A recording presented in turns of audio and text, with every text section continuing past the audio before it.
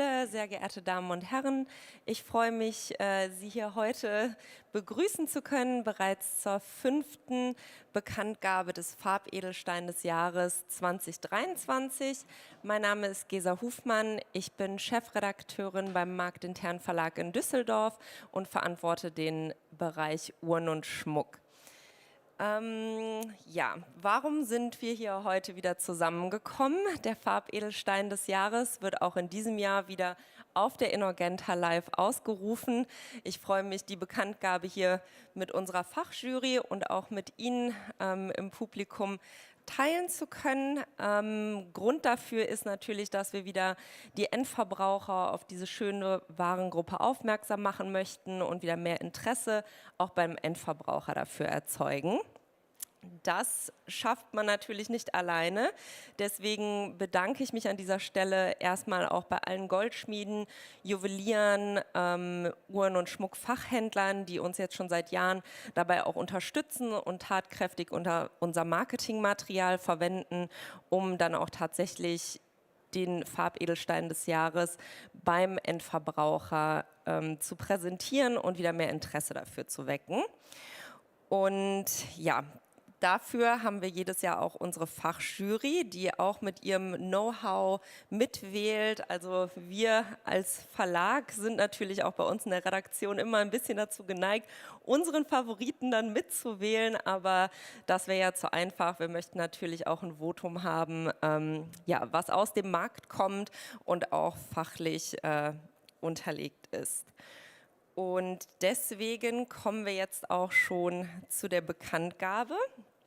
Ich freue mich, Ihnen sagen zu können, ich muss sagen, ich habe mich besonders gefreut, weil es auch einer meiner persönlichen Favoriten war.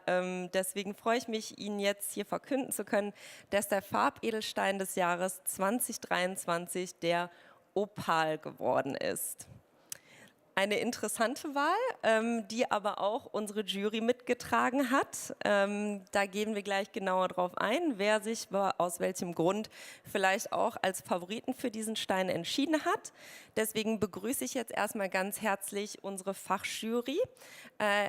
Zum einen Herrn Dr. Claudio Melisenda, den Geschäftsführer der Deutschen Stiftung und Edelsteinforschung in Ida-Oberstein, Frau Jeanette Fiedler, Geschäftsführerin Stiftung Deutsches Diamantinstitut in Pforzheim, Herrn Jörg Lindemann, Geschäftsführer des Bundesverbands der Edelstein- und Diamantindustrie, meine Kollegin aus der Schweiz, Tanja Wenger, Verlags- und Redaktionsleiterin des Fachmagazins Goldor, und Herrn Michael Seubert, Präsident des Zentralverbandes der Deutschen Gold- und Silberschmiede. So, dann starten wir doch mal direkt mit unseren Fragen. Herr Dr. Melisenda, Sie haben uns ja auch seit Beginn unserer Wahl des Farbedelsteins jetzt bereits zum 5. Mal unterstützt und uns auch unter den ganzen Farbedelsteinen, die es da draußen gibt, geholfen, so ein bisschen vorzuselektieren, welche Steine man zur Auswahl nehmen kann. Und ja, haben uns da mit Rat und Tat seit Beginn zur Seite gestanden. Herzliches Dankeschön dafür auch nochmal an der Stelle. In Ihrer Position sehen Sie ja zahlreiche Steine. Also Sie schaffen es ja mit verschiedensten Techniken, Herkunft, Gewicht, alle möglichen Bestimmungen für Steine sozusagen in Ihrem Labor zu bestimmen. Und jetzt interessiert mich natürlich aus Ihrer Sicht, was unterscheidet denn unseren diesjährigen Gewinnerstein, den Opal, von anderen Steinen? Und können Sie uns vielleicht auch ein bisschen was zu dem Hintergrund vom Opal erzählen?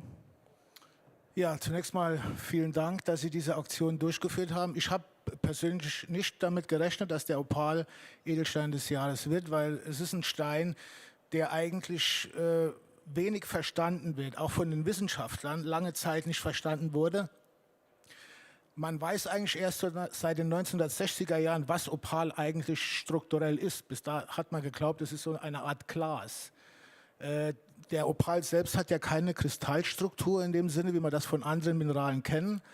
Er ist aufgebaut aus kleinsten Kieselgelkügelchen Und man hat das eben erst so spät erkannt, weil man erst so ab den 1960er Jahren so stark vergrößern konnte, dass man diese Kieselgelkügelchen überhaupt erkannt hat. Und das Besondere an dem Opal ist ja, zumindest an dem Edelopal, das ist das Farbenspiel. Und das kommt eben durch diese Struktur, diesen Aufbau von diesen winzig kleinen Kieselgelkügelchen zustande. Und das ist eben, das gibt es nur beim Opal. Das macht ihn eben auch wissenschaftlich interessant. Von Laborseite hatten wir eigentlich mit Opalen nicht so sehr viel zu tun. Es gab seit den 1960er Jahren dann auch synthetische Opale. Es gab einige behandelte Opale, aber es war nie so ein großes Thema. Bis man dann eben so vor etwa 15 Jahren die Opale in Äthiopien gefunden hat. Und da, man weiß, dass diese Steine etwas porös sind und da wollten natürlich einige Kunden wissen, wenn sie ein Opal haben, wo kommt der her? Kommt der aus Australien, so das klassische Opalfundland, wo ja die meisten Opale herkommen, oder kommt er eben aus Äthiopien? Also es ist schon eine Frage, mit der wir uns jetzt eigentlich laufend beschäftigen, ja, die Herkunftsbestimmung von Opal tatsächlich.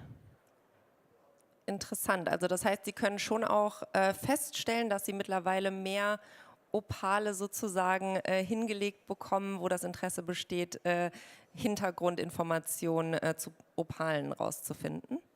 Ja, weil es gibt Unterschiede in den Opalen von Äthiopien und denen aus Australien. Die äthiopischen Opale nennt man auch Hydrophan-Opale. Die sind porös. Die haben also die Fähigkeit, Flüssigkeit aufzunehmen und wieder abzugeben. Das heißt, die ändern ständig ihr Gewicht. Und das ist bei den australischen Opalen eben nicht so. Und da wollen eben viele wissen, welchen Opal sie eigentlich in der Hand haben. Ist es ein Australier oder vielleicht auch ein Brasilianer oder Mexikaner oder eben einer aus Äthiopien. Ja, vielleicht noch eine kleine Geschichte am Rande, wenn Sie mir das erlauben. Ich war mal eingeladen zu einem Vortrag, den ich gehalten habe über äthiopische Opale bei der schottischen Gemmologischen Gesellschaft. Und da gab es danach auch noch einen Workshop. Und die äthiopischen Opale, die kann man sehr schön in Wasser einlegen oder in irgendeine Flüssigkeit, die saugen das auf. Und wenn man den jetzt zum Beispiel, ich habe den mal eingelegt in Aperol, in Barbera-Wein und in Whisky, schottischen Whisky, ja. Und habe dann diesen Stein in dem Workshop da rumgezeigt und habe gesagt, riechen Sie mal daran, nach was riecht der Opal? Und dann der erste hat ein bisschen gezweifelt, der zweite hatte schon sofort gesagt, Whisky. Und der vierte hat auch ganz genau gesagt, was für ein Whisky. Ja, das war eigentlich ganz interessant. Das ist so eine kleine Story am Rande. Ja, sehr schön. Ja, Frau Fiedler, Sie als Geschäftsführerin der Stiftung des Deutschen Diamantinstituts in Pforzheim bringen natürlich auch ganz umfangreiches Fachwissen mit, natürlich auch viel Erfahrung mit Edelsteinen als öffentlich bestellte und vereidigte Sachverständige für Diamanten, Edelsteine und Schmuck. Haben Sie ja auch schon unzählige Steine in Ihrer Laufbahn gesehen. Was sagen Sie denn als Fachfrau zu unserem diesjährigen Ergebnis?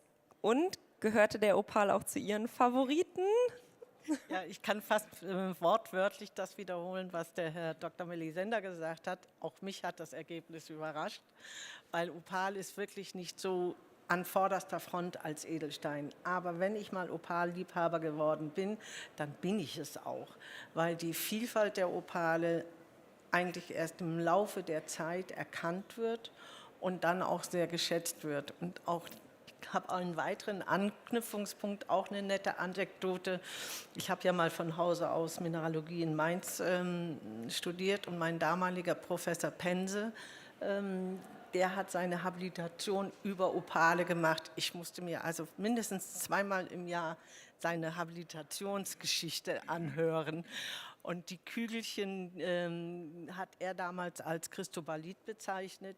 Und was die Besonderheit war an seiner Habilitationsarbeit, er sagte, die Farben, die das Opalspiel ausmacht, hängt von der Größe dieser Kügelchen ab. Insofern war da schon sehr viel Berührungspunkte von Anfang an eigentlich noch während des Studiums mit dem Opal bei mir gegeben.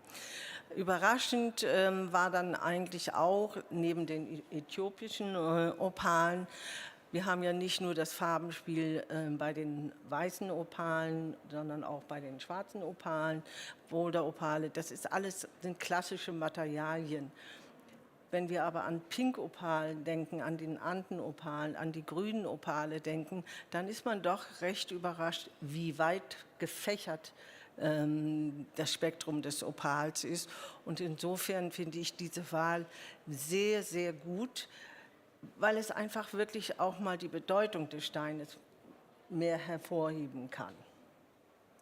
Ja, total spannend, da kann ich Ihnen nur zustimmen. Also ich habe auch tatsächlich jetzt erst zur Wahl mich nochmal intensiver natürlich auch mit dem Stein auseinandergesetzt und war auch ja, geflasht davon, wie viele Farbvarianten es doch tatsächlich gibt, neben den herkömmlichen, die vielleicht auch die Endverbraucher dann nur so auf dem Schirm haben. Und ja, das ist natürlich auch ein Grund oder ein Anlass, dass dann nochmal diese ganzen Farbvarianten dem Endverbraucher dann auch im Fachhandel näher zu bringen.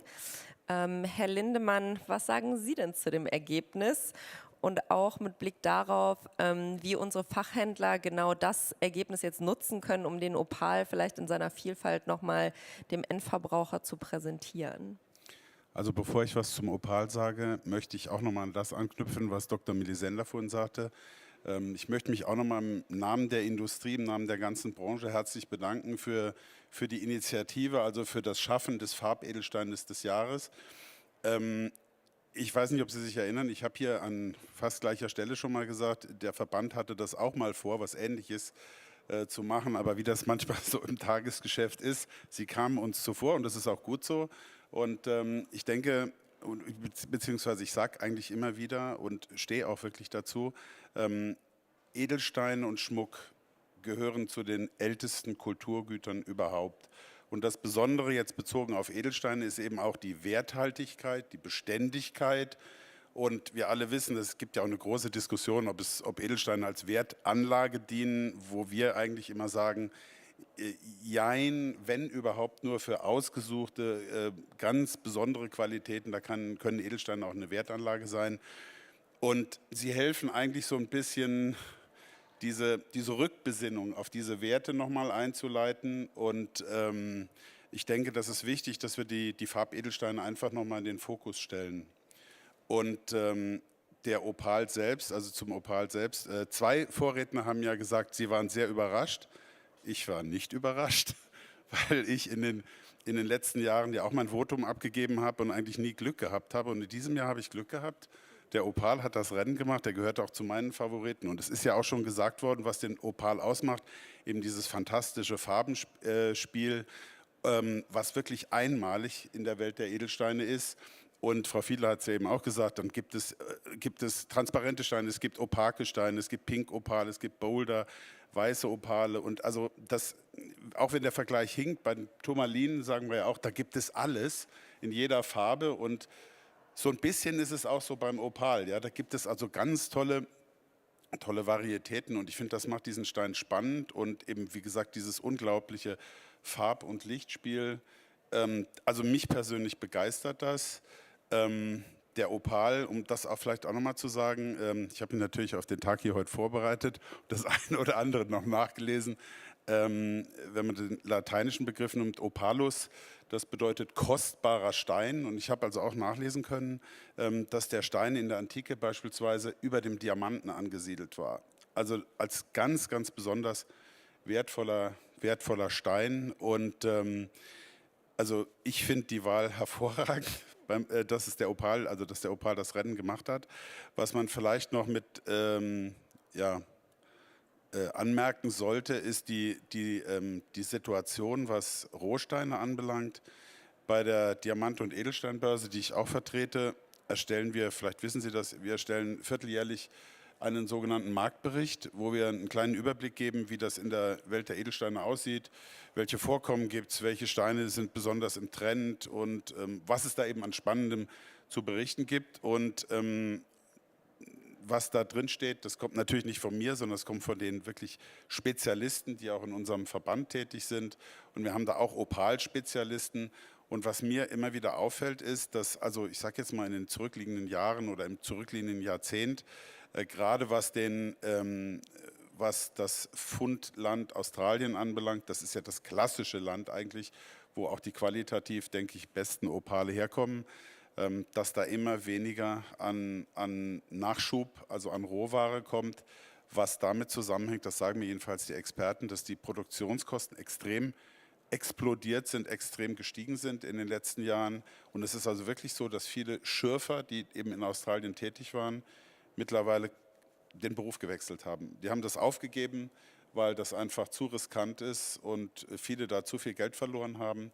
Und dass das natürlich Auswirkungen auf die Preise hat, ist auch klar, weil ich denke mal, die qualitativ Besten kommen doch nach wie vor aus Australien.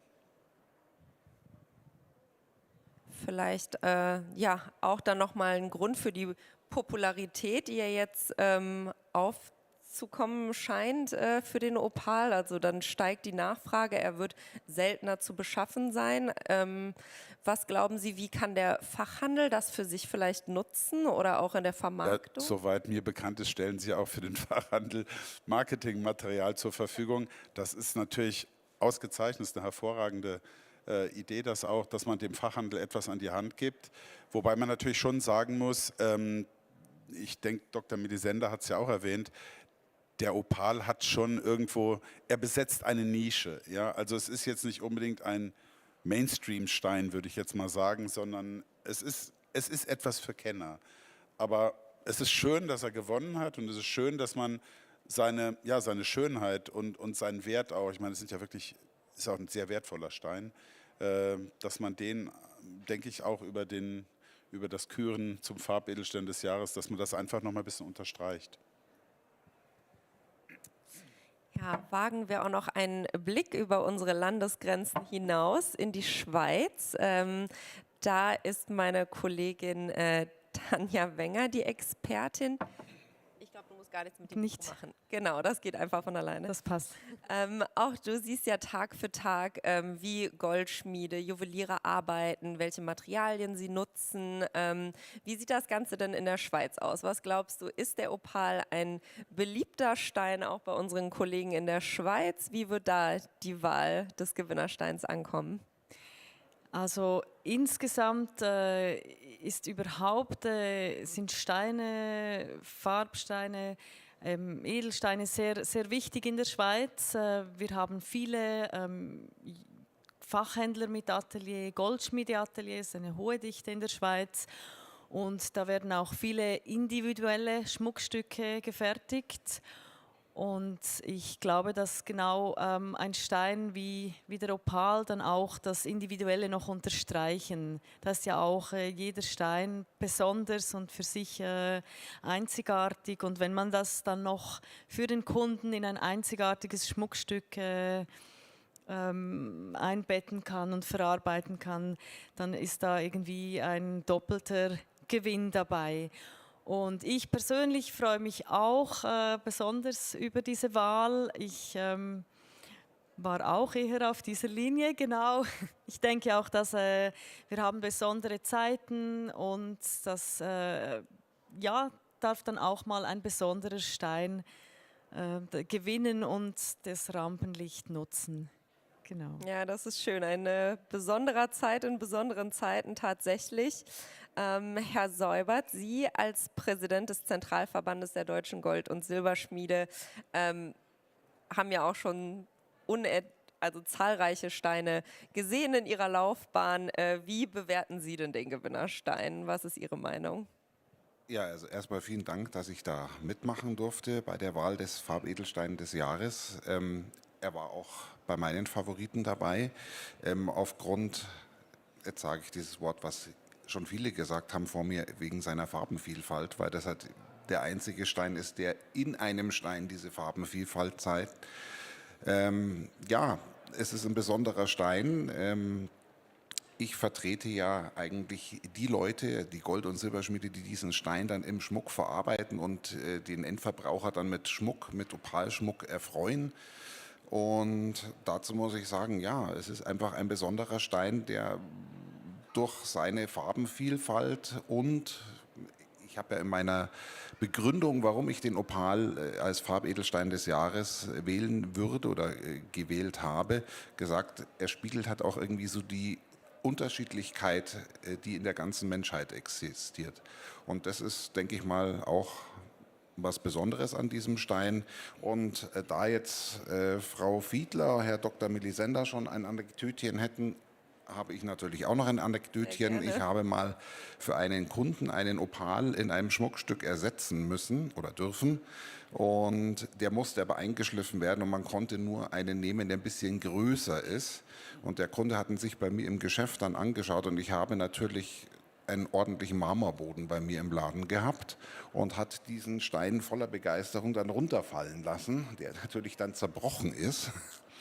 Aber genau so, dass der Schleifer nur noch ein ganz kleines Eckchen wegschleifen musste und dann der Opal genau die richtige Form hatte, um in dieses passende Schmuckstück auch wieder eingebaut zu werden. Also auch das war das Glück im Unglück. Mir ist persönlich da wirklich mal kurz das Herz stehen geblieben. Aber als ich es dann gesehen habe, dass es eigentlich ja wirklich Glück im Unglück war ich dann wieder sehr erfreut. Und das war jetzt zwar nicht der Grund, warum ich den Opal gewählt habe, er gefällt mir halt einfach auch gut. Ja, sehr schön. Sie arbeiten ja auch intensiv mit dem Goldschmiede-Nachwuchs zusammen, sehen da ja auch sehr viele Arbeiten. Ist Ihnen der Opal da auch schon mal untergekommen oder wie könnte man ansonsten vielleicht den Opal auch bei den jüngeren Kolleginnen in unserem Handwerk mehr pushen oder irgendwie Interesse für diesen Stein wecken? Naja, der Zentralverband der deutschen Gold- und Silberschmiede macht ja alle 2 Jahre einen einen Nachwuchswettbewerb, den jungen Cellini nennen wir den, nach dem berühmten, bekannten Gold- und unter anderem Goldschmied Benvenuto Cellini.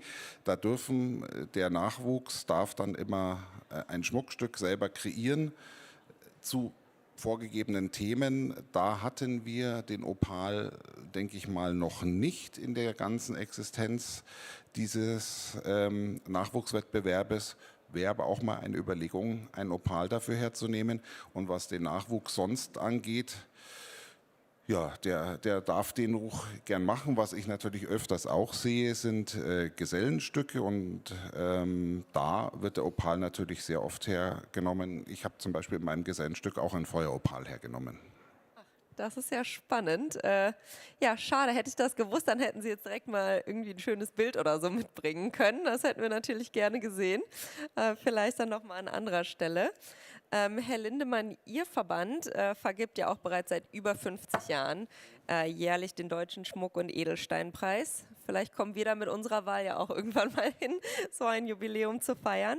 Das ist natürlich auch eine ganz wunderbare Sache, bei der auch junge Menschen wieder mit Edelsteinen vertraut gemacht werden, Interesse dafür geweckt wird, sie animiert werden, mit diesen tollen Steinen zu arbeiten und sie in Szene zu setzen.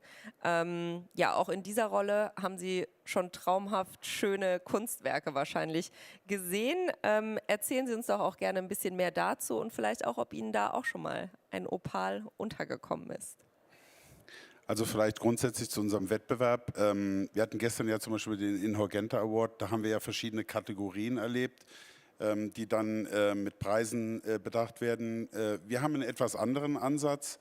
Wir wollen ganz bewusst ein bestimmtes Thema stellen. Wir haben also jetzt gerade die Themen bekannt gegeben für unseren Nachwuchswettbewerb in diesem Jahr.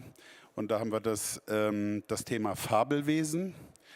Und dann haben wir uns angelehnt beim Hauptwettbewerb, im Grunde genommen haben wir da ein bisschen geklaut, bei einem Thema, was wir vor über 20 Jahren hatten. Da hatten wir das Thema faszinierende Unterwasserwelt, das habe ich jetzt etwas umgemodelt. Jetzt haben wir faszinierende Geschöpfe des Meeres. Und ich sage jetzt mal, wenn man allein das Thema nimmt, das wäre eigentlich ein Opal-Thema. Ja? Das Schillern des Lichts, die Lichtbrechung, das wäre eigentlich ein Thema, was also vom Stein her gesehen auf den Opal zugeschnitten ist. Wir machen aber diesbezüglich natürlich keine Vorgaben. Ich kann Ihnen aber sagen, bei den vielen Einsendungen, die wir jedes Jahr haben, sind immer auch Opale dabei.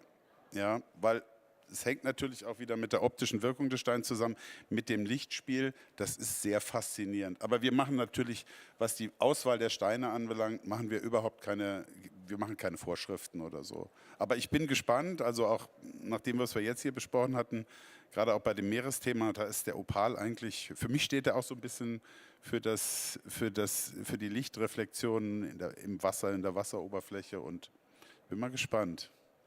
Also das Thema bietet sich auf jeden Fall perfekt Definitiv, dafür an. definitiv. Ich habe da schon Ideen, was da für traumhafte Sie können Stücke gerne rauskommen. mitmachen. Ja, vielleicht reiche ich ja auch was ein. Sehr schön. Herr Dr. Melisender, noch eine Frage an Sie. Sie schauen ja in der Regel aus einer wissenschaftlichen Sicht auf die Steine. Was fasziniert Sie denn persönlich am Opal? Also gibt es zum Beispiel auch Edelsteingruppen, die Sie favorisieren? Oder ich sag mal bei Ihrer Arbeit, was ist das, was für Sie dann einen Stein besonders macht, wo Sie sagen, wow, der ist besonders einzigartig? Ja, einzigartig ist beim Opal ist natürlich seine Vielfältigkeit. Zum Beispiel zu diesem Thema wäre ja der Wasseropal sehr gut geeignet. Nicht? Es gibt ja eine Unmenge von Varietäten, Jelly-Opal, Hyalit, gibt es welche, die haben kleinste Gehalte von Uran, die fluoreszieren, giftig grün. Das sieht also ganz spektakulär aus. Und da gibt es beim Opal eben unheimlich viele Varietäten, die den so interessant machen. Auch von wissenschaftlicher Seite her. Es gibt ja rein strukturell 4, 5 verschiedene Opaltypen, die man dann auch tatsächlich voneinander unterscheiden kann. Da kommt es darauf an, wie die Kieselgeldkügelchen angeordnet sind, aus was die tatsächlich bestehen. Und das macht das Ganze so interessant. Und man kann auch diese Strukturen dann mitunter verschiedenen Vorkommen zuordnen. Das ist also auch eine Grundlage, auf der wir die Herkunftsbestimmung dann letztendlich basieren. Dann gibt es zum Beispiel in Äthiopien gibt es Opale, die haben wunderschöne Einschlüsse von Gräsern. Ja, da kann man also dann letztendlich auch das Alter des Opals bestimmen anhand dieser Gräser. Das ist also, und dann gibt es opalisierte Dinosaurierknochen. Es gibt opalisierte Hölzer. Ja, das ist also sehr, sehr spektakulär, was der Opal da so alles bietet. Das macht ihn eigentlich interessant. Wow, super spannend. Also das sind natürlich auch wissenschaftliche Facts oder beeindruckende Hintergründe, die natürlich auch für unsere Uhren- und Schmuckfachhändler dann natürlich schöne Geschichten sind, die man dann auch dem Kunden irgendwie näher bringen kann. Das Ganze von der wissenschaftlichen Seite dann auch den Bogen schlägt zu diesen Geschichten oder Hintergründen, die der Opal dann bietet. Wir schauen ja auch immer neben der wissenschaftlichen Seite ein bisschen auf die Trendseite sozusagen, wie man die Farbedelsteine des Jahres, die jedes Jahr auch von Ihnen mitgewählt werden, auch marketingtechnisch besonders gut einsetzen kann oder auch die Juweliere vor Ort, die Stärken oder Farbstärken, die der Opal ja dann definitiv mit sich bringt, wie wir jetzt schon gehört haben, einsetzen kann. Tanja, vielleicht dann eine Trendfrage an dich. Was glaubst du denn, wie kann Mann oder Frau denn den Opal besonders geschickt einsetzen? Wie glaubst du, welche Schmuckstücke eignen sich besonders dafür oder auch in welcher Kombination eignet sich der Opal? Ja, das ist eine schwierige Frage. Im Bereich Trend ist ja jetzt vieles erlaubt. Im Gegensatz zu früher, es ist nicht mehr alles fein oder alles groß und schwer, sondern es darf getragen werden, was gefällt. Und ich sehe persönlich den Opal sehr gerne auch an den Ohren und im Ohrschmuck.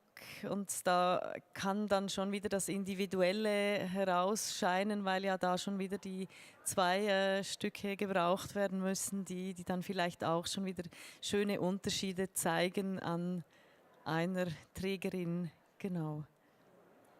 Frau Fiedler, welche Trends sehen Sie und was denken Sie, wie reiht der Opal sich dort ein?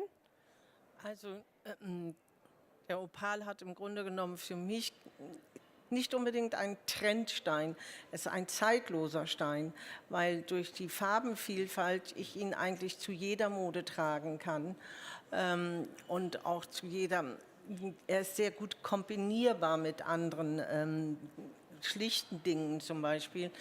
Und durch diese Farbenvielfalt, ob ich etwas Blaues trage, dann habe ich Blau im Opal drin. Und solche Geschichten sind sehr gut auch für Kunden zu erklären. Aber ein wichtiger Aspekt ist, den muss man leider doch ein bisschen ansprechen. Opal kann auch sehr empfindlich sein. Also die Trageeigenschaften, da muss sich vielleicht wirklich auch das Fachgeschäft vorher ein bisschen überlegen, wie sie dem Kunden erklären, wie sie mit dem Opal umzugehen haben, auch von der Dekoration her. Er sollte nicht der zu starken Hitze ausgesetzt werden. Und Opal kann mit der Zeit leider, und das ist eben mal nicht so das ganz Einfache, was man eben auch sehen muss bei diesem Stein, warum er auch vielleicht nicht so in der Menge verarbeitet wird. Er kann eben auch mal ein bisschen trüb werden. Wenn man das rechtzeitig sieht, kann man ihn nachschleifen, kein Problem. Eine Geschichte, Opal kann sehr, sehr, sehr teuer werden. Also es kann zu einem sehr hochpreisigen Stein auch werden, wenn sie besondere Qualitäten haben. Daher ist es auch beliebt, den Opal sozusagen ein bisschen preisgünstiger zu machen und ihn als Doublette oder Triplette zu verarbeiten. Das ist etwas, was ja schon seit vielen, vielen Jahren auch eben alle Käuferschichten erreicht. Ja, gerne, Herr Lindemann. Also ich bin mal so frei und melde mich mal einfach kurz, weil Sie eben noch einen interessanten Ansatzpunkt hatten, auf den ich noch mal kurz eingehen möchte. Der Dr. Melisender, der ja hier die Wissenschaft auch vertritt, wäre eigentlich auch der ideale Verkäufer. Claudio, auch wenn du das vielleicht nicht möchtest, aber warum sage ich das? Weil ich denke, dieses Storytelling ist immens wichtig. Ja? Wenn der Juwelier oder das Personal beim Juwelier einfach nur sagt, das ist ein Opal, das ist ein Schwarzopal, ein Weißopal und dann geht es nur noch um Preis und so weiter, dann ist der Stein nicht unbedingt sexy. Ja? Aber wenn man dazu eben dann noch eine Geschichte erzählen kann, was die Herkunft anbelangt, wann es die ersten Funde gab, das, was Dr. Melisender eben erzählt hat mit den Einschlüssen von Gras und so, das ist interessant, das fesselt auch die Leute, setzt aber auch voraus, dass die an der Verkaufsfront sind, Bescheid wissen und sich auch wirklich mit dem, was sie verkaufen, intensiv beschäftigt haben. Das ist eigentlich, was man erwarten sollte, dass man nicht nur weiß, dass der Stein rot ist und so viel kostet und was für ein Stein es ist, sondern auch ein bisschen Wissen, ein bisschen Anekdoten oder was auch immer dazu liefern kann. Ich denke, das ist ganz, ganz wichtig. Ja, definitiv. Da haben Sie auf jeden Fall nochmal einen guten Punkt herausgearbeitet. Vor allem ist es ja auch so, also ich sag mal jetzt, was den Fachhandel angeht, auch das Storytelling, es ist ja so, dass die Käufer meistens besonders zu Edelsteinen ja eine besondere Beziehung auch haben. Mal die offene Frage in die Runde vielleicht, was glauben Sie denn, warum ist das so? Warum bauen Kunden eine besondere Beziehung zu Edelstein, genau zu dieser Produktgruppe auf? Und wie kann der Fachhändler das dann auch für sich nutzen, um genau durch so ein Storytelling diesen Stein dann noch besonders interessant zu machen für den Endverbraucher? Ja, Frau Fiedler, gerne. Ich denke, dass das einmal mit den Farben zu tun hat, dass eben ein Kunde zu einer bestimmten Farbe tendiert. Und man sagt auch oft, der Opal ist gerade ein Stein für einen Menschen, der sich nicht unbedingt auf etwas Bestimmtes festlegen möchte, der individuell sein möchte. Und das bringt er eben dadurch auch zum Ausdruck.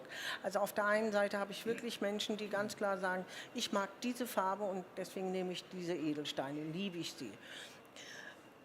Und auf der anderen Seite eben die Möglichkeit, diese Farbenvielfalt zu nutzen. Aber was eigentlich ein bisschen schade ist, wir sind immer nur bei diesem wirklich großen Farbenspiel.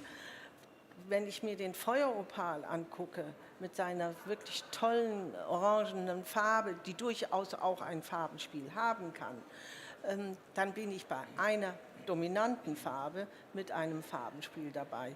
Aber das ist auch etwas, was einen Menschen begeistern kann. Also insofern einer der Hauptgründe, warum ich zu bestimmten Steinen tendiere, dürfte durchaus die Farbe der entscheidende Faktor sein. Ja, sehr schön. Vielen Dank. Dann noch an Herrn Seubert und Herrn Lindemann. Ihre Verbände vertreten ja beide die unterschiedlichen Bereiche und somit auch Teilnehmer unserer Branche sozusagen. Gerne nochmal an der Stelle, was würden Sie sagen, welche Mitglieder können sich an Sie wenden oder mit welchen Anliegen kann man zu Ihnen kommen oder warum sollte man auch unbedingt Mitglied sein? Das ist natürlich auch nochmal wichtig, an der Stelle auch unsere Verbände hier nochmal zu Wort kommen zu lassen und zu präsentieren. Ja gut, vielleicht. Ja, jetzt. Vielleicht ganz allgemein gesagt, wir machen natürlich Lobbyarbeit. Ja? Wir vertreten im Grunde genommen, oder wir sehen immer, wir versuchen über den Tellerrand rauszuschauen und sehen die Interessen der gesamten Branche. Finanziert werden wir natürlich nur von den Mitgliedern, die bei uns Mitglied sind. Bei mir speziell ist es so, wir sind, um jetzt nur einige Beispiele zu nennen, wir sind im Auslandsmesseprogramm des Bundes tätig, betreuen dort die Auslandsmessen, sorgen dafür, dass die Firmen, die auf Auslandsmessen ausstellen, eine Messeförderung über den Bund kriegen. Wir sitzen da auch im Arbeitskreis Auslandsmessen. Mein Part, ich bin ja also nicht vom Fach, sondern ich bin ja Jurist. Ich decke den ganzen arbeitsrechtlichen Bereich ab. Also das heißt, berate unsere Firmen, vertrete unsere Firmen arbeitsrechtlich bis in die zweite Instanz. Das ist ein Großteil meines Tagesgeschäfts und ansonsten in Gesetzgebungsverfahren, in Berufsausbildungsfragen, eigentlich so die ganze Bandbreite dessen, was die Schmuck- und Edelsteinindustrie tangiert und berührt. Also da sind die Grenzen auch, würde ich mal sagen, fließend. Ich denke mal, dass das bei Ihnen genauso ist. Das ist bei uns natürlich auch genauso, Herr Lindemann. Ja, warum sollte man bei uns im Zentralverband der Deutschen Gold- und Silberschmiede Mitglied werden? Also da kann natürlich jeder Mitglied werden, der in der Handwerksrolle eingetragen ist, als mit einem Goldschmiede- oder Silberschmiedebetrieb. Und was macht der Zentralverband? Da sind eben ähnliche Sachen, wie Herr Lindemann schon gesagt hat. Wir sind halt eben der Verband, der unsere Branche, also Gold- und Silberschmiede, gegenüber der Politik vertritt, auch wenn eine neue Ausbildungsordnung erstellt werden muss, macht da der Zentralverband der Deutschen Gold- und Silberschmiede mit. Generell Informationen, die vielleicht der normale kleine Gold- und Silberschmied vielleicht mal nicht so mitbekommt in Gesetzesänderungen, sind wir die das dann verbreiten und einfach erklären. Ja, und warum sollte man sonst auch noch bei uns Mitglied werden? Zusammen sind wir stark, alleine eben nicht. Das ist auf jeden Fall ein schönes Schlusswort und auch nochmal für alle Interessierten natürlich, die vielleicht noch kein Mitglied sind, stehen die beiden Experten mit Sicherheit gleich auch noch im Anschluss für Fragen zur Verfügung. Deswegen jetzt kommen wir auch schon langsam zum Ende. Ich möchte aber auch unbedingt nochmal darauf hinweisen, dass wir vom Marktintern Verlag ja auch, wie eben schon mal erwähnt, jedes Jahr unser Marketingmaterial für Juweliere und Goldschmiede zur Verfügung stellen. Wenn Sie da Interesse haben, dann sprechen Sie mich gerne an oder auch unsere Industriepartner und ja, dann möchten wir natürlich auch dazu beitragen, dass Sie mit diesem Material in Ihrem Geschäft vor Ort noch schöner den Opal dann in diesem Jahr zur Schau stellen können und das Interesse wecken können. Und ja, dann möchte ich mich jetzt an dieser Stelle auch noch mal ganz herzlich bei der Messe München bedanken, dass wir wieder diese Plattform hatten, um unsere Bekanntgabe des Farbedelstein des Jahres 23 ja, in dieser Form wieder präsentieren zu können. Ich bedanke mich natürlich ganz herzlich bei unserer Fachjury, die in diesem Jahr wieder mitgewählt hat und uns ihr Know-how hier zur Verfügung gestellt hat und das Fachwissen geteilt hat. Auch nochmal jetzt abwesend leider Frau Nicole Ripp, Herr Ruppenthal und Herr Munsteiner, die auch aktiv in unserer Jury mitgewählt haben, aber hier heute aus Termingründen leider nicht vor Ort sein konnten. Also nochmal ein ganz herzliches Dankeschön an Sie an dieser Stelle und auch an alle Uhren- und Schmuckfachhändler, Goldschmiede und Juweliere, die mitgewählt haben, den Opal aufs Siegertreppchen zu bringen. Herzlichen Dank an dieser Stelle und ich hoffe, dass wir alle ganz viel Freude mit dem Opal in diesem Jahr haben werden. Vielen Dank.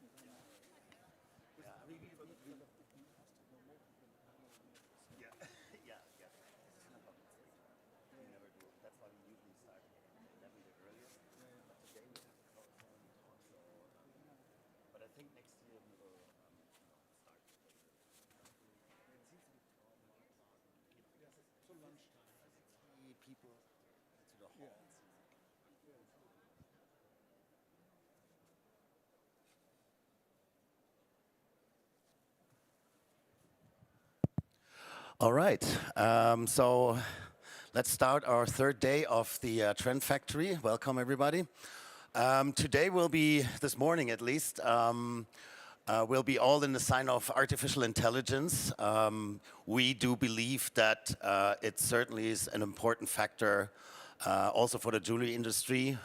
It will somewhat disrupt the industry, and I'm really glad that we have some very interesting speakers today. Today we start with Jack Odgen. He's been in the industry for over 40 years or longer, and he's a jewelry historian, and he will be talking to us about how AI might disrupt the industry. So the stage is yours, Jack. Thank you very much indeed, Yves. Good morning, everybody. Welcome. Thank you for getting up early, or relatively early, to come to this. So, first of all, I've been circling, as Yves said, I've been circling the sort of jewelry industry for actually closer to 50 years. In various things, I started off in retail, then I got into sort of the more administrative side. I was the chief executive of CIBJO, which is the International Jewelry Confederation, back in the 90s. And then I was running various other things, Gemological Association of Great Britain. But my real thing in life is jewelry historian. Study of the materials and technology of jewelry through history. And I'm a great believer that history isn't just about the past. I think history is also about the future, because it's a continuum where we've been and where we're going. And so I've been interested in sort of computers and computer technology since the 60s. I mean, I tried to build my own computer in the 1970s. So I've been interested in this and following computer graphics and more recently AI in graphics for the last few years in some detail. And it struck me that it's going to have a huge effect on the jewelry industry. Now, this isn't new for Munich, obviously. Apparently, the 2021 Munich Jewelry Week, there was a whole project was launched considering AI in jewelry. It was an online event, obviously with COVID around. Now, 2 years ago, you think, why are you doing AI again? Well, the thing is, things have changed so much in just 2 years, and that's what's the extraordinary thing now is how rapidly things have changed. When I agreed to do this talk 2 or 3 months ago, and now, it's like a whole generation has gone past and what is possible. So anyway, what I'm going to talk to you about is how AI might disrupt our industry. And, I have to start off with what is AI-generated art. So briefly, I mean, most people are fairly aware of it now, but I'll give a little bit of background. Then I'll say something about how it can impact on the jewelry industry. Then what does it mean about copyright? This is an interesting side to it, of course, is what is the copyright implications of AI in jewelry design? And secondly, what does it mean for creativity? And amongst the design and art world, this seems to be the biggest question about what does this mean for creativity and the meaning of creativity.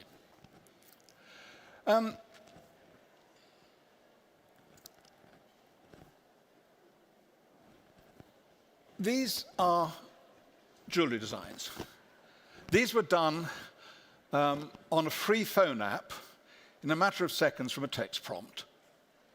Just saying, design me a brooch. I mean, for example, the one in the top right was design a circular brooch in the style of William Morris, who's an English designer. And of the 4 choices that came up, that was one of them. It took a matter of seconds. I say it's a free phone app.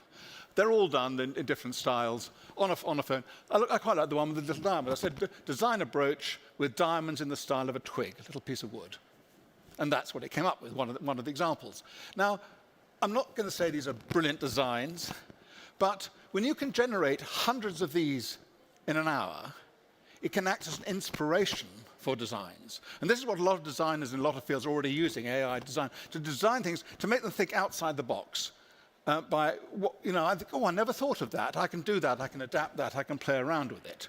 So none of these exist. They're a figment of the imagination. If I go back into the same free program on my telephone, they'll never get the same again. It's not repeating themselves. Every time it'll be something new. My prediction, which I don't think is a difficult one to make, is that AI will have a far greater impact on the jewelry industry in the next 20 years than the internet has in the last 20 years. In fact, it'll have more impact in the next 5 years than the internet has in the last 20. Some of you are going to hate that. Some designers, I know some graphic designers would like to sort of just smash every computer in the world. But they said the same about CAD 20 years ago, about the internet in the 90s. In the 1990s, in 1998, the chief executive of Tiffany's said, we will never stoop so low as to sell our jewelry on the internet. 1 year later exactly, they launched jewelry sales on the internet. Things changed rapidly in the IT world. So what is AI art? The use of computers to generate art actually dates back to experiments in the 1970s, but then there was very limited computing power. The breakthrough came in 2014 with a thing called Generative Adversarial Networks, or GAN, G-A-N for short. This is a GAN-produced portrait of Edmund Bellamy. That's an invented name. It's one of the earliest AI portraits. And this sold at Christie's in New York in 2018 for $430,000. This was hailed as this incredible thing that a computer can produce a sort of fuzzy portrait. This was done. I'm not a computer specialist. I'm not an AI expert. I can't program this stuff. I don't understand the mathematics. But I'll try and explain very briefly what this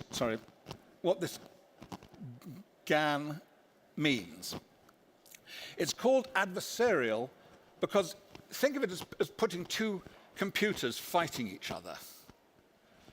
If you want a picture of a dog, one computer generates a random pattern of dots, and the other computer compares this random pattern of dots with all the pictures of dogs on the internet. There are millions of them, aren't there? And if it looks possibly slightly dog-like, it'll say OK.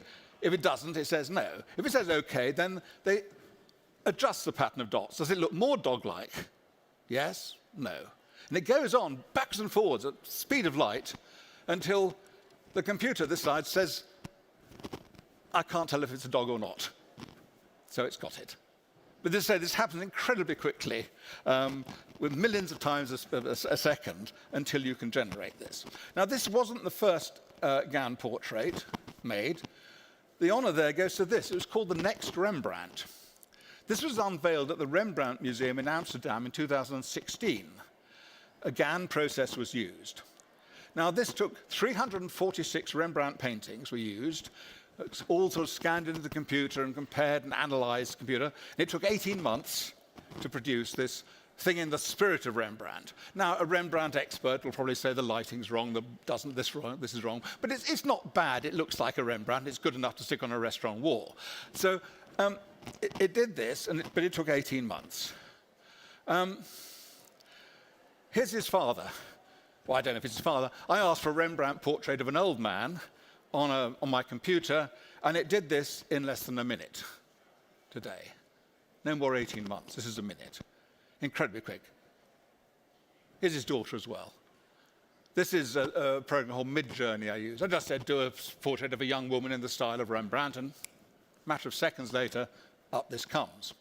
Now, the secret to this rapid growth is obviously the growth in computing power and the use of the cloud. When I generate pictures on my phone or generate pictures on my computer, it's not doing it all in this little laptop. It sends the stuff onto the cloud somewhere where it's actually down there, a farm somewhere, and a matter of seconds later, back comes the design. And the thing now we have, which is, if you like, the cherry on the cake, is that these AI programs can work from text prompts. I can type in what I want. Please do this. You don't actually have to say please. They're not worried about being polite. The use of text prompts started in 2020. So that's just, less than 3 years ago when this appeared. And at the start of 2021, so very recently, OpenAI announced a program called DALL-E, which you might have heard of. This image was in the world's press, everywhere we saw this, because they used a text prompt saying, produce a picture of an astronaut on a horse. And this was produced. It was met by amazement in the world's press. This was the sort of the change of the world. One newspaper said, this program has a human-like ability to combine different concepts in new ways.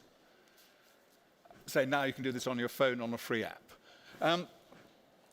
Now, I haven't mentioned jewelry that much yet. You can use a text prompt to produce jewelry. These are just two I did when I was preparing the thing. These are just, I asked for a brooch in the style of with a crocodile in it, and I asked for a gold ring with a diamond. They don't exist. They're just new forms. They're just of the, you could produce images like this. I say you could produce hundreds in an hour on your computer to get, oh, that's interesting. I can use that, I can adapt that thought. And in fact, a lot of designers in many fields are now using AI-generated images, not as the final product, but as a way to think outside the box, to get new ideas, to think, God, that's an idea. I've never thought of combining that, or this shape, and so on. They're doing it. Here I used voice input. I actually set the computer to do voice to text. So my title, Alexa, design me a ring, isn't too far off fantasy. I could actually say, design me a brooch to look like a crocodile, and a matter of seconds later, up came that as one of 4 choices, the initial choices it comes up with. So it's really quite exciting stuff. I thought silver, why not be democratic, have some silver jewelry. So I asked for some silver bracelets or floral. I can't remember the exact prompt, but I said floral bracelet. So you can do this, you can get some ideas, and imagine the possibilities, though. It works from a series of photographs. So when you ask for a brooch or whatever it is, it scans the internet for through millions and millions of images. If you want images of cats, there's a lot of them there, for example. Scans these and then combines them with new ideas, new forms, and comes up with new ideas. So it needs a huge database of images. So some things are easier than others. But I think that quite soon things will become simpler because individual companies could scan in their own things. Now imagine the possibilities. Let's say Cartier scanned in, or maybe they already have, all their images of their products over the last 100-odd years into a database. They can then generate endless new designs in the spirit of Cartier that somehow combines some sort of feeling of what they're doing. Huge amount. And in fact, there are already some AI programs that will let you upload your own image to combine with the AI's fantasy. For example, me painted by Rembrandt. Or if you like, a hippopotamus painted by Rembrandt. There's no end to what you can do. The thing on the right, on your right, is that's just an image I took at random off the internet. It's an Islamic tile pattern. Nothing particularly special, but I just thought it's a standard sort of thing you get off the internet. And I asked it to produce brooches based on this design. And those are just 4 thoughts it came up with. I don't know if thoughts is the right word, but this is the 4 of them that came up. And so you could generate hundreds of these in an hour to get some ideas of where you could go with it. So you see, you might not like any of those as brooch designs. Some are probably totally impractical to make as brooches, but they can give you ideas. They can be a seed, if you like, for new ideas. But jewelry is three-dimensional. You wear it. Well, we all hope people wear it. And AI here is generating two-dimensional images. You can't wear these. In the two-dimensional design world, AI is having a huge effect. For example, in textile design, this is a guy, Daniel Home, and he's been designing using Mid-Journey AI what they call tileable patterns. You know, I mean, it repeats in all directions. So, you know, you can put lots of these panels together and it'll continue. Tileable designs in textiles. And he got AI, and this is one of the textiles designs he got AI to produce, and the same AI to show how it might be used. So that the design and it draped over a chair and worn around a person's neck is all generated on AI, almost instantly. Now, of course, you can take an AI two-dimensional design of a brooch, a ring or something, and work on it. You can make it by hand, you can somehow carve it in wax or do it in CAD and make a three-dimensional thing. But what if AI itself could produce a three-dimensional design? A text prompt to three-dimensional design. Well, that's coming. I think the first step was a program called Text to Mesh. This was a collaboration between the Universities of Chicago and Tel Aviv that was announced in 2021. So again, just a couple of years ago. Now this changes the surface of an existing model. So here there's just a very simple ring produced in a CAD program, and then by a text input, by telling it what you want, you can change the surface. You can tell it I want a surface like a snake or like a cactus or like fabric, and it'll change it and change the thickness and everything of an existing model. I think this could be quite fun in jewelry CAD to try this sort of thing. The forms it's creating are 3D meshes. Here they've all been run together to make a continuous video, but there's all these sort of individual ideas. And these are meshes. For those of you who use CAD, that means you could actually take one of these, not the moving one, obviously, but one of these, and then print it, 3D printer, as a product. More practical, if you like, complete AI to 3D came just 4 weeks after text-to-mesh was announced. In the very end of 2021, Google introduced what they call Dream Fusion, which produces a 3D model from a text input. And that's the top left, the screen. And which this produced, they said, ask for a crown, and this is what it came up with. And then just a couple of months later, NVIDIA, another company, announced Magic 3D, which did similar things. They also tried a crown as a test. Now, these are 3D meshes. You could, in theory, 3D print these, but they're very low resolution. It's okay for a computer game. If you want a computer game with a crown in it or something, then they're fine. But it's not enough detail for 3D printing for jewelry purposes, no way. And there's another problem with this sort of 3D thing. This is another example. This is from Luma AI, another company founded in 2021, which just a few weeks ago now, in fact, I think since I was asked to give this talk, launched a thing called Imagine 3D. This is a very early prototype, and it's a text to 3D, and it produced this, it'll come back, color, a pendant here, and it goes to a sort of solid color to show it is a 3D mesh that in theory you could print. This is one of the forms, jewelry forms, produced by an American jewelry designer who's been playing with this stuff called Linda Rickey. Some of you might know her. And this is actually available on an iPhone app. Not on Android yet, but it is an iPhone app you can use. I don't know if it's free or like most apps. If it's not free, it's still very cheap. You could 3D print this, of course, but it's still very low resolution. But there's another problem, because an awful lot of jewelry had gems in it. And you don't want to 3D print the gems. You want to 3D print the jewel without the gems and then set the gems, obviously. We haven't quite got to the stage where you can 3D print a man-made diamond in a setting. That'll come, I suppose. So the problem is there's not enough images on the net. Remember, we're going back to this GAN idea of millions of images that it goes through to come up with the sort of essence of an idea. There are not enough images at the moment of jewels without the gems in them.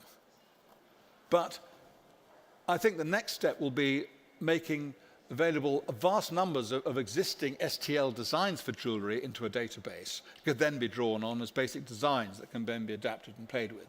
And the resolution will improve, and I think very, very soon, whether it'll be months or years, I wouldn't like to say, but I think very soon we'll be seeing all metal jewelry certainly produced from 3D printing straight from text prompt into a computer. Gem set, it'll come, maybe sooner than we expect. Now, imaging, of course, and 3D printing and 3D designs is one thing, but there are other ways in which AI is affecting the industry. In fact, there's infinite number. I mean, I'm sure all of you in your own little bits of the industry have already seen ways in which AI is affecting that. These are just two other uses of AI in the jewelry industry. One, well, I won't read it to you, although it becomes like a karaoke session, but you can read it if you want to. Improved accuracy of designs, optimized designs, you can optimize the use of materials, reducing waste, and so on. Interesting thing is, I didn't write this. I actually asked ChatGPT for some ideas on how AI will affect the jewelry industry, and these are just two of the bullet points it came up with. So it's lazy. I'm getting AI to write my presentation now. It's wonderful. The second one, optimizing, that's already here in a way. A technical paper was published in November 2018 that described using AI to optimize the use of gemstones in the design. This is the paper, and that's an illustration from it. And basically the idea was here, of, I've got all these gemstones in my inventory. How can I best combine them to make jewelry and use them? And a company in Jaipur was a sort of test case for this software. And that's just an example of trying around, and the design, the sort of long one there, is something that the computer came up with, they used. Those two, I don't know if you can see it, no you can't. Anyway, were okay designs, they thought, for jewelry, and this one was rejected. The yes, okay, or no rejection is a human activity still. The computer doesn't do that. The computer just suggests the ways in which gemstones could be combined. Another way AI is being used in the jewelry industry is in diamond grading. It's sort of supposed to be a secret in some quarters, but AI is used a lot in diamond grading now. Some labs are doing it in color and other ways of diamonds. Most labs now, those who are better labs, are using a combination of AI and humans, but I think the number of diamonds going through some labs, particularly in Hong Kong, I think that AI is playing a huge part in that. Talking about diamonds brings us to the 4 C's. We all know the 4 C's of diamonds. So let's have the 2 C's of AI, copyright and creativity. Copyright symbol. I didn't know what symbol to use for creativity, so what did I do? I asked AI, so I asked Midjourney to come up with an image that symbolized creativity, and it came up with this creative image. Copyright issue is a complex one, because the programs are scraping, if you like. They're taking all these images from around the internet and sort of sucking the spirit and soul out of them to combine in new ways. Are they infringing the copyright of the original image holders? And there's a big court case coming up in the States, a huge, great court case, which will probably decide this. Now, my own view on this with jewelry is that designers and all artists have always used other artists' work. Go around any art gallery and you'll see hundreds of art students looking at paintings, sketching them, getting ideas. Just over there, there's all these wonderful books on jewelry designs. Jewelry design students will go there, so they'll go through the books and they'll say, oh, I like that idea, oh, I can combine this, I like this, creating. So creating something new out of existing images is not a new thing. It's just been done on this huge scale automatically. So is that a copyright infringement? It's a difficult one. In the United Kingdom, for example, I don't know, it differs around the world, you can't copyright the originality of a design, but you can copyright a design. In most countries, work produced by a computer cannot be copyrighted because it has to be copyrighted by a human being. In American, I think German, European law, I think to be copyrighted, it has to be a human invention, if you like, or something human. In the UK, it's not. It's very sort of strange, but when they started using computerized weather maps, you know, when they do the weather forecast saying it's going to come and rain, those are computer generated. So the BBC lobbied that they wanted these to be copyright maps, so not everybody could copy their weather maps. So it was agreed that computerized imaging could be copyright. And it seems to have set a precedent for AI, but that hasn't been the case yet. So the whole copyright issue is complicated. But my own view is that Google might well scrape millions of images, but you're taking one or two that have been produced and creating something new out of it. And I wouldn't think the individual has anything to be worried about. Maybe Google that's taking all this stuff, or NVIDIA, maybe, I'm not sure. So the two issues really are, does it infringe on copyright, and can you copyright a design produced by AI? If you do, I mean, if that wonderful portrait of me by Rembrandt, if I print that out and hang it on my wall, I can't copyright that because that's entirely produced by AI. But if I use something else as the basis for something I make, then I think there's no problem in copyrighting it. Hang on, there we are. Creativity is the other awkward thing. Artists argue that AI-generated art takes away the creative spark. It takes away the human design process. It takes it out of it. CAD had much the same accusations against it a generation ago, that it was somehow mechanizing the creative design processes. It's a very tricky one. It depends how you define creativity and beauty. I mean, I think in most art, the decision on creativity and beauty should be in the viewer, not the artist's mind. If the public think it's beautiful and lovely and creative, then it is. But that's not how art is usually defined. And also, I mean, going back, I remember in the sort of 50s and 60s, people producing art by sort of riding bicycles over canvases and throwing paint on walls. Was that any more human creativity than using a computer to generate new ideas? So I think it's an interesting debate, and I think it's something that maybe some of the jewelry associations and things should think about. How do you define the look and feel of jewelry, and particularly individual designers? Because if you feed in designs of a particular person, a particular designer, at what point are you copyrighting their ideas? I tried an experiment. Here are two AI-generated images using Midjourney again, which is the graphic program I use. It's, I mean, there's a free trial. It's Midjourney, all one word. But I mean, I pay, I think it's a subscription of $8 a month, so it's very little to use it. Here are two AI-generated images. The text prompt I used was the same in both cases. A symmetrical circular brooch in diamonds, sapphires, and platinum. But in one case, I said in the style of Cartier. In the other one, I said in the style of Boucheron. Do you think they've captured anything of the spirit of those two very different designers? I think the one on the left has a definite feel of Cartier to it. So I think that there's something there. So where this is going, I don't know. But how you define, are you infringing anything of Cartier's by somehow encapsulating something of their soul or spirit? I don't know. It's a whole new... I think, as I always say, the people that are going to get rich out of this are the lawyers, aren't they? Because there'll be all these sort of test cases and what's going on. So designing jewelry on a computer needs different skills to designing on a sketch pad. But I'm not sure whether it's less creative. That's up for, I suppose, for you people and the lawyers to decide, isn't it? The wording of the text prompt that you type in has become an art in itself. I mean, there are whole discussions, there are websites now on the best way to use text prompts, what kind of prompts you can use to get what you want. It's become an art in itself, the text prompt. Every new technology seems like the death of the old. CAD seemed like the end to many people. I say with the internet, I was actually asked, I was running the National Association of Goldsmiths in England, and a whole body of jewelers said, you've got to stop, you've got to make it illegal to sell jewelry on the internet in the United Kingdom. And that's not possible for a trade association to do, but the retail jewelers thought it was the end of the world. So every new technology is seen as the death. In 1840, so that's getting on for 200 years ago, the French painter Paul Delaroche, he saw his first photograph, a daguerreotype, the first photograph, and he said, from today, painting is dead. I think it's been proved wrong. Painting exists.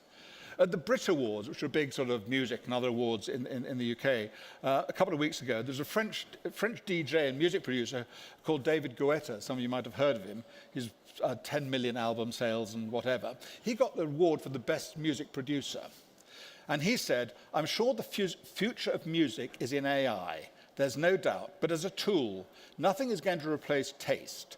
What defines an artist is you have a certain taste, you have a certain type of emotion you want to express.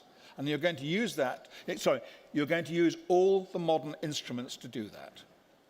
So you can see AI as a tool to do that. And I think one could say exactly the same thing about jewelry. Incidentally, all the images I've used in this talk, every single one, except the Islamic tile, were produced on AI, including, of course, these two. And the sharper-eyed two of you, or most of you, will notice that they still can't get fingers right, so our designer at the bench has got a very, very odd left hand. Fingers are still a problem. Even modern artists have problems with hands, don't they? Some modern-looking jewellery schools are already bringing AI in. The Jewellery Design and Management School in Singapore is teaching AI or the use of AI to its students. In late 2020, the Gem and Jewellery Skill Council of India launched its Jewellery Artificial Intelligence and Data Science Excellent, JADE for short, which was an initiative to focus on AI in the Indian jewellery industry. I imagine that organisers of national and international jewellery design competitions are having some very interesting discussions. If they're not, they really should be by now. Do they allow AI-generated designs into jewellery design competitions? I don't know. There's going to be huge legal implications, employment impacts potentially, and I would hope that the jewellery organisations, whether national ones or international ones like CIBJO, are beginning to look at this and think about how this is affecting their industry they're in. So, to sum up here really, I think AI has the potential to revolutionise the jewellery design industry by improving the efficiency, accuracy, customisation of the design process and enabling possibilities for personalised and sustainable jewellery design. I think that's all that can be said about it, and of course that was written by ChatGPT, not me, when I asked it about the future of AI in jewellery. It's going to be a tool. It's going to affect every aspect of the jewellery industry, faster than you think, and a lot faster than you hope. But how it does this really is up to you guys. Thank you very much indeed. Thank you very much, Jack. Is there any questions in the audience?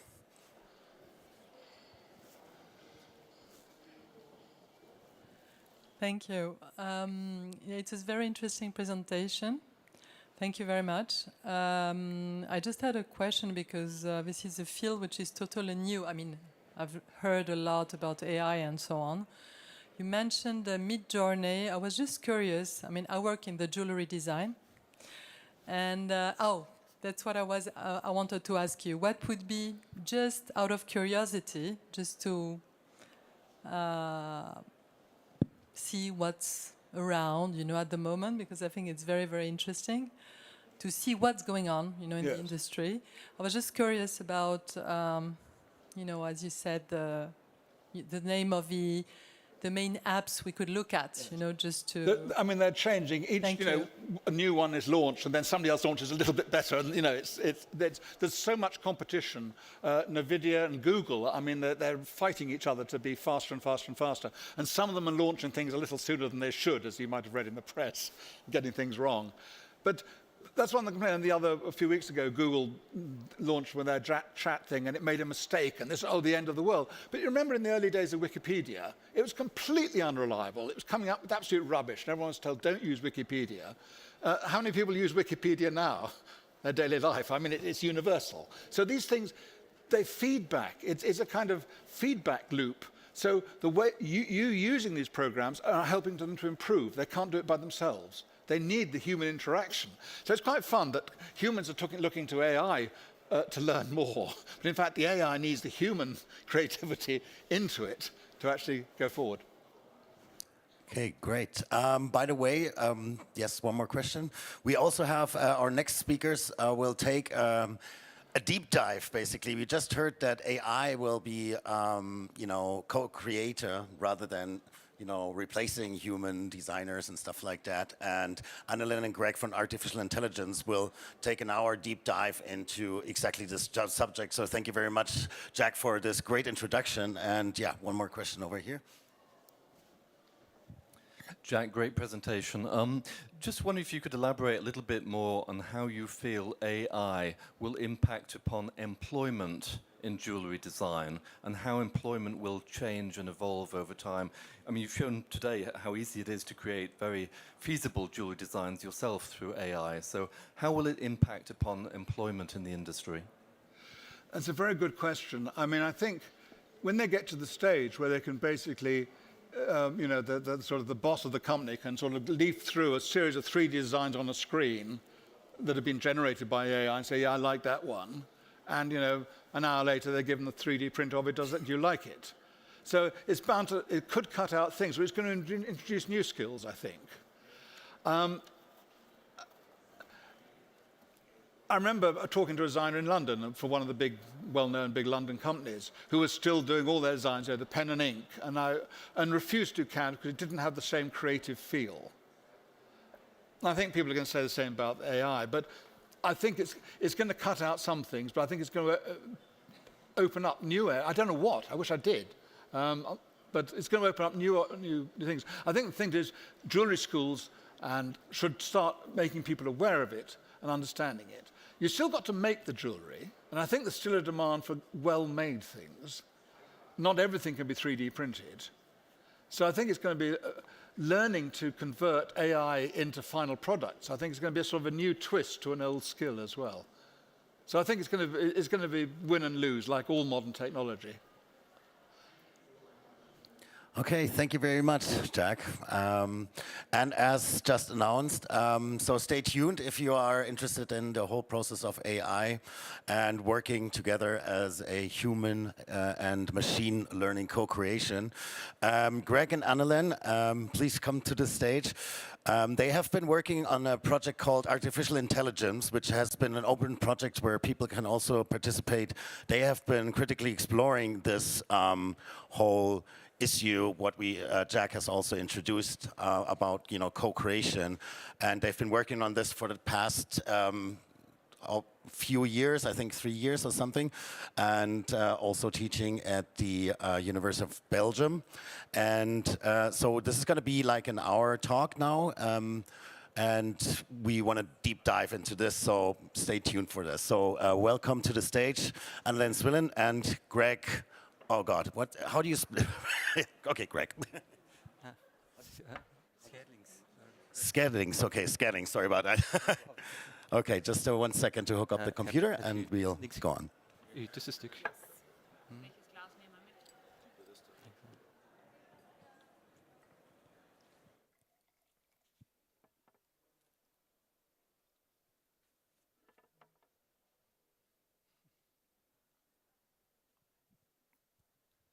Oh, what? While we hook up the computer, we also have some interactive books over here where these are themes of sustainability. And on the other side over here, we do have it's actually entirely created by AI. So we have some designs in retail, interior architecture, also the project of Annelien and Greg, artificial intelligence, and also some Mid-Journey and Dolly created designs, which you can have a look at over there in the interactive books.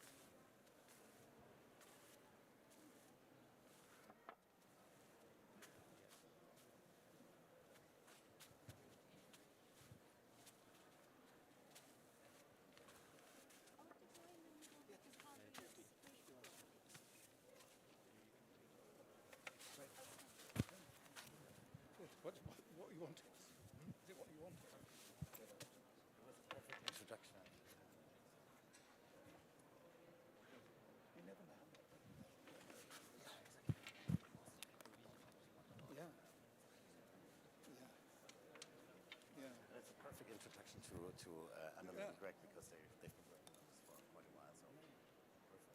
Thank you so much.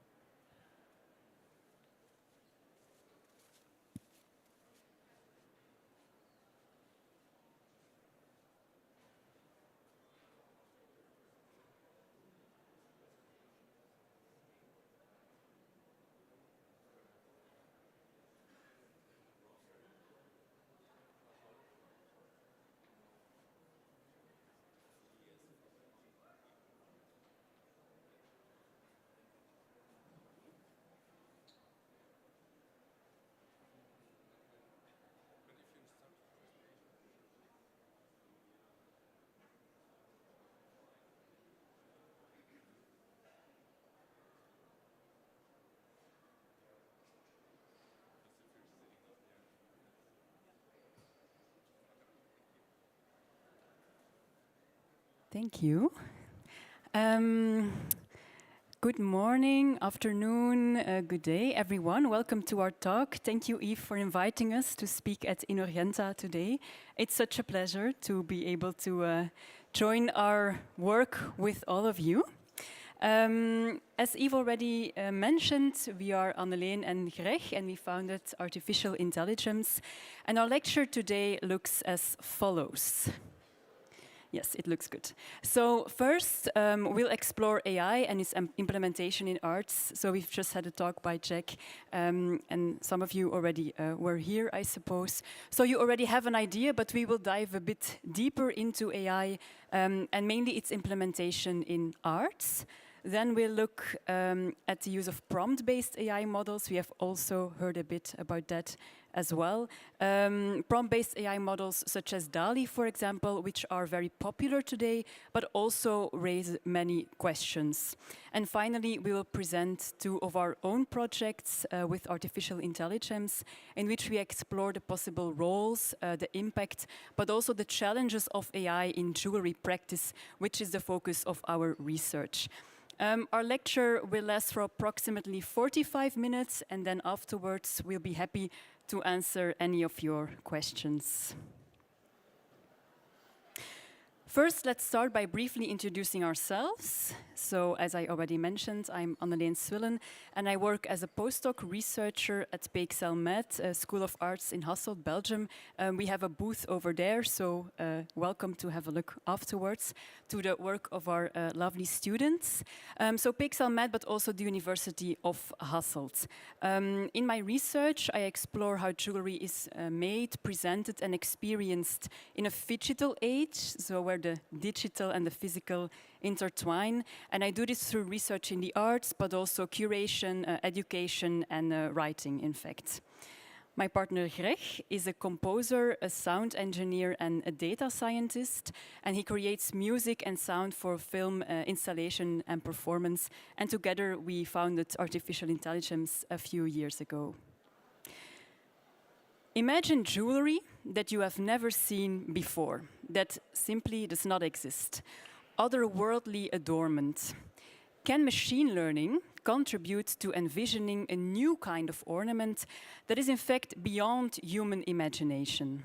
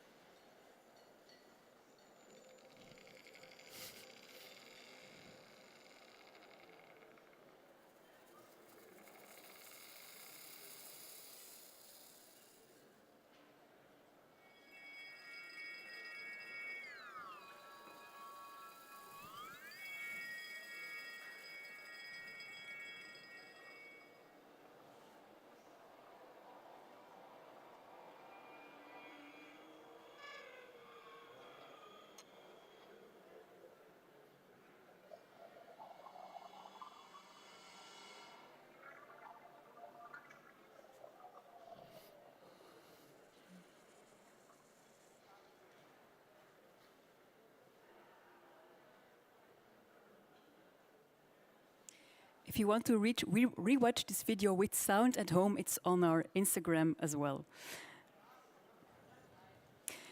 So as I've already mentioned, in 2020, so nearly 3 years ago in fact, Greg and I founded Artificial Intelligence to research the artistic potential as well as the possible risks of machine learning in jewelry. By working with self-learning algorithms, we want to explore if and which new types and acts of adornment can emerge in the digital realm. Yes. So I will talk a bit about the more technical side of the artificial intelligence, machine learning, and AI. So if you look up AI on Google, you will see these types of images. It's like there's a big chance of similar images are the results. Our desktop shows a few humanoid robots, seemingly implying a sentient being amidst luminous blue, purple networks and brains. Due to these images, AI might seem all digital and immaterial. However, this gives a distorted view of what AI is and how it works. It is possible to trace the connections between current digital technologies and inventions throughout history that show human fascination and desire for enhancing human intelligence. The abacus, for example, is a tool that enhances our human ability to calculate by externalizing memory. Automata, such as the mechanical Turk, show human ambition for imitating life and consequently intelligent behavior. Automata were a sort of robots invented for entertainment and amazement. These playful toys consisted of ingenious technologies that were significant for later devices such as the loom. The loom was another invention that enhanced human skills and labor, while it also made different weaving techniques possible. As such, it changed crafts of making textiles and clothes.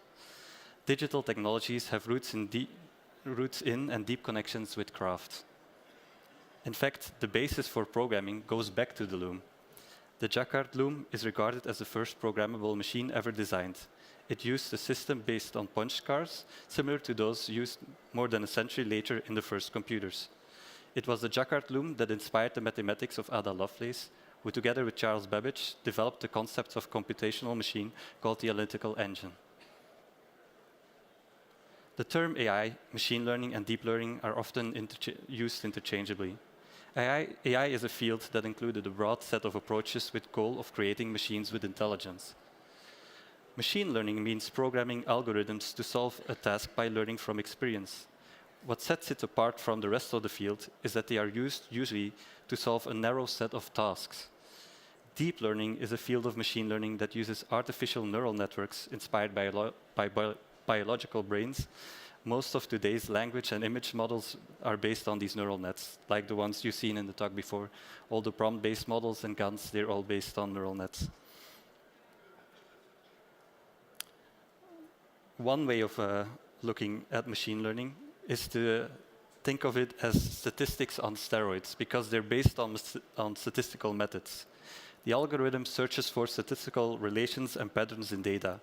For the user, it doesn't really matter how the algorithm finds these relations, as long as it solves the task it was programmed to do. In a sense, this creates like a black box, which we don't fully understand how it works. We just know that it solves the problem we programmed it for. But how do these deep neural networks work? You have these individual neurons that are arranged in layers. Each neuron gets a tiny bit of data from the previous layer and applies a simple calculation and then feeds the output to all neurons of the next layer. The model is trained by learning how strong these connections between these neurons have to be. By combining many neurons and layers into a deep network, a model emerges that can learn complex patterns. To learn more in detail about how machine learning works, we would like to refer to this video on our website. To arrive at this current stage in machine learning, two big contributions changed everything. The hardware that makes these machine learning models possible is actually derived from graphics cards designed for computer games and computer graphics. As we've seen with the automata, in a sense, the invention for something playful turned out to be beneficial for developments in machine learning. Secondly, training a machine learning model requires a large data set. The internet caused a breakthrough in the accessibility of data. Imagine how difficult it would be to collect millions of images before the World Wide Web. However, whose data is this?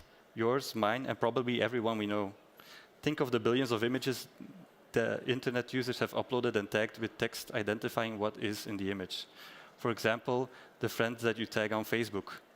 Big tech companies often scrape online content without people being aware, an act that raises many ethical questions.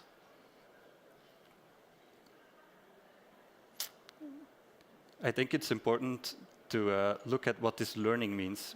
Machine learning as a self-learning technology is fascinating to work with, but what does this mean? Computers learning on their own. In fact, a huge amount of human effort is required to collect, curate, and label the data, as well as design the many aspects of the architecture.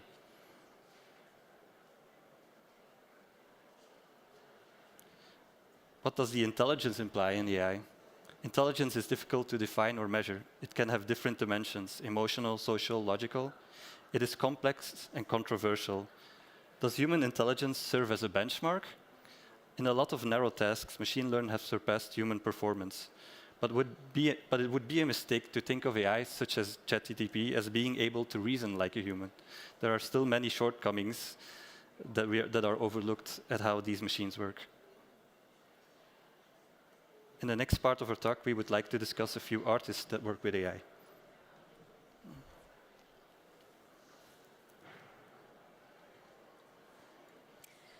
Can AI help see beyond our human capabilities? Artist Sofia Crespo believes AI can augment human creativity by recombining textures from images. In the Neural Zoo series, of which we see a few pictures here, she explores how creativity works by bringing together known elements into novel ones. And this, in fact, allows for new experiences of the familiar, sort of speculative nature.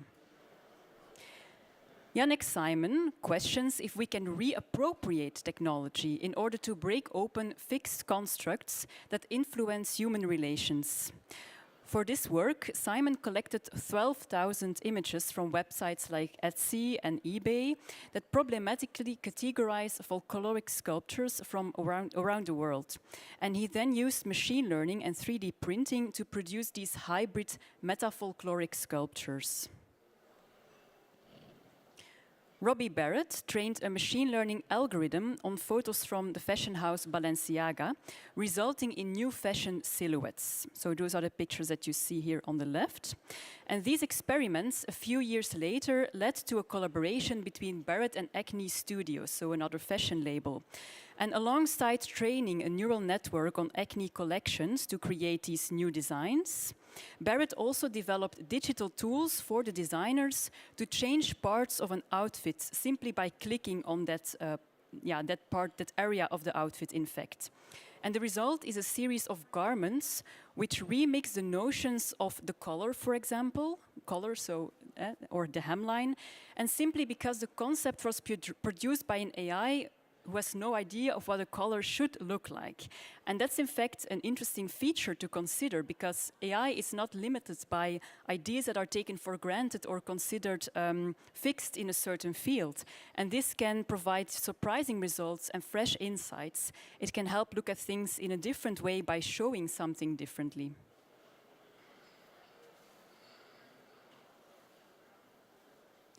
Besides images, AI can of course also generate text, as Jack already explained before. And the final work that we would like to share is Fantasia Realism. This is a performance by So-Yoon Park for which she had an AI write a script. And a machine learning algorithm was in fact trained on fictional stories, such as fairy tales, horrors, and thrillers. And the generated output was then manipulated live in a theatrical performance by So-Yoon and another artist.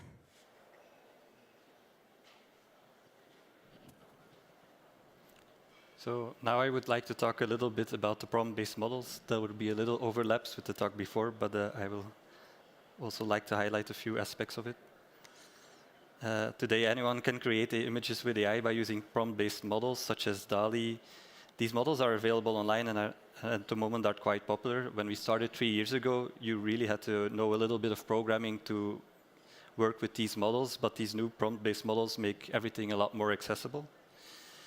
We don't use these models in our projects. We started even before these models were popular, but we cannot avoid talking about them because their relevance in the context of artistic practice and the questions that they are raised by these models. Here you see a few images generated by Stable Diffusion in response to the description above. To generate an image, one simply writes a prompt, a description, and the push of a button. Within seconds, images emerge. Although you can write whatever you want, to generate impressive images often takes many tries. We call this prompt engineering. It has become a skill that can be developed. Try to imagine what makes sense for the model and how the training data might have been labeled. For example, you can use things like a camera brand, even though you're actually not making anything physical or you're not actually working on a real picture.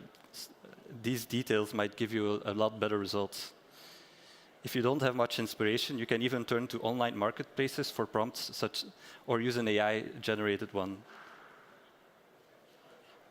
Descriptions can not only involve shapes, materials, or light, even artist names are added to produce images in their style, which is, of course, heavily debated. These models are trained on all kinds of images found online, including works by artists implemented in these datasets without their consent. As such, one can create images that look very similar to an artist's work. This raises many ethical questions, for example, concerning authorship and copyright. One of the goals of our project is to raise and reflect on these questions and formulate best practices in dialogue with the jewelry community. To give insight into how we work, we would like to present 2 of our projects.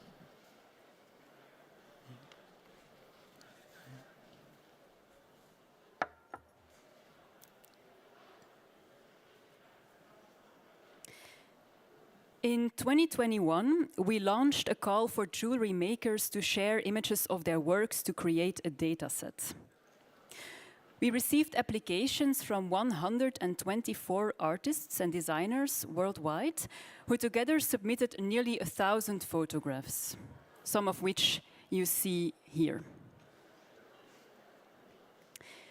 We turned these images into a dataset to train a machine learning algorithm, which learned from that input and generated new images, which we call ornamutations.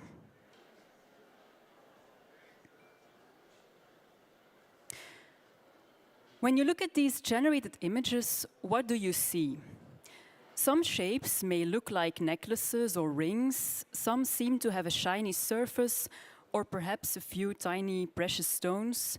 Most images, however, look quite amorphous and rather unfamiliar. Perhaps you won't even associate them with jewelry when you would see them at first. With large enough data sets and with enough hours of training, machine learning can achieve a near photorealistic result. However, for our projects, we are not interested in obtaining such photorealism.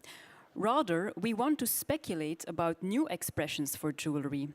And as such, we believe that these AI-generated images might broaden perspectives and trigger curiosity.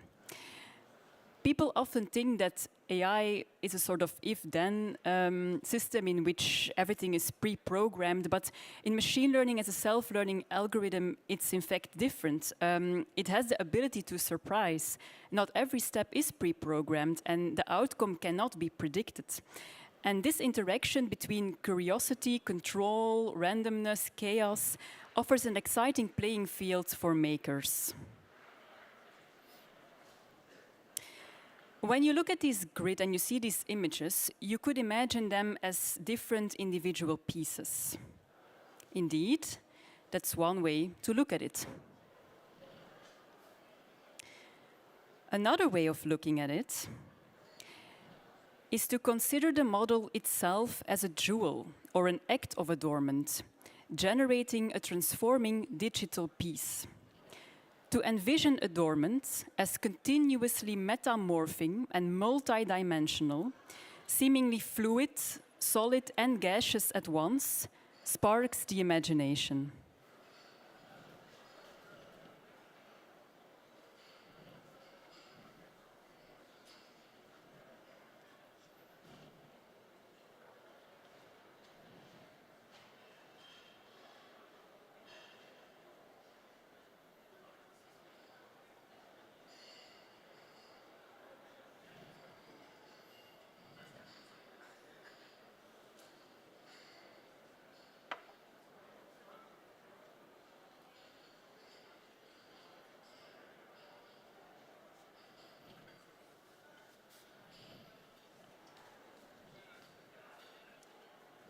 Considering or naming these liquid images as adornment shifts perspective on materiality, tactility, wearability, and other traits of jewelry.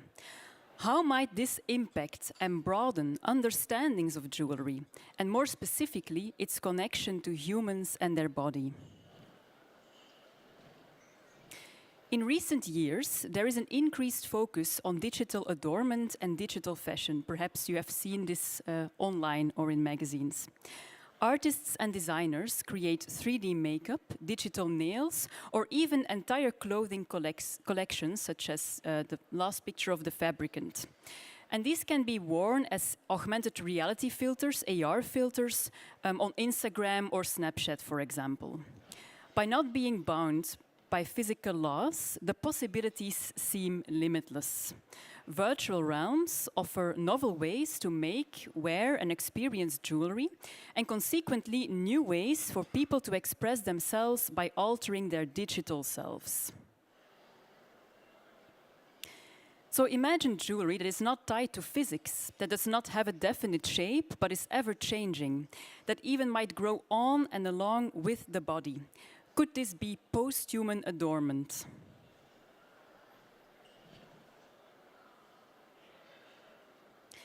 In a digital culture in which images prevail, one might even start wondering whether it makes sense to keep creating physical objects in a world that is already overflown with stuff, quote unquote. Do material artifacts become redundant when anything can be represented online? Or can physical objects and their manufacturing processes inspire and empower?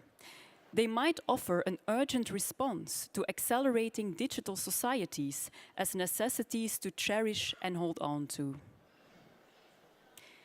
Digital and physical modes appear to be intertwined, hence the term phygital, which I mentioned earlier. And this term, perhaps you've heard of it, this originated in marketing a few years ago, but by now it has found its way to other domains as well, such as the arts. Rather than excluding one another, digital and physical coexist, enabling alternative ways of seeing. Furthermore, digital media and networks are not immaterial. In fact, they need the physical. As Kate Crawford, the writer of this super interesting book, argues, AI can seem disembodied, but in fact, it consists of physical infrastructures that reshape the earth and also shift how the world is seen and understood. Although the term AI may invoke ideas of algorithms and cloud, etc., none of that can function without the minerals that are needed to build computers.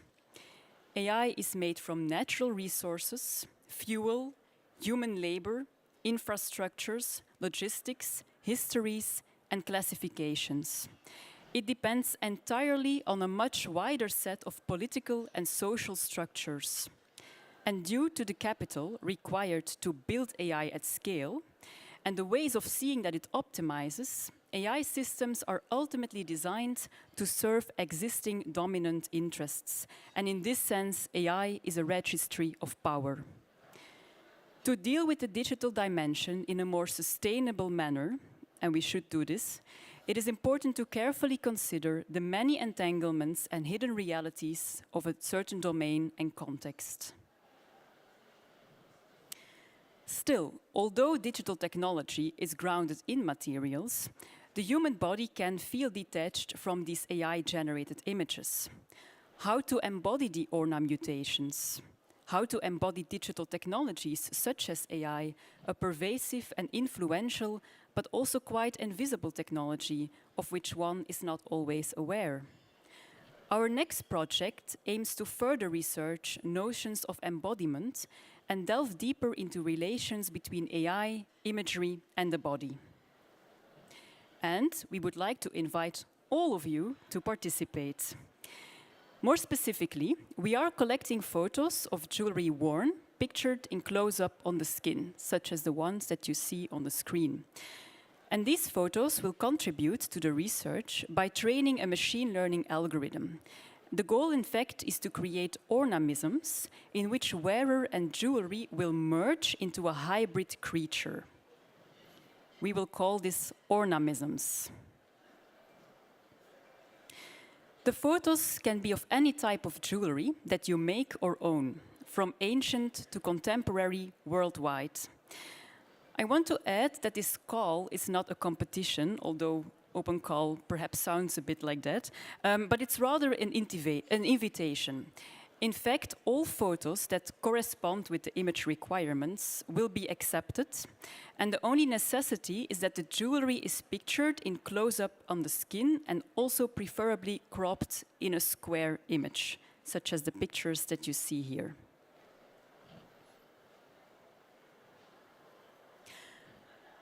Perhaps it's also interesting to know that all the submitted photos, so the input, as well as a selection of the generated images, the output, will be presented through various media within the context of the research project, and we always credit the artists and their work.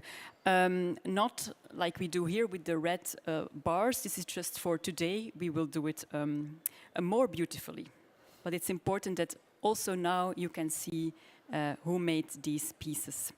And it's through these projects that we try to connect with hundreds of makers and their works and aim to critically question human-centered design, materiality, value, or authorship. If you would like to know more, or if you would like to participate, that would be great. You can scan the QR code, and this will take you directly to the participation form on your smartphone. But actually, I find it more easy to do it via the website, and then you just go to www.artificialintelligence.com to the call ornamisms. We also brought little cards that have the QR code, so if you want to have one of those cards, just ask us afterwards. Also, feel free to share the call with people that you think might be interested in participating, since we attempt to reach participants worldwide and bring together a variety of jewelry. A key question to consider during these projects is whether we use AI as a tool or if we create in collaboration with AI. And those words, use and collaborate, reveal different approaches. The first one sounds like just taking something for our own human benefit. The latter considers more than human entanglements, which is crucial. And one of our main goals is to explore the potential to co-create not only with AI, but also with a variety of artists, designers, and their works. And perhaps AI makes these expansive co-creations possible.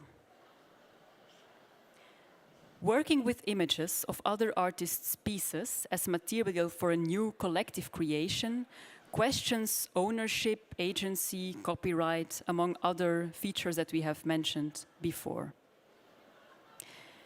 And the use of AI in artistic practice further complicates these issues, as Jack also already mentioned. Digital technologies are evolving at an ever-increasing rate, and their implementation in arts is currently widely explored, and the laws and regulations concerning authorship, copyright, etc. are in fact lagging behind. We receive many questions and comments within the context of our projects, and we want to say that we are indeed aware of the risks that the use of AI entails for artists and designers, but it is precisely through our projects that we want to raise and reflect on these questions together with all of you. If you want to learn more about these issues, or perhaps work with AI yourself, we would like to refer to this booklet. It's freely available online, and it talks about best practices when using AI in arts. Can machines be creative? Can they produce original output? Is a human able to come up with something more original than a computer? Or are our ideas as humans perhaps not that original as we would like to believe? Does AI further challenge the myth of the artist as a genius? Niall Leach argues that perhaps AI is able to offer a mirror in which to understand human intelligence and creativity.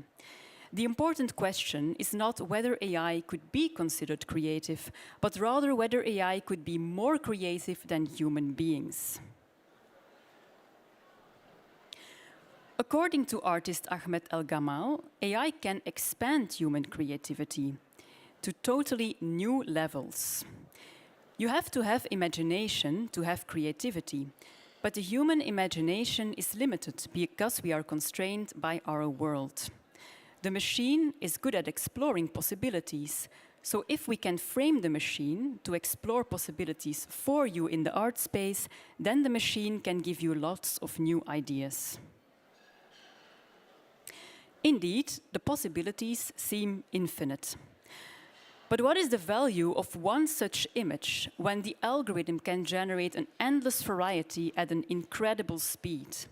If more people work with similar algorithms, will the generated output eventually start to look the same? Through our work, we aim to create new types and acts of adornment within the digital realm, as I've already mentioned. But considering all of this, how can something new emerge from what already exists?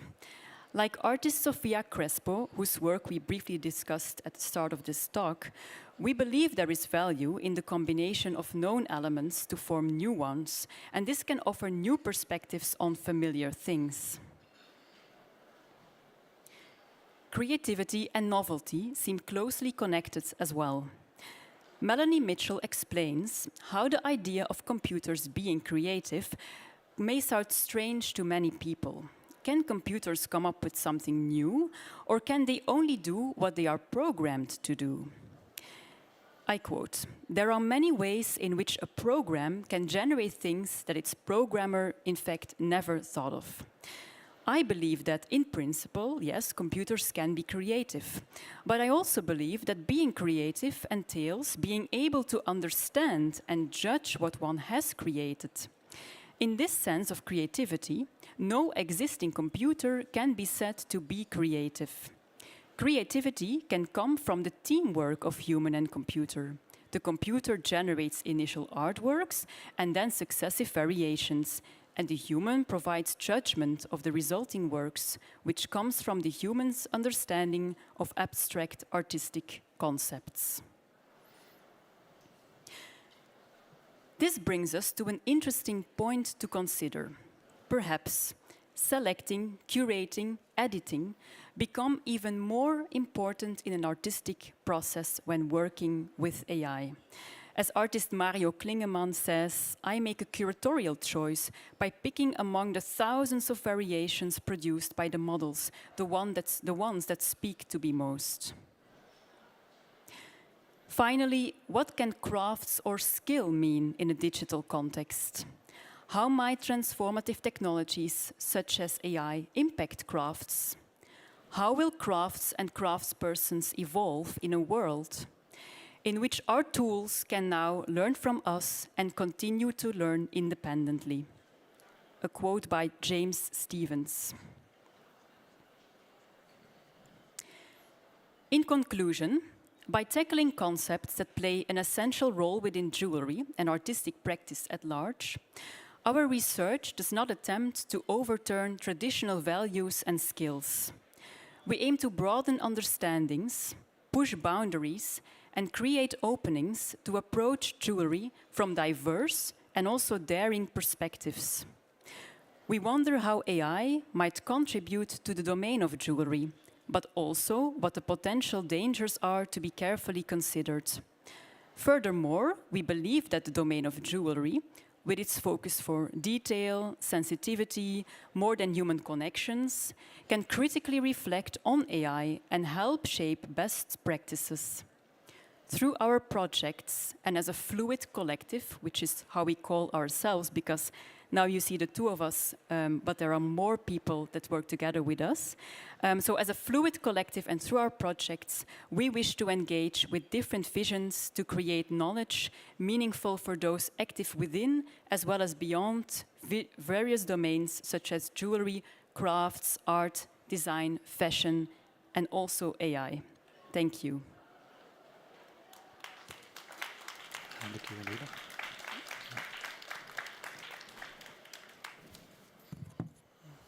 All right, thank you so much.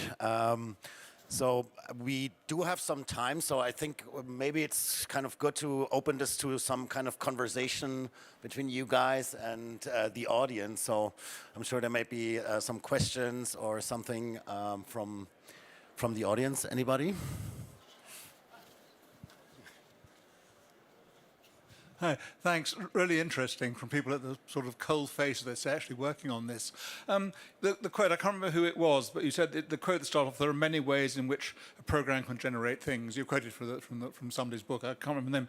But it goes on to say that I also believe that being creative entails being able to understand and judge what one has created. Isn't that saying that if I do something on AI, Midjourney or DALL-E, and I say, I believe this is creative, I'm judging it and calling it creative, so it is creative. So it's a sort of circular argument, isn't it? Yeah. For me, I think creativity is subjective in a way because it's us humans who decide what we think is creative, and even that, like, if you walk around these halls, there are people with very different ideas of what creative jewelry is or creative art. So I think it's like in the eye of the beholder how creative something is. I hope that answers it. Or in the UK, I don't know if it's the same in the rest of Europe, the rest of the world, there's a definition of art, because you have the thing here, the artist resale thing, when an artist's work is resold, they get a small commission. So they had to define legally what art was. Yeah. And the British definition is that if I produce something by a work of something, creativity, and I consider I'm making art, I believe I'm making art, then it's art. Yeah. So it's really, art is in the eye of the artist. So yes, as well, yeah. Yeah, creativity is such an interesting topic. It, like you said also in your talk, it keeps coming up, of course, in these discussions. And yeah, what does it mean? And indeed, can we perhaps try to define it, to judge if something is creative or not? Thank you for your question. Hi, I just have two little questions. The first one about the movie you showed. Just wanted to know whether it was computer generated, this kind of morphing, from one object to the next. First question about your creativity. And the second question also, well, in a way, I wanted to highlight a little bit the bias, in a way, in the work I've seen, from what you showed today. The jewelry pieces are very contemporary. Obviously, people who sent images to you were very open to technology, right? And the pieces are very contemporary. So this produces, in a way, from a database of very contemporary jewelry, very contemporary, extraordinary, so to speak, pieces, So this was another type of question for you. Whether you're trying to change this bias potentially by trying to dive in a way into a database that would be more traditional, more historic, because, jewelry styles can go forever, so that was my other question. Thank you. Yes, I would like to respond to the second question first. So, I'm not sure if with contemporary jewelry you mean like the art jewelry field, or you just mean like jewelry created nowadays. No, I mean really the style. I mean, you could see that these are pieces that are, from people who think the jewelry pieces in a very modern way, so to speak, with shapes that can be organic. I mean, it's not always classical, shapes then, then can really be out of a classical path, I understand what you mean. So with the first, let me just try to go back. So with our first project, we really, it was an open call. We launched it on Instagram, so that was in itself also limited in the audience that we reached. And it was, we really wanted to reach artists and designers. So it's true that contemporary artists and designers send images of their work. But with the current project, the Ornamisms project, we hope that people can send in their own work, of course, but we also hope that people perhaps submit antique pieces or ancient pieces, or to really have a diverse data set. But yeah, of course, in a sense, these kind of projects mainly seem to attract people that are experimenting with jewelry. So there is a sort of bias maybe that is inherent in the project, but we really want to look for ways to broaden that more and to reach different audiences. What if we put an ad in the local newspaper, or we go to like I don't know, talk with grandparents and collect images? Like, there are ways to and we really want to do that with this project, to have a variety of pieces.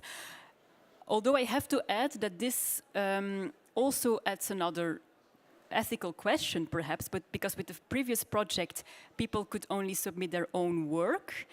But now actually we open it up that people can send in pieces that they own but are made by someone else. And what if that artist doesn't want their work to be included in the data set that goes into the AI? So this is like another question that, yeah. Well, I think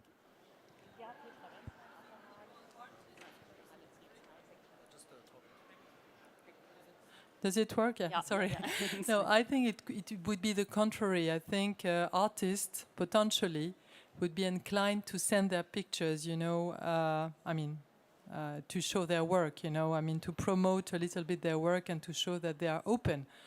But, you know, the bias we're talking about now in style can also be related to geography. If you take jewelry, for example, from Germany, from Nordic country, it has a style which is, you know, the metal is very often matte, you know, you have ways of setting stones, you know, in a certain way. You know, it's Yes, it's important to consider, it's true, yeah.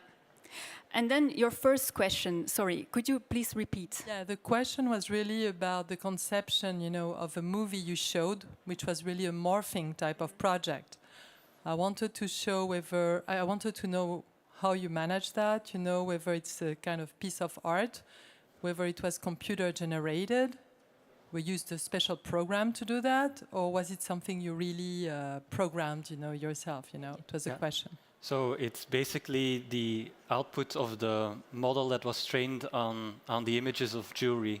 And one way of looking at it, as we saw in the slides, was you could just let it make new images that are not related to each other, but we found it more interesting, instead of us curating which images we liked out of the model, let's let the model move in we call it a random walk through its own space. It's called the latent space, and then it generates images.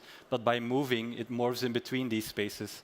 And I think there's something really important and interesting about it morphing, because now we're not saying, oh, that output was interesting or that one was interesting. Now the model just creates freely, and we can just be absorbed by its output and a new understanding of how jewelry can work.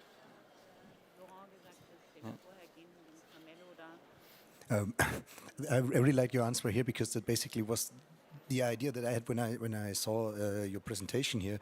That I know it seems to me that the concept of a piece of art that's computer generated is somehow the wrong concept. It doesn't really work out, because I mean, if you take a natural language model or something, you would not take one sentence that's produced by the model to be the outcome of the model. So here, if you see this morphism, this morphing objects or something, this continuous generation. So there's not, it doesn't achieve a goal in that sense. So there's you know they have this whole, I don't know, this whole idea space somehow that you generate out of this latent space is given you, is the art, is the whole outcome of the thing. It's more the whole space, not just this one point that you can then curate afterwards. Yeah. So in that sense, it should be something, I don't know, if we wanted to bring computer-generated art in the real world, or may it only be with augmented reality, it should be somehow reflecting this moving element. That there's no clear structure. It's so, I don't know, the whole universe somehow that this creates. And I don't know. So, what would you say for this to this sentence that a computer-generated piece of art? Is this a thing? Is this a concept, or does it not really make sense?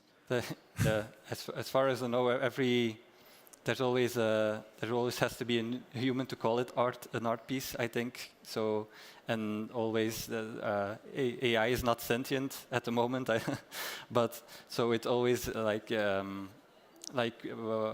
in a sense, like if you use other techniques like printing or something, or Photoshop in that sense, there's always someone who initiates the process in that sense.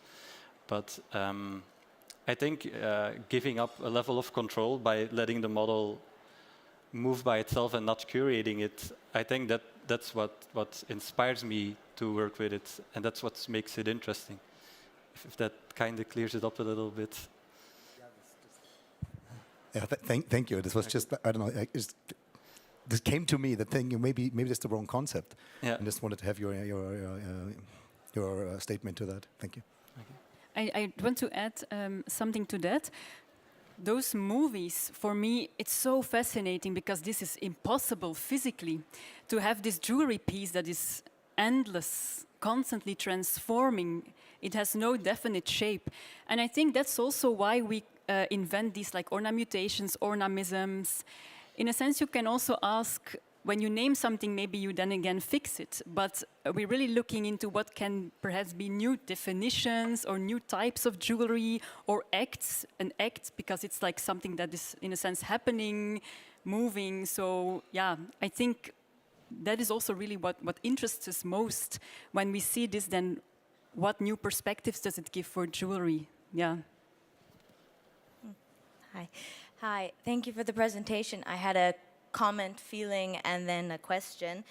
One is, yeah, what you've been saying, I start to see it less as a tool, because a tool is something that we can often fix and program to do something. And with AI, it's almost very much like working a bit with a human, where you embrace the unknown and, yeah, you let it, there's a level of trust, which we often, with industrialization and technocratic, whatever these words are, we've forgotten to do more, is to just trust the other. And I think that that's interesting with working with AI as a young person. And then my other question was, it's also, okay, so if we use these images as inspiration for material objects, if we're speaking about not just in the metaverse or on a screen or projection, but in the end having a material object, it's very outer appearance based, and like something you can see.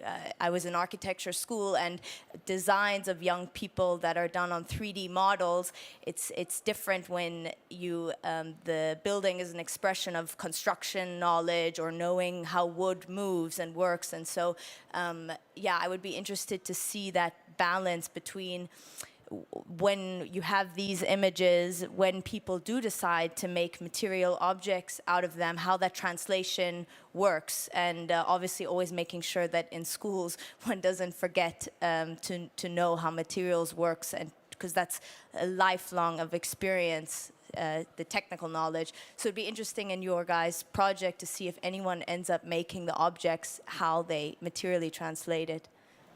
Yeah, that's a good question. So we, you could indeed see these, they could be artistic expressions in themselves, or you could see them as inspiration or almost like a design for a piece. And I think that you chose the word translation very well, because for me it's also often, you could challenge yourself and try to, for example, select one of these images and try to almost make a copy, which is not the right word, of course, because it's not a volume. So, I mean, what happens at the back of this piece? But you could try to almost copy it somehow, look for materials to really receive this result in a material piece, which would be an interesting challenge. But I've mentioned before that we are not alone working on artificial intelligence. There are 3 research interns working with us at the moment. Gust van de Weert, Esther Verstreken and Senneke van de Weijgaard. So also shout out to them, perhaps online because they are not here. But one of their experiments is in fact how could we translate these images to material pieces. And it's very interesting because they came up with performative pieces, for example, that actually don't really look like these images, but in a sense were inspired. And when they saw these images, we started wondering how might this ornamentation feel, how might it taste, how does it originate, how does it smell? Like we had all these questions for ourselves.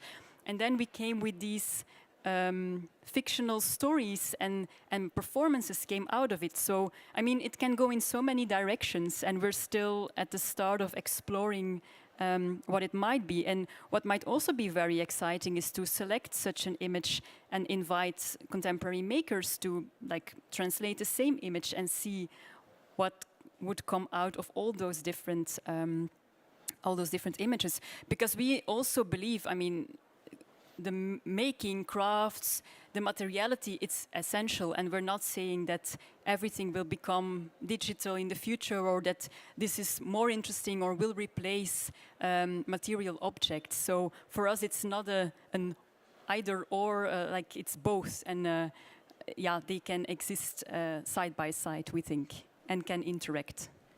Thank you. We have somebody over here. Yes, hello. I wanted to comment on the bias you mentioned concerning the database.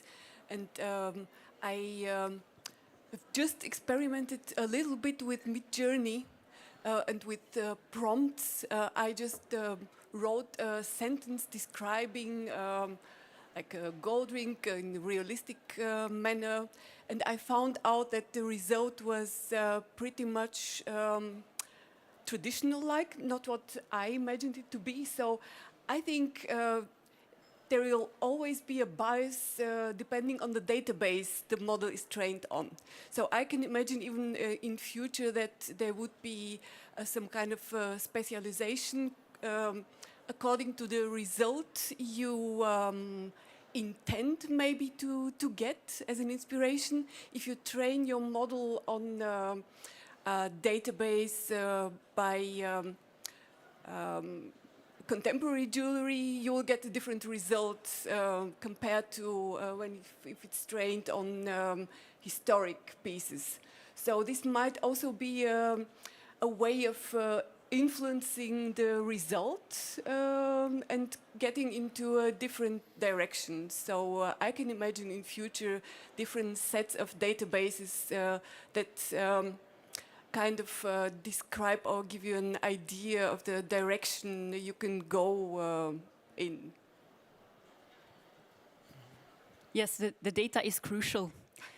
The decisions that you make there, it directly influences what comes out, not because it copies, but because it learns, as we have seen from that data set. And it's true that you can also see the data set as a sort of tool, and you could try to go in a certain direction. But actually, with our current projects, we want to leave it a bit open and see what people will respond. Because if you go to our website, you can see all the submitted images. And when I scroll through, I also like, I mean, we briefly discussed this, but I like that it's starting to become quite diverse because jewelry, it's such a broad field. There is fashion and design and crafts and haute joaillerie, etc. I mean, and that's also nice that it becomes this platform in which we also try to bring a variety of jewelry together, and also in the data sets, hopefully.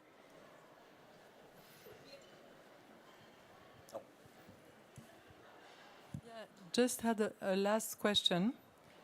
Because in the previous conference, we heard that some AI-generated ideas could be translated into meshes. Here, some ideas, I mean, they are only images, right? Yes. Because they don't seem to be able to be translated, you know? And the other thing I wanted to say in a way. When we browse over the internet, when we go on Pinterest, whatever, to look at ideas, in a way we also bias, in the same way we will prompt, for example, an idea, will also bias, the information that will be submitted to us. That was my only question, especially about the images. It's only images, right? Thank you. Yes. These, you cannot, I'm not sure if that is what you mean, but you cannot put this and like 3D print this image, for example. You would have to translate this through a different program. But then again, you have this act of translation. Yeah, that's correct. Just a quick question to the pictures you see there. So did you use these pictures like with the faces and stuff, or did you just use the jewelry pieces? So this is the current project. We are still collecting images. And here we will use the pictures as you see them on the screen. So here the idea is really to also have the skin, the body merge with the objects. But for the first project, we chose to work with images on a white background. So it was in the requirements of the participation, and people submitted images that you see here. The two blue ones are the AI generated, are some of the AI generated results, but all the ones with a green square were submitted. Yeah, so that's, for example, that's a choice that we then made in the beginning in how we wanted to construct the data set and how we wanted the images to look. Yeah, because like Dolly or Midjourney, I believe, I'm not sure, but they are basically based on the internet. They scrape like everything which is there and come up with something, right? So yes, yeah. So there's a question about being biased, because if you take like everything, is that like less biased or more? I think it's more biased because it's not equally distributed across the world who uploads the most images, what kind of images are most uploaded. So, I mean, it depends on what countries have access to the internet, like how much access do we have to countries that have limited access to the internet. These people and their designs are not, their images are not as uploaded as equally. There's large biases in all these networks, and I think the biggest challenges of these big companies and their models today is that they want to release models that are not racist or very cliché, who depict every doctor as a man and every woman as a cleaner. They have huge problems getting these biases out, and the internet as a whole is like very, very biased, I would say. Yeah. Yeah, I guess you can see it with facial recognition, where all the models being trained, like described in the Atlas of AI, being on mugshots from people, because that's the largest database, which is, North American mugshots, more or less. Yeah. So, okay, thank you. Yeah, it's problematic, and it's important to look into what goes behind these models and what is often hidden. Yeah. Yeah, I think you're doing a really great job for, advocating for, for this kind of problem as well. I can highly recommend the book that you just mentioned. So this book really outlines all of that, and I think it's a must-read nowadays. Yeah. Sorry, how does one access the database? Like, for example, just for you guys, what program did you use? And if I'm using other programs, is it possible to have a list of the database? It's the data it's used upon. So for our call, they just upload their images to Google Drive, and then I start a machine in the cloud, and I use those images that the people send up online in a storage space, like a Google Drive. So it's not something abstract or.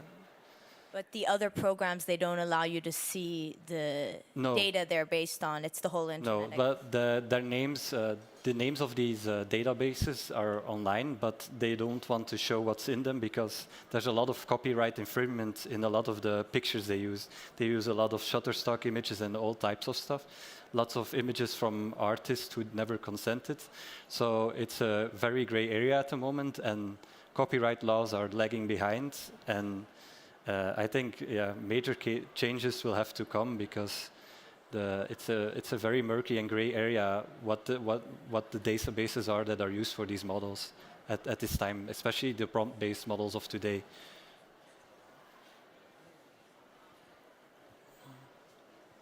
Okay, do we have one last question perhaps?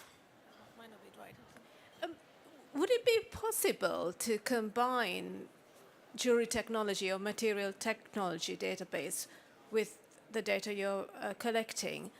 So it will be sort of, otherwise it seems to be creating an artistic impression of a jury rather than a What do you mean with material database?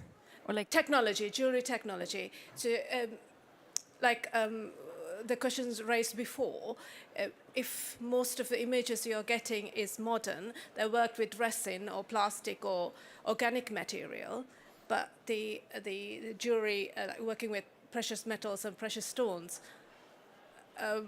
are not really in the database. So it's sort of, this is going from the question asked before, how does this become a piece of jewelry rather than an artistic image of a jewelry? Yes, so that's an interesting question, of course. And we are also experimenting in other projects with creating avatars, so digital bodies, digital creatures that wear the ornamentations. So rather than translating it into a material piece, it becomes a digital piece for the digital realm. In VR chat, for example. And in games, for many years, have been these strange accessories like floating backpacks and all things that cannot exist physically. And I think there are interesting opportunities also for jewelry to discover. But if you want to make it into a material piece, then again, it becomes an act of translation, I think, starting from the AI-generated images, and indeed, as an artist or designer, experimenting with how could we translate this into a material object if we wanted to, and how will it look?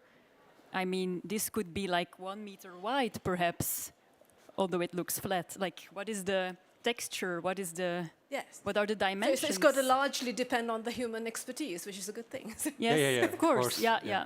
Yeah, I think it's important that most of these models today, they're based on how our visual cortex works, and they do not have any concept of what material in the real world would do. It learns to generalize, like before, example, gold. It learns to generalize how light might interact with gold, and then you can get realistic pictures of shiny golden jewelry, but it has no concept of what gold in the real world would be. It learns how to trick our eyes into thinking it looks like realistic gold, but it doesn't know the concept of or the preciousness of the materials that are the inputs. It's purely visual, in a sense. But very quick. I mean, one of the sort of the growth things in AIs now is the text prompt and whatever straight to 3D. So are you thinking about trying to collect databases of 3D STL images or anything like that? Because to start with, I mean, because then you could really start translating this into jewelry. It could be an option. We know about those programs. We didn't start with them yet, but it could be an option to explore. In my research, actually my research title is Exploring Jewelry Phenomena in the Digital Age, and I see AI as one of those current developments. So we intend to broadly explore what we think is interesting for the field to look into. Yeah, I also think that the main hurdle with that right now is that we make it a participatory practice, so everyone can send in images, but not everyone has a good 3D scanner. I know you have apps for iPhones, but it's a lot harder to have a large pool of artists contribute if the threshold to get your materials sent in would be having a 3D scanner or something or the likes of it. Yeah, you mean commercial manufacturers? That's true, but they might not be as interested in working on something collaboratively, and I don't know. It's all about copyright questions and so on. Yeah. Okay, thank you so much, Greg and Annelen. It was really a really informative talk. We will stay in the field of AI, but switch the subject a little bit because in the jewelry industry, of course, it's not only about the jewelry, it's also about retail and how we can create spaces, experiences to sell jewelry, of course, and distribute jewelry. So we invited Chantal Martar. Unfortunately, she can't be here in person because she had a family emergency, but she pre-recorded this talk. Chantal Martar is ex-senior lead architect at Zaha Hadid Architects, and she has been working a lot also with tools like Midjourney and Dolly and so on to create interior spaces which we can probably not really think of as a human being, similar as we've seen in the other talks just now. So we will see this video now. It's pre-recorded, and she creates basically as an inspiration for interior designers and these really mesmerizing spaces, and it's really amazing what you can do nowadays. So let's play the video. Hello everyone, I'm Chantal Martar, an architect and generative artist working at the intersection of new technologies and design. I'm very excited to be here today to share with you my passion for exploring the possibilities of emerging technologies and how they can be used to transform the way we think about architecture and design. As an architect, I have always been fascinated by the way in which technology can be used to enhance our built environment. And over the years, I have explored various emerging technologies such as generative design, machine learning, and computational design to create innovative and inspiring designs that push the boundaries of what is possible. As a generative artist, I have also been exploring the power of algorithm and code to create mesmerizing visual art that blurs the lines between the virtual and the real.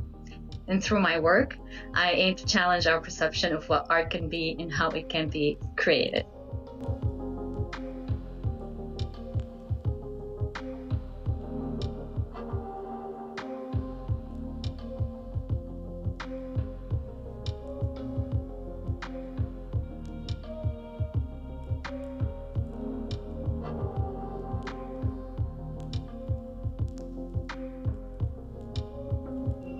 So welcome to this presentation on AI, interiors and architecture specifically, where we will explore the intersection of technology and design.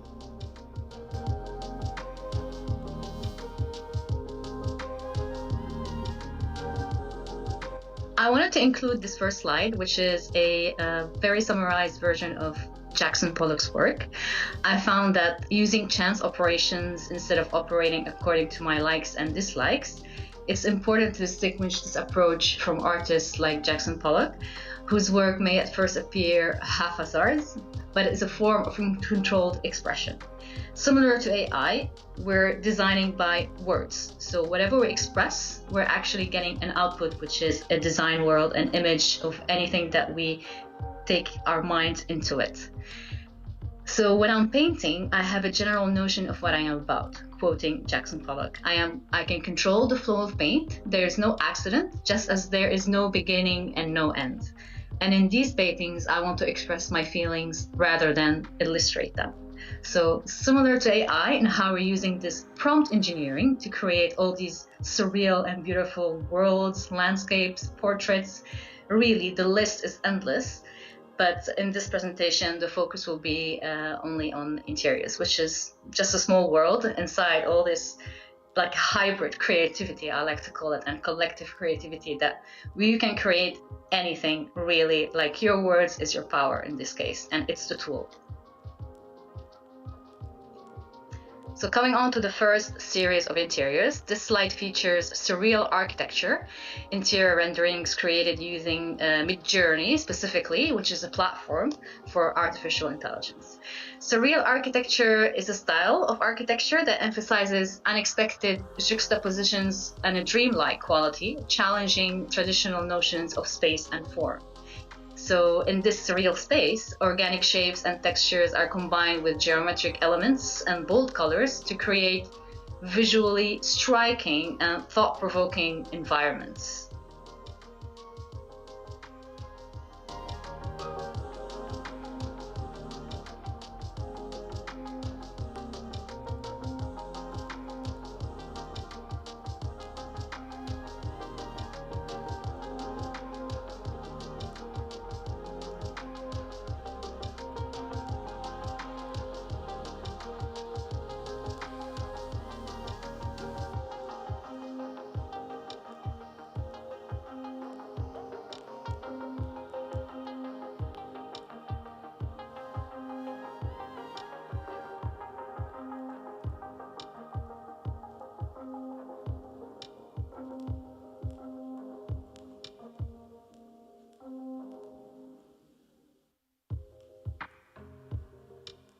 What we are looking here is surreal interior renderings showcasing an interesting twist on traditional Japanese art, kintsugi, which is a Japanese art of repairing broken pottery with gold, silver, or platinum lacquer, highlighting the beauty of imperfection and embracing the idea of wabi-sabi, or the acceptance of transience and imperfection. So I like this concept and I wanted to experiment with this, but more on the interior scale, which was very interesting results.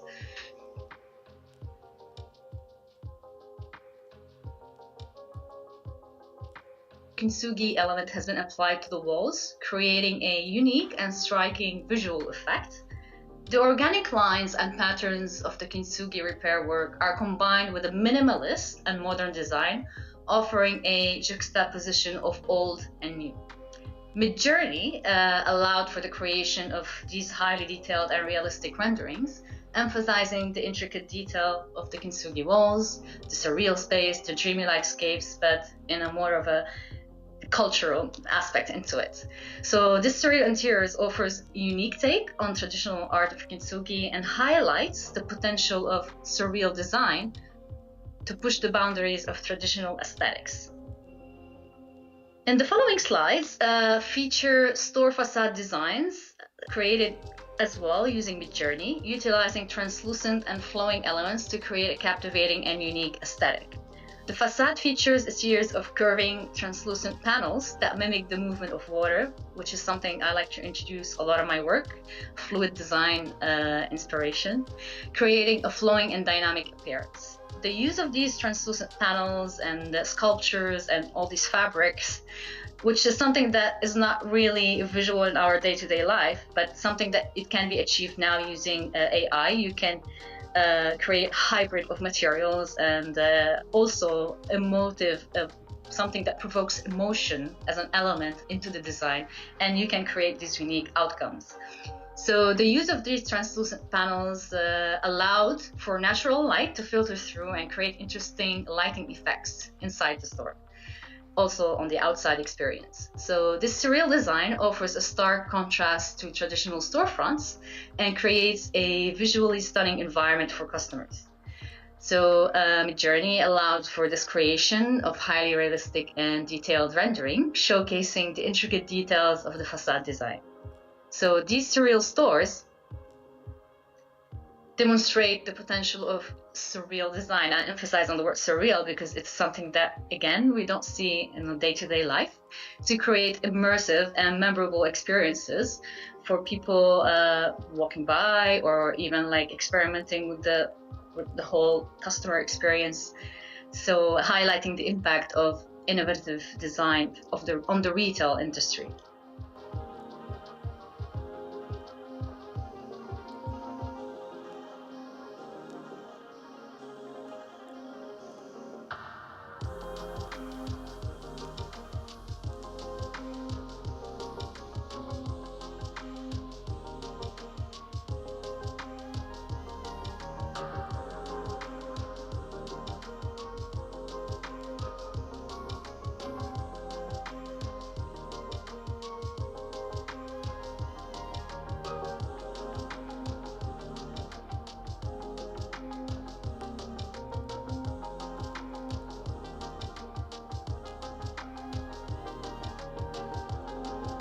particular series that we're going to see now, this is more getting out of the interiors. So this is a bit more on the architectural and cultural scale. So I've always been impressed with Japanese architecture.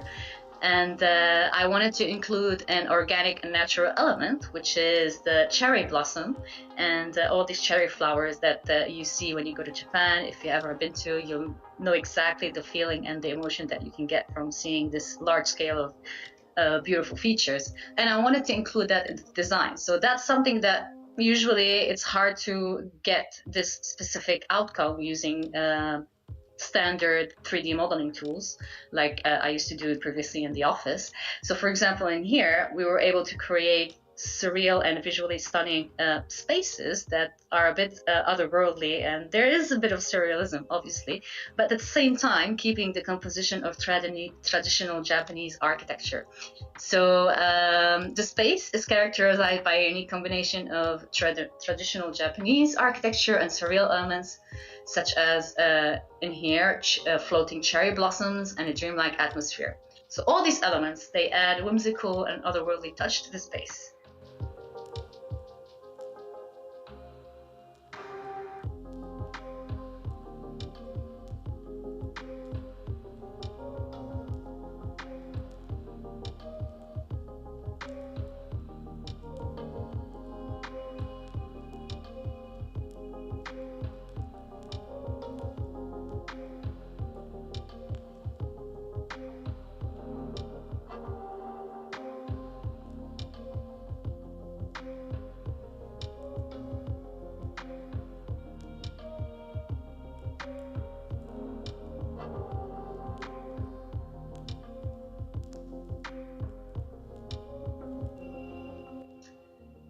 In this slide, we feature surreal interiors showcasing design inspired by fluid and flow. They're a bit more on the monochromatic side, emphasizing on the form itself. The space is characterized by a dynamic and fluid aesthetic with curved and undulating forms that mimic the movement of water, smoke, and liquid. The use of these translucent materials such as glass, acrylic, etc. add to the fluid quality of the space and create interesting light effects. The organic forms of the furniture and decor complement the overall fluid aesthetic. So again, Midjourney allowed for this creation of a highly detailed and realistic render, emphasizing the intricate details of the fluid and organic and flowing forms. So this surreal interior design offers a unique and visually stunning environment, demonstrating again the potential of design to create spaces that are both functional and emotionally evocative. So this is an element that I use mostly in all this AI exploration. Play on emotion.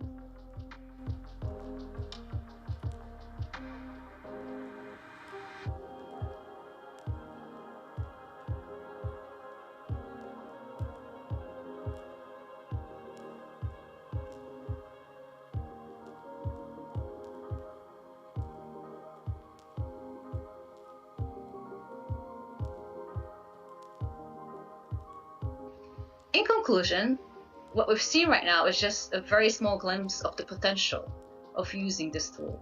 It has a wider potential to redefine interior design by providing a powerful tool for designers to create highly personalized and innovative spaces. The interior renders showcased in this presentation, also the outer scale of architecture, demonstrate the capabilities of Midjourney of artificial intelligence, from futuristic lounges to surreal store designs and fluid spaces, and show the power of technology to create spaces that are both functional and aesthetic. With the rise of AI and its increasing impact on the design industry, this is the forefront of the movement, offering designers and architects a unique and powerful tool to bring their visions to life. So vision, I emphasize, is very important, and previously it took us longer to get to a certain vision while modeling using standard tools, but nowadays we can recreate millions of ideas. Anything that comes to your mind, you can see it on paper. So, and that's something I always tell my students as well. So the more you use the tool, the more you have control over it. Because also there's a lot of speculation about who's really owning this artwork. Is it AI? Is it me? It's always you. You're just using it as a tool, but you have to really get to the description as detailed as you would like it to be. Otherwise, we could go into different aspects of copyrights and all that, but vision is very important, and it is the driving force to any project and any concept in the creative industry. I hope you enjoyed the presentation and feel inspired by the possibilities that AI can offer to the world of interior design and architecture. Thank you for joining me on this journey.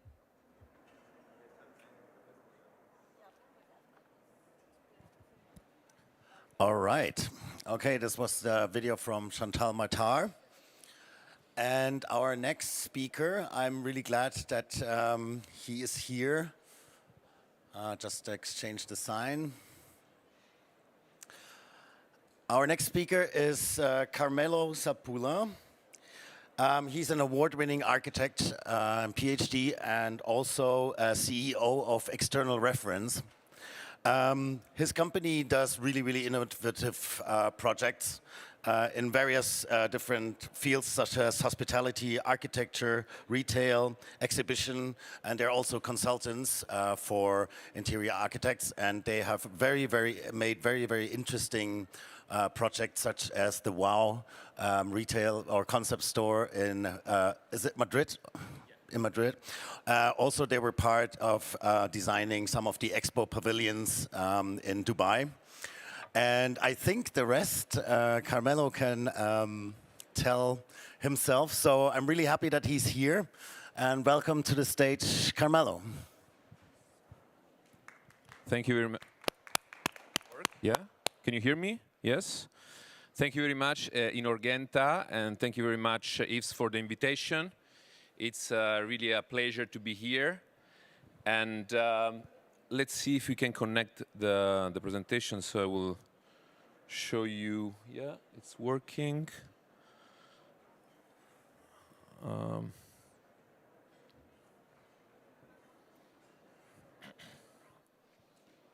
Okay. No, it's fine. We have to adjust it? Okay.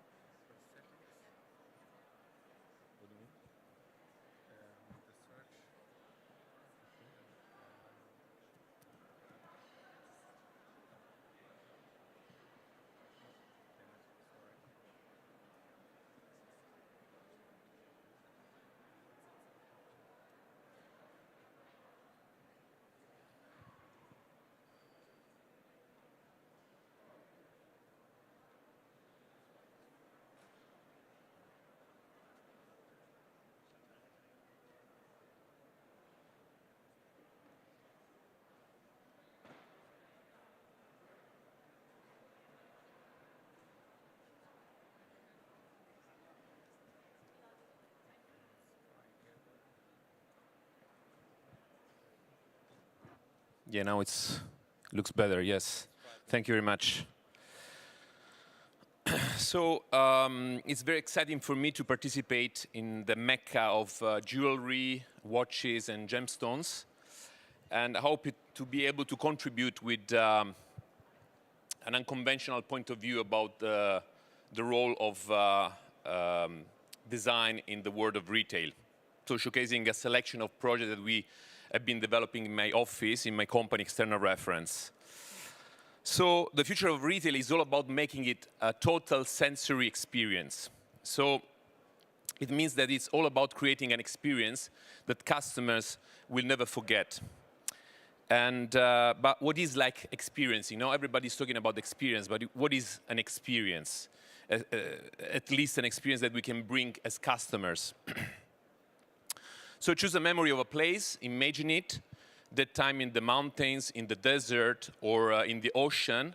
Put yourself back, close your eyes, and you will feel yourself immersed in a space filled with sound, light, and colors. Now imagine a design space that will allow you to live that unprecedented experience that everyone will want to share in the social medias.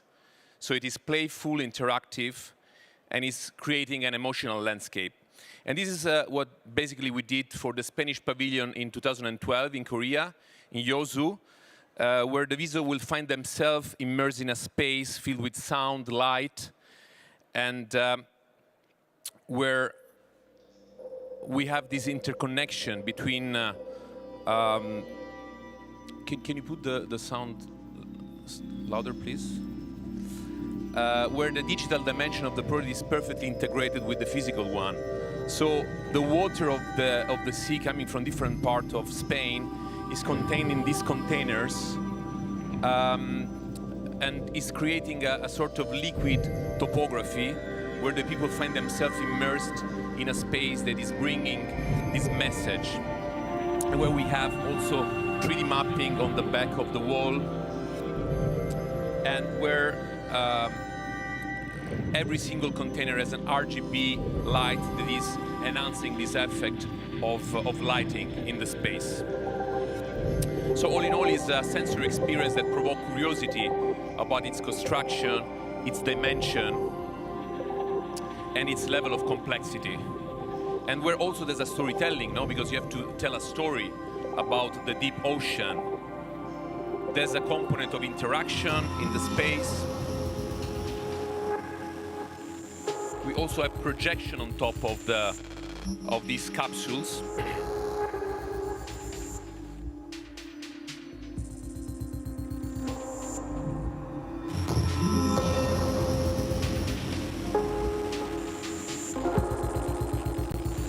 So it's not just that you have the sensation of light, sounds, you have the smell, but you also are wrapped around of an immersive space.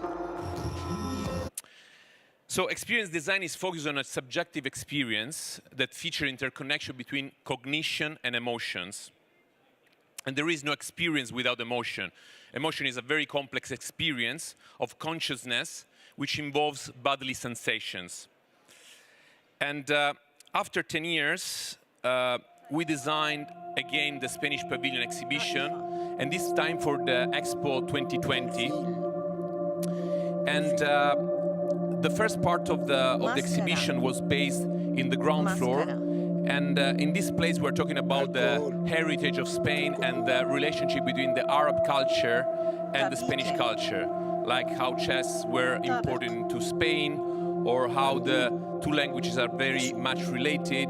And every content was an opportunity for us to design something special and something that was driving this concept. But when we go to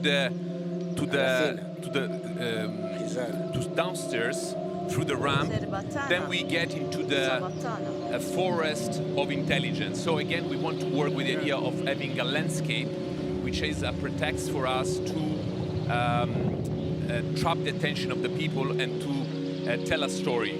And in this case, we 3D printed a forest with a material that is able to absorb CO2 and all the toxins in the air. And we have photobioreactors with microalgae that are able to produce oxygen. So it's an artificial forest that is behaving like a natural one. And when you're walking into the space, you will see fishes, or you will have leaves that move like analog leaves, but they are digitally projected. Then we have augmented reality that are augmented the story of the space within the exhibition space. So all in all, it's a landscape that is telling you a story of the biodiversity of Spain, that is telling you stories about the new technologies applied in sustainabilities.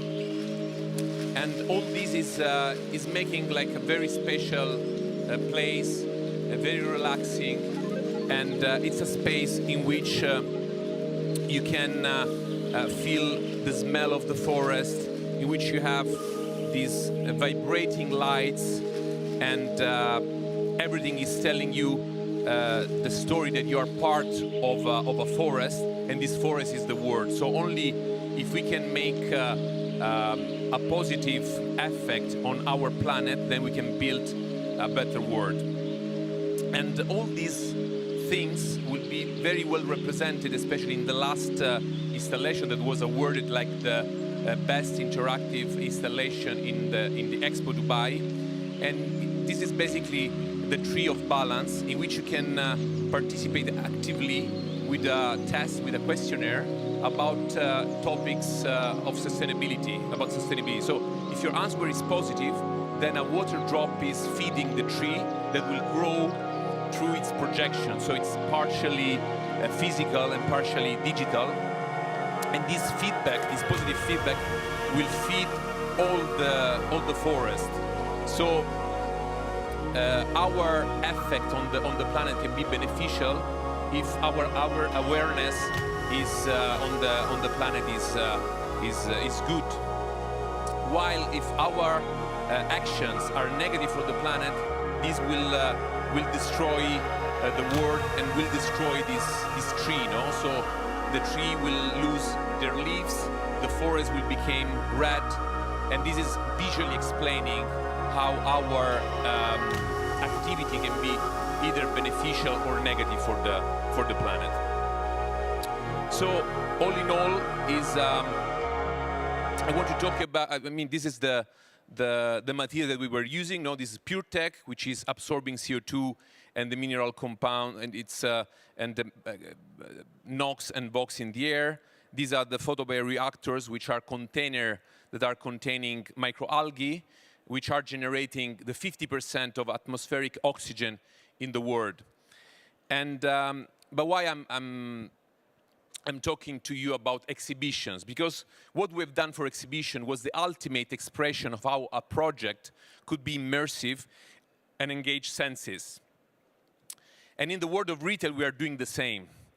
And now I want to share with you my vision regarding the importance of experiential design, because I do believe that experiential design is a response to anonymous space, unknown places, as a way to redefine brand culture and giving customers new values, and as a response to online commerce and the crisis of the physical stores. So let's start with the first point. What Marc Auger defined as unknown places, those places like shopping malls or hotel chains, superstores, places without any identity. No? When you go there and when you come back, you don't have any story with you. You don't have any good memories. And this is what exactly what 24 Quilates, which is a brand, Spanish brand, asked us to do, was to create a store with a story, a store that can create a scenography that create a memorable experience to you.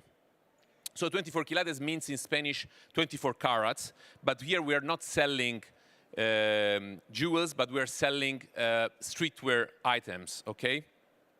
So they were playing with this idea of selling something precious. So in this case, we create like a vault, like a bank vault that is working 24/7. So you can buy online or offline. You can go there, you can unlock your lockers, and you can take with you your product.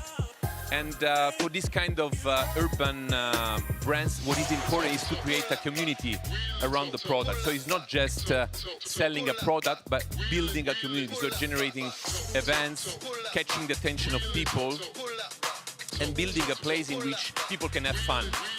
So it became like an omni-channel experience that became also part of this answer. And these are some images of the store. It's a very tiny store, but with a very strong concept and very direct for any kind of users. So for the same company, in another context, but still in Bangkok, we were designing something that looks like a mine. So we're coming back to the origin of the brand. So 24 carats, where people will find the golden stones. And this is where you can find this kind of scenography that is working like a scaffolding that is supporting this excavation. And you can discover the different items that for this brand are like jewels. So everything was conceived just to recreate this atmosphere of something that is very special, very limited, and at the same time you became part of this story, no? You became part of something that is unusual in a shopping mall.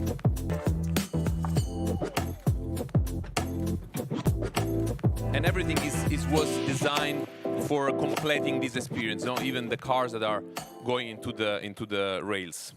So this is a view from outside, from inside, and this we go to the last of the trilogy of 24 Quilates. So this is the clockwork.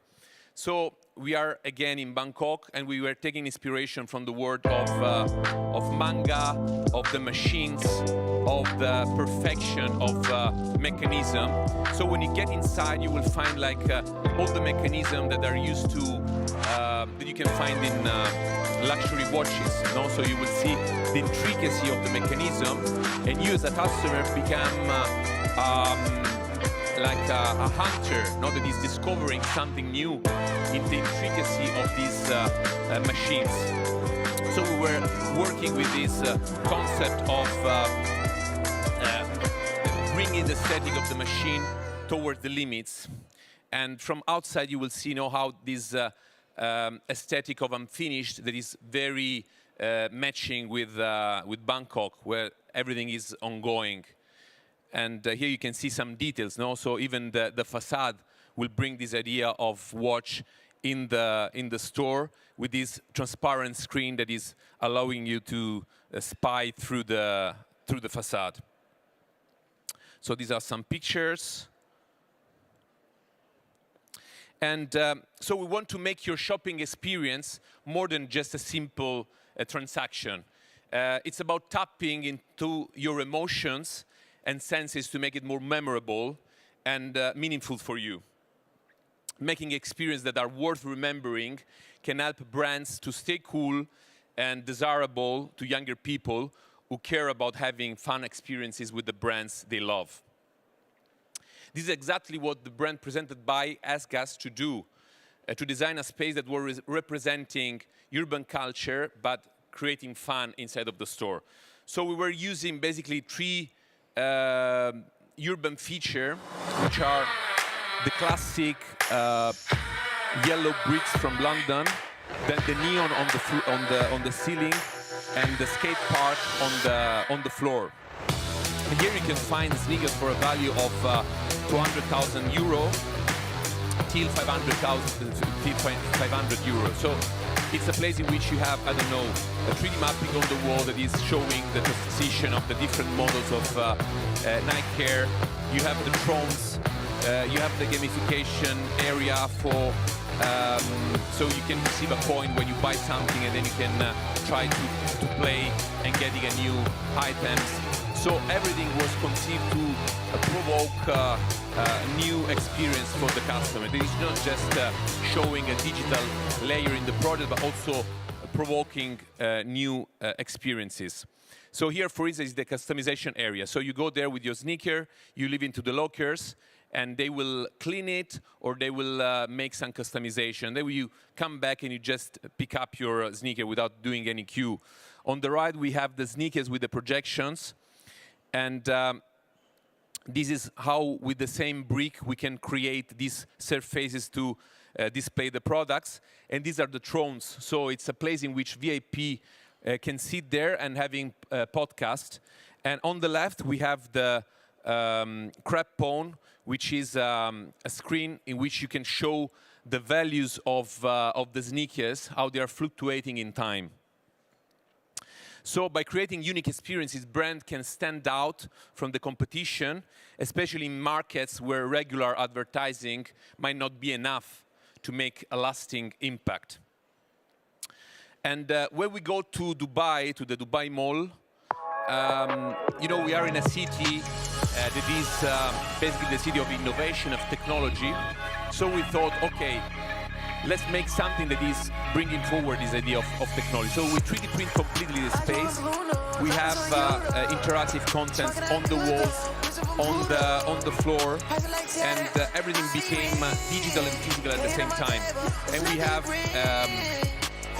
collaboration between Dior and Nike, Supreme, and Louis Vuitton, and where you can have very, very expensive items there. And at the end we have this experiential room. So we thought, okay, let's have a place in which we can showcase the last releases of the brands, and at the same time we can have a selection of the best items that you can find in the store. So it's a place for VIP to find the last releases. So these are some pictures. So as you can see, we have this 3D lattice that we 3D printed in Barcelona and we shipped there. And here you can see Christian Dior surfboard and the Louis Vuitton with Supreme skateboard and the Supreme motorbike on the left. And this is how the structure, the 3D printed structure is designed also for displaying the products. So this is how the fractal is creating this attention, this focus on the latest releases. So by providing meaningful experiences that resonate with the customers, luxury brands can strengthen the bonds they have with them. So this can lead to bigger profit and more loyal customers over time. When we go to Qatar for the same brand, we were taking inspiration. We are in the design district in Doha. We were taking inspiration from the world of sand, so the morphology of sand formations and dunes.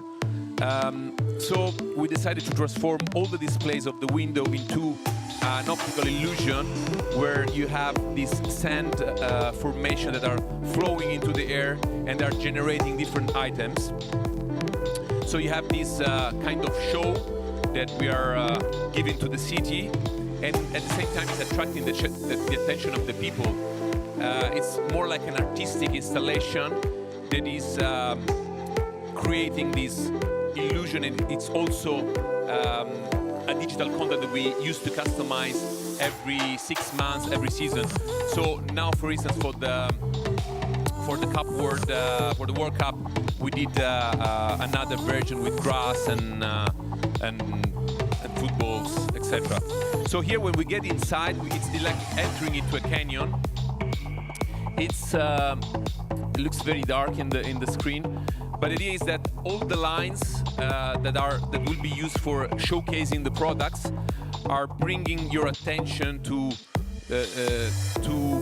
visit all the store and to follow the flows of the same morphology. So you will see how the items will be shown inside of the space. We have this 6 meters height, where the top part is projected with patterns that are inspired by the world of sand again, and then in the lower part we have this topography in which we are showing all the products.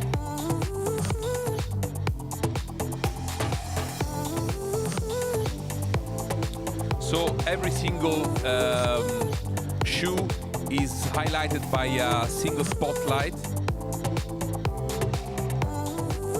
And at the center we have the Supreme jet ski and the counter. So these are some pictures from outside when you get into the store. So these lines are like dynamic lights that are catching you inside of the store. This is how the same topography of the layers are creating the displays for the sneakers. And whenever you get inside, then you get to the center of the space where you have the apparel and then the counter with the jet ski. So the way stores make you feel is becoming more important than ever before. Nowadays, retailers want you to have a shopping experience that is not just fast and easy, but also it has to be fun and unforgettable. So with this idea, we were designing again for presented by in Riyadh in Saudi Arabia. We were taking inspiration from the oasis. So in a desertic place like Saudi, water became very valuable. So we transformed the world of water into a store where the same flows of the water on the walls became crystallized, became physical, and allows you to showcase the products. But the same water is becoming real water that we can program to project different items related with the store. And then we have the third version of water, which is the digital one, which is basically a simulation of water. Then you get inside of the VIP area, which you have this infinity mirror that is bringing you up to this, like if you are below the level of the water, and then you have these limited edition sneakers with a Michael Jordan signed one, which is costing around $250,000. This is a view from outside, so even from the street, we want to highlight the sensation of the brand. So these are a few images. And this is probably wasn't really visible into the video, but this is how we can program every single nozzle to create, this kind of shower that is freezing images into the space. So now we address the second point, which is that in their retail spaces, as in their commercial, a brand should tend to draw customer attention to the lifestyle culture and values associated to their products rather than to their product themselves. So it's very important how we can redefine the brand culture through experiential design. And Moritz, which is a beer company, asked us to change completely the concept store of their brewery, because they have a brewery in Barcelona. It's basically the first beer company in Catalonia.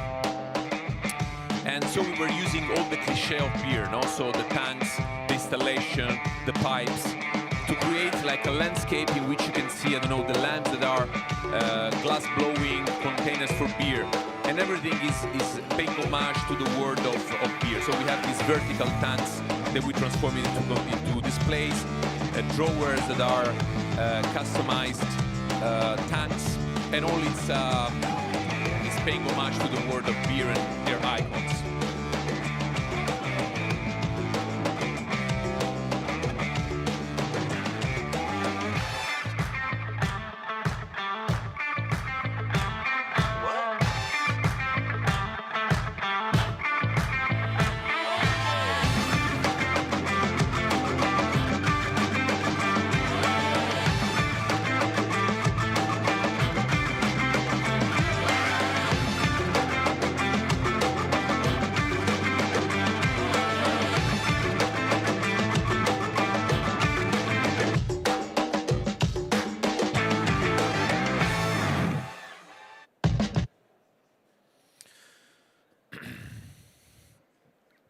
So all the furniture are designed by customizing, as I said before, steel tanks for showcasing bread, merchandising, and storing different items.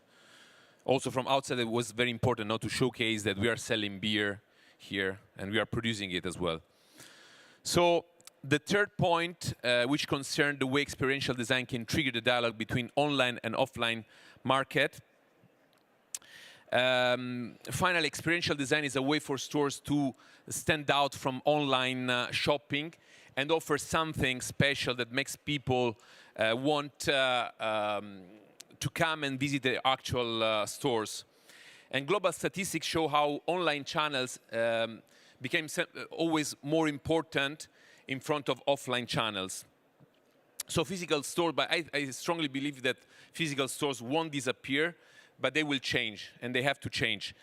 And people won't lose their materiality. We are human beings, and we like to touch, we like to feel, we like to see. So it's not just a transaction. It belongs, buying is part of our urban recreation. And Duff Stephens says that shopping can be a moment of discovery, the excitement of the hunt and discovery of treasure affect us on multiple levels. This is the first wow store in the world, and we had the possibility to define from scratch the design and the concept strategy, thinking about the future of retail. So we are in Madrid. The ambition was to design an experiential space, a concentrate of innovation, where art, design, and technology produce a memorable shopping journey and new experiences with every visit. So we are in Gran Via. This is the first building that was built in La Gran Via in 1915. So it's a listed building, and we want to transform this building into a commercial space. So the first question was, what is wow? So we were start designing this space even before knowing the name of the store. So the answer was, okay, let's design a phygital platform. But what is a phygital platform? No, because everybody's talking about phygital, but it's very difficult now to integrate perfectly the online experience with the offline experience, introducing the physical experience with the digital one. So we conceived the space like a theater where every single floor is different, no? Because whenever you go to a shopping center, you will find that everything is the same, and you're not very well interested in going into the upper floors. So when you go to the -1, to the tech garage, we envision a future where technology is not separated from nature, but is part of it. So we create like this kind of ecology, which is 3D printed, in which we can showcase the different technological products.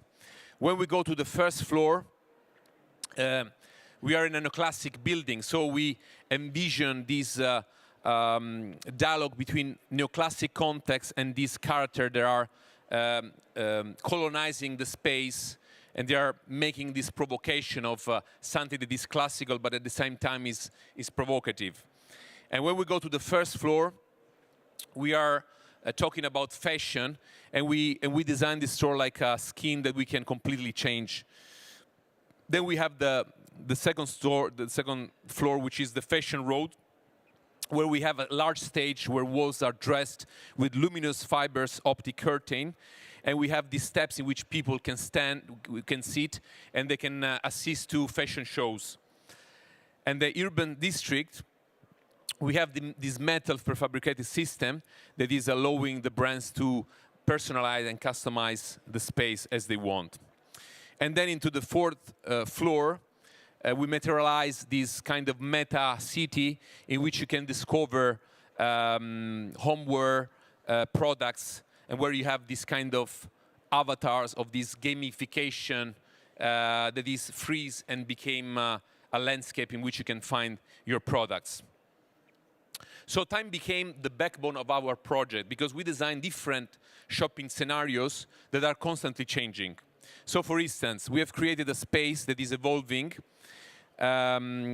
which is the atrium. And we designed also the self-care lab as a place dedicated to cosmetics, in which these statues will stand for 1 year and then it will be changed. So it's like that these pink sculpture have undergone spatio-temporal deformation, and within this deformation we can exhibit the products. And they are incorporating technologies and reveal the latest releases. In the atrium, for instance, it's changing every month. And in this case, for the launching of the new TAG Heuer smartwatch, we designed this capsule, a treadmill, in which you can put on your watch, and then you can test your parameters with the watch, and you can project these parameters into the screen. So it's an experience in which you can really try on your watch and seeing how it's working, rather than just seeing it and foreseeing what we'll see when you will use it. No. So it's a very simple activation, but it's a very nice way to try on your watch. And in the first floor, instead, we have these screens that are changing their content. Also, the walls is like a light box in which we can change the graphics, and changing completely with a very low budget the aesthetic of the store. And on the second floor, we can easily transform a commercial floor into a fashion show. So we use the stepper displays on both sides as a seating and interactive hallways as a catwalk. The ambience is also elevated through these luminous optical fiber curtains that wrap the walls. Another important concept is conceiving the space as a scenography that brings the user to another dimension. So provoking a dialogue between the physical and the cultural context of the project, generating this dialogical, artistic, and sometimes ironic relationship. For example, in the 4th floor, we have this surreal scenography that materializes the digital metaverse. So recreating the streets of a gaming-like city where you can observe the interiors of the houses, and from the windows you can find your products. Or some avatars on this parallel universe that are moving their benches, and we are using the benches to showcase other products. So we believe that the future of retail is at the intersection between physical and digital. And the original idea of WOW was to create a space where we can break the boundaries between online and offline. And when you can even have a WOW-verse experience in the store. So you have these screens in which you can approach your items. So you select something, you get close to the place, and then you get more information about what you wanna buy. So it's offering the customer 100% digital opportunities. All in all, the customer experience starts from outside, and the concept is based on the idea of creating memorable and ever-changing contents that create impression of the brands with their customers.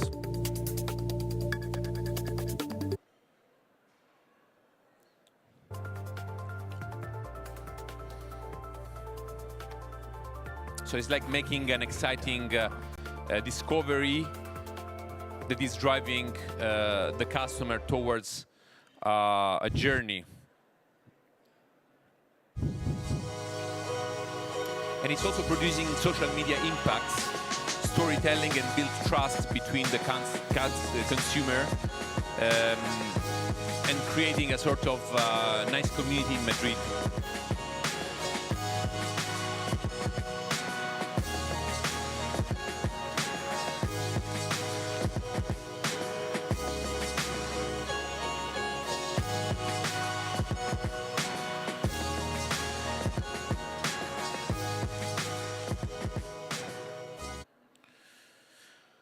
So there was also a sustainable innovation strategy. Well, the first one is just retrofitting an existing building is already a sustainable strategy, but it's not but it was from the brand.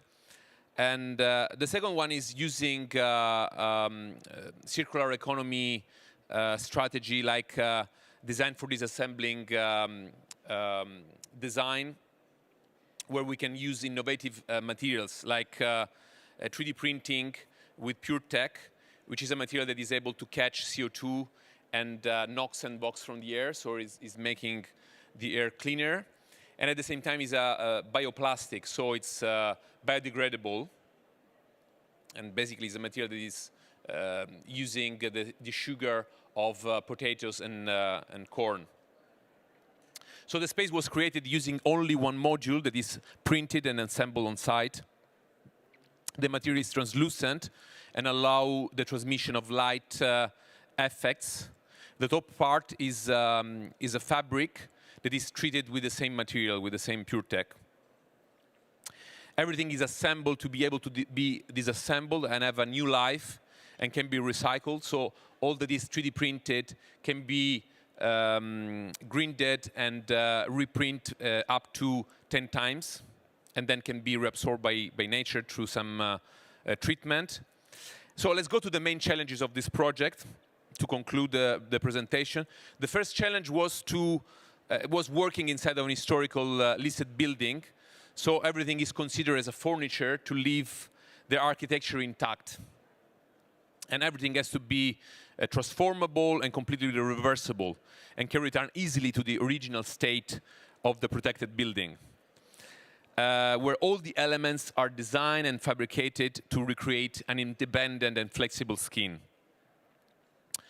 The second challenge was working with a brand that wasn't existing. So we were building, so the design became part of this process to understand how is the brand, no? So we became very crucial in taking the decision on the design and on the branding.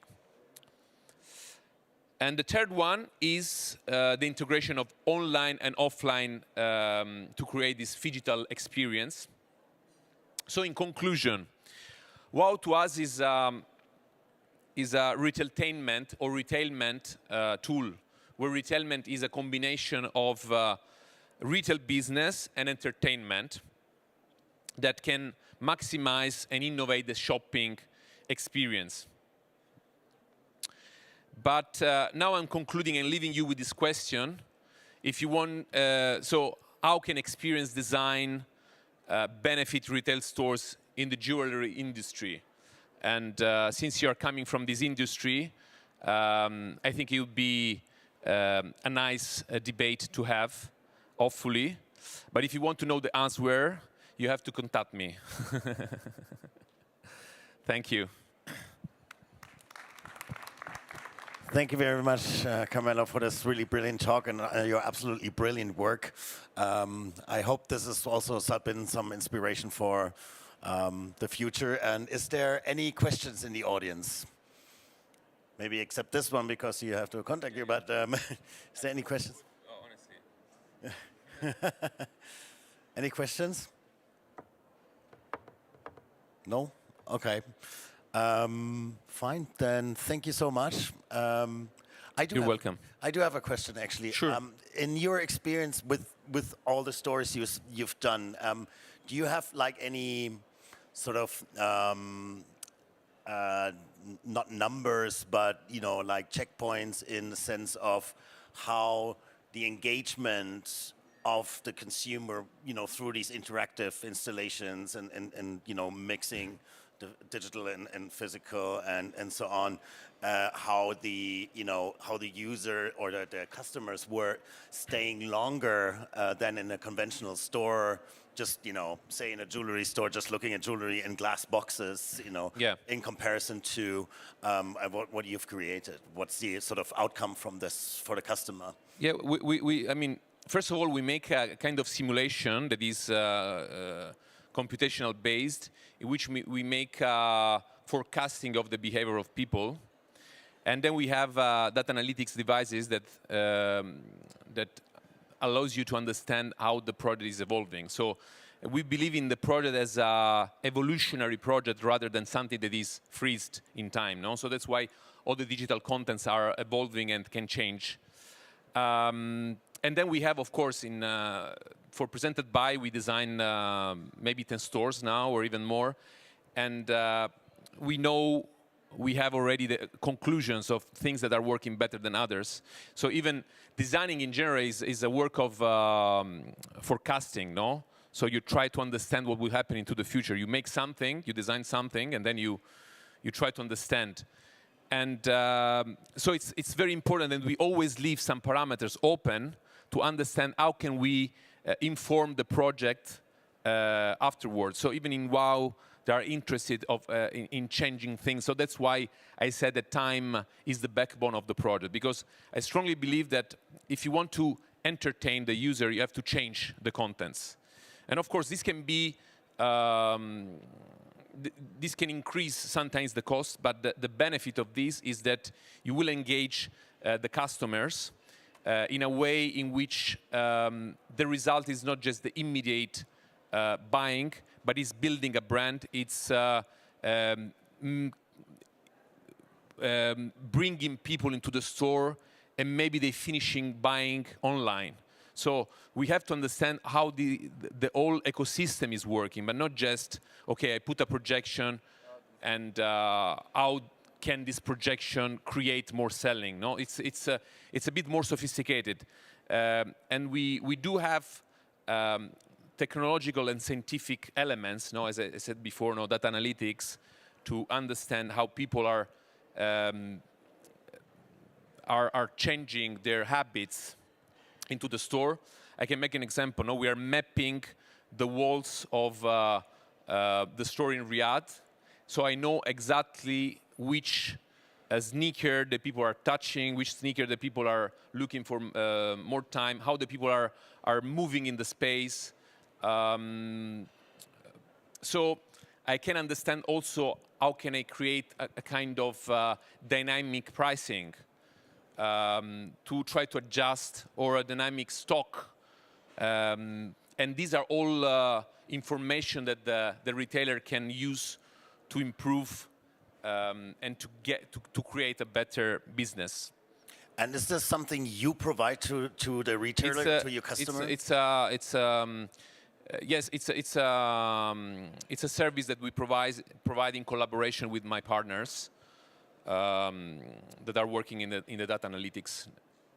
Okay, yeah, this is brilliant. I think this is the future of retail. Truly, I mean, it's already there. The topic of, part of this Trend Factory is called "The Future Is Now," and which it is. Thank you so much, Carmelo. Thank you very much, indeed. Thank you. Bye.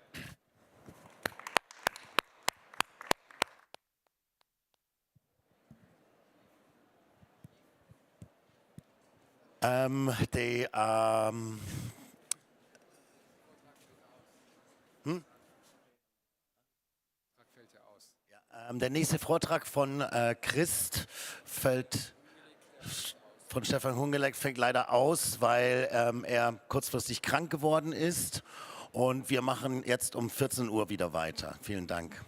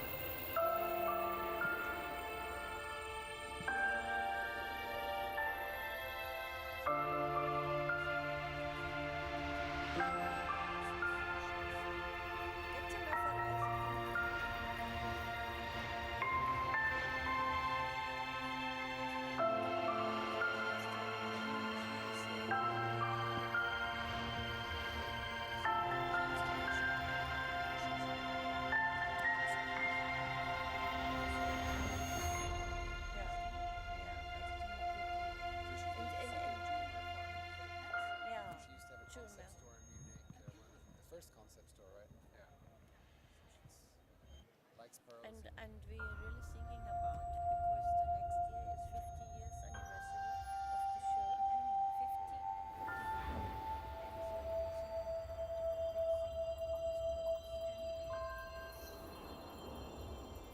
on this purpose.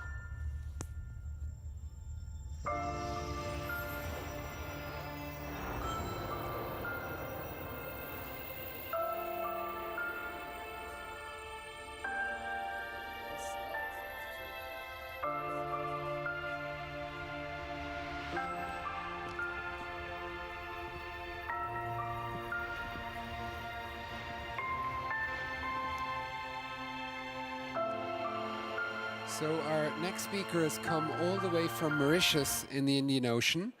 Alex Gregory Peake started her career at the agency M&C Saatchi in London.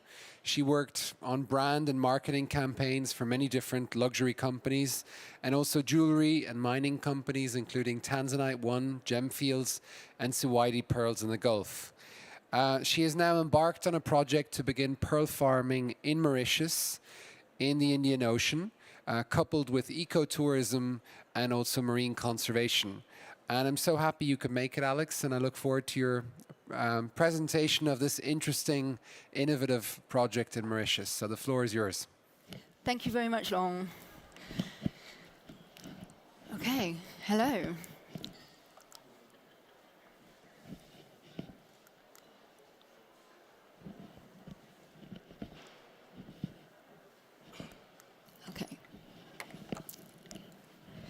You gather the idea that Mauritius was made first, and then heaven, and that heaven was copied after Mauritius, famously quoted by Mark Twain.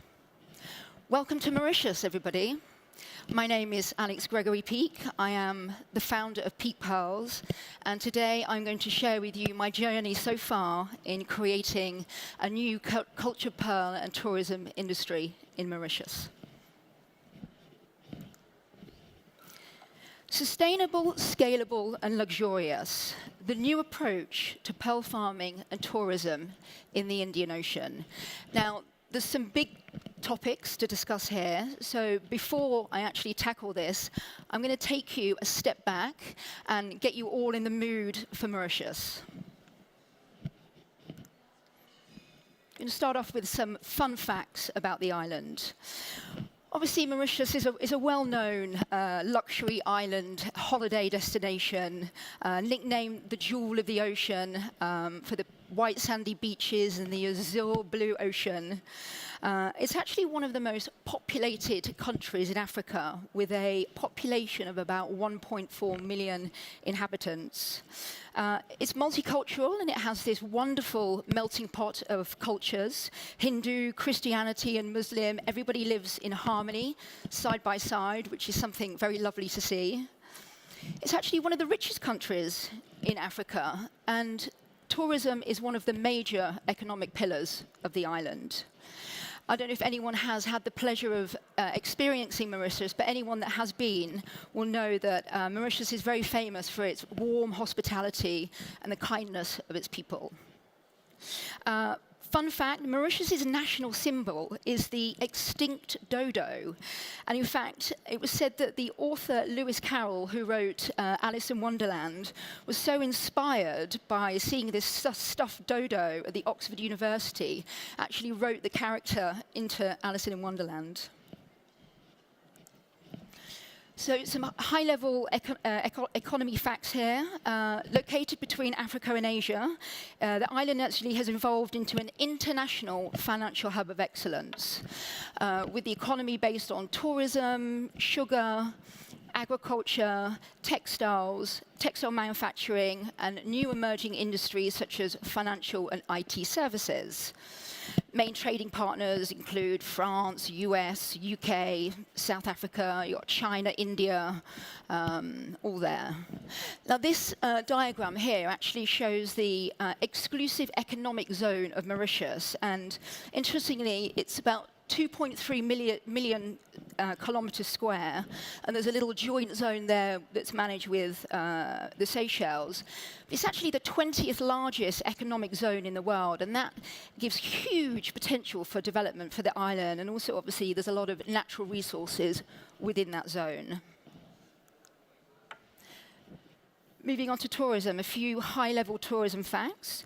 So Mauritius is one of the most popular island destinations, I think, for tourists all over the world looking for an idyllic holiday. The industry is worth approximately $600 million to the island, and there are about 1.4 million tourists per annum, which is huge.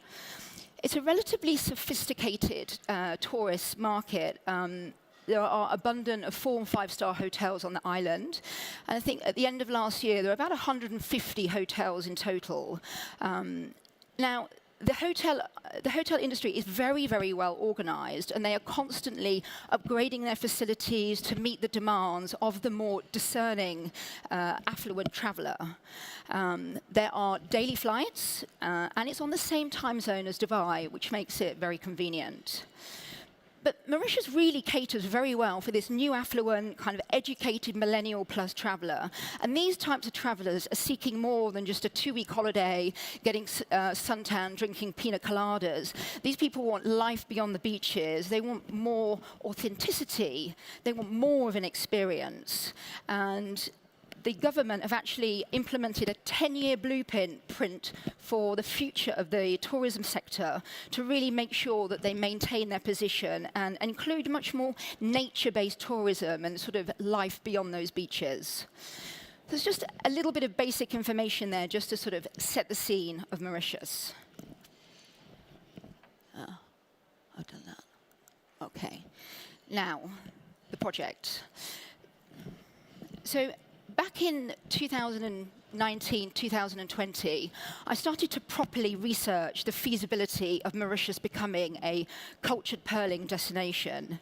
And after looking into it, there'd been like 1 or 2 half-hearted sort of pilot project attempts, but there was nothing really professional or substantial.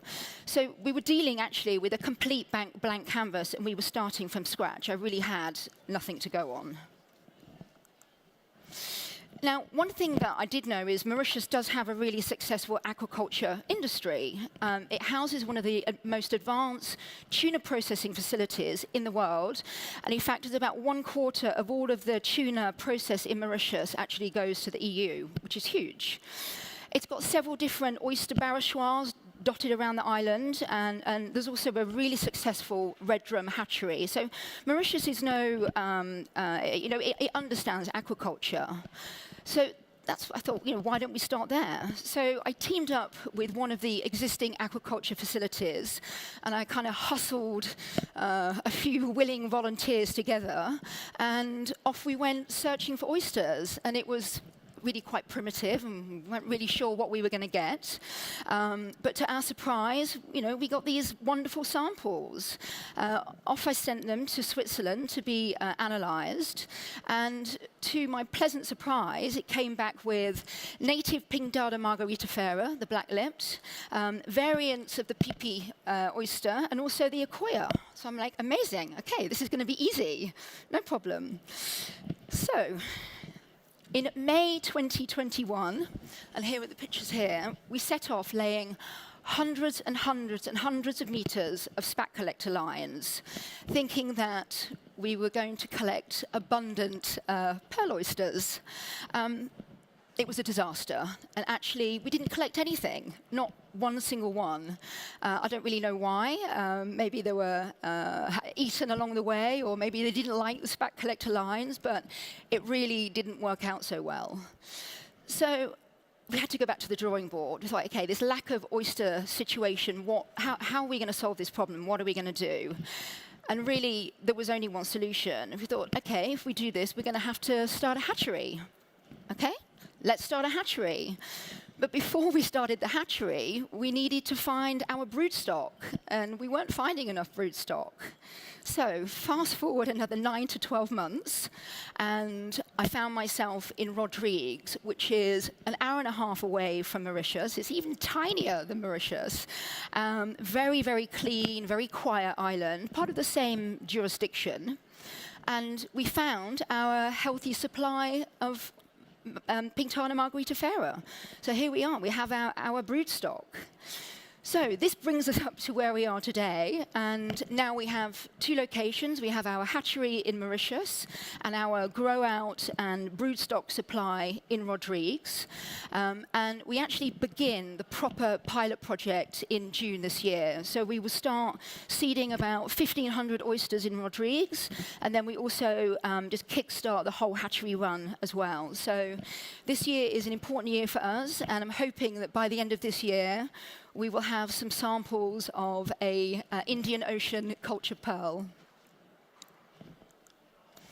Now, the pearling side of it is actually just one element of it, and the reason why I told you about the tourism industry, for a reason, we are doing a whole tourism offering as well that will work hand in hand. And given all of the virtues that I mentioned before, so given the great accessibility, given this established tourism market, the onboarding of consumer demands for more authentic experiences, we thought, well, okay, why not react to this? We've got 1.3 million tourists that visit the island each year.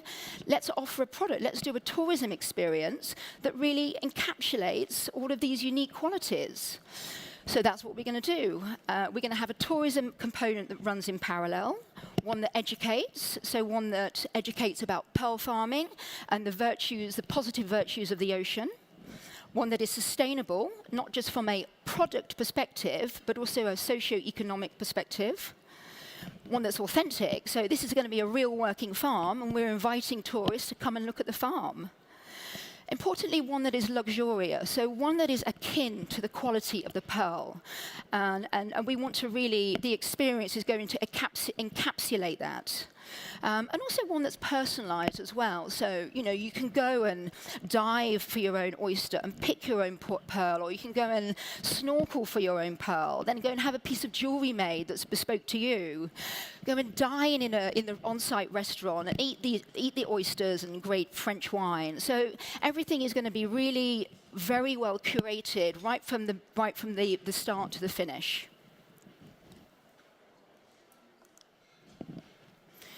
So I'm just going to touch a little bit on targeting and who we are talking to and the attributes that these categories want.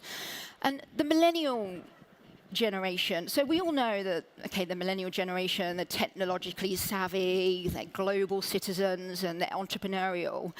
But really, brands that offer unique experiences are what really taps into their psyche, and they often prioritize authentic experiences over entertainment. And for them, authenticity is a really important factor. Again, they want quality over consuming quantity. And 60% of millennials are brand loyal, so once you get these guys on board, they're likely to stay with you. For them, local sourcing and ethically produced products are incredibly important. And 75% of millennials consider it fair that brands need to give back today, that are not just profit-led. So ultimately, these guys are looking for luxury, but with a conscience.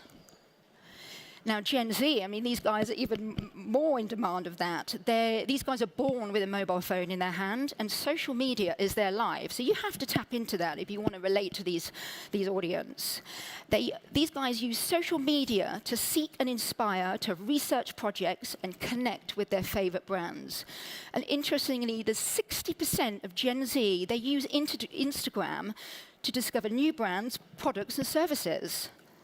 They're more likely to buy into sustainability, and 73% of this Gen Z are willing to pay 10% or more for a sustainable product. They want brands to keep it real, and they value direct communication, again, authenticity and relevance. So as a brand owner, we need to tap into that.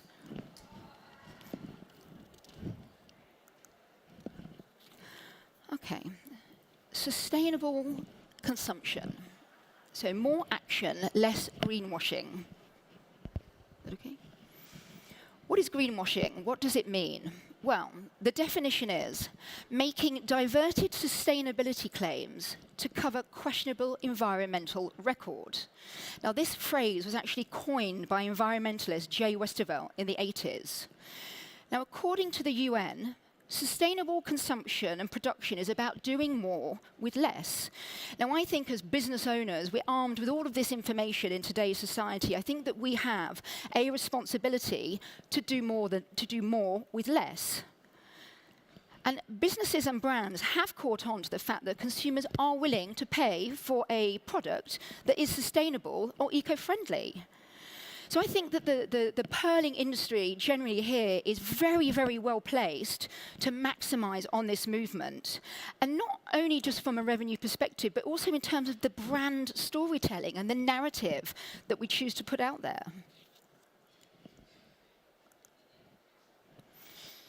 Okay, I'm going to do this little Adidas greenwashing case study here, and this is an example of what not to do. And Adidas got a big slap on their wrist for this.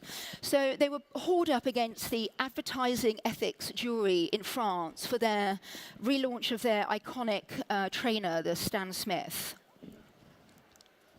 Now, they produced a whole sort of series of beautifully created ads with wonderful messaging. But there was a major problem that actually a lot of the information was not true or misleading. So this 100% iconic, 50% recycled ad, it kind of led people to believe that the trainer was 50% recycled. And you can look that with the imagery as well, but it actually was not the case. And Adidas didn't ever reveal that the product could be recycled at the end of its life. So actually, it wasn't really true at all. Again, this Stan Smith end plastic waste. So you would sort of looking at that, think that the trainer was made from plastic bottles. But again, it wasn't, and it failed to inform the consumer actually what the truth was. And again, here, the deforestation one. Again, Adidas just didn't really make their own policy public. So it was really misleading for the consumer. So they ended up having to remove all of this advertising. They had a big slap on their wrist, and actually it just backlashed and didn't really do what it was intended to do. So I think it's really important to remain truthful and remain at the heart of what you do. A tiny bit of economic theory here. So there are 3 pillars of a sustainable economy. Looking at environmental sustainability, social sustainability, and economic sustainability. And the idea is that you want equal measures of all of these into your business. And looking at these pillars from the perspective of a pearling business, so healthy oceans equal healthy oysters, and we all know that. And oysters are water filters, and they filter 150 to 180 litres of water per day. And there has been so much research about the correlation between pearl farms and the positive impact it has on the surrounding oceans.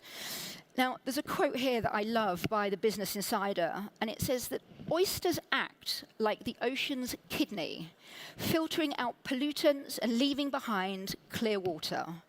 Now, there is so much authentic storytelling for the pearling industry to do around environmental sustainability that it's very exciting from a business owner's perspective.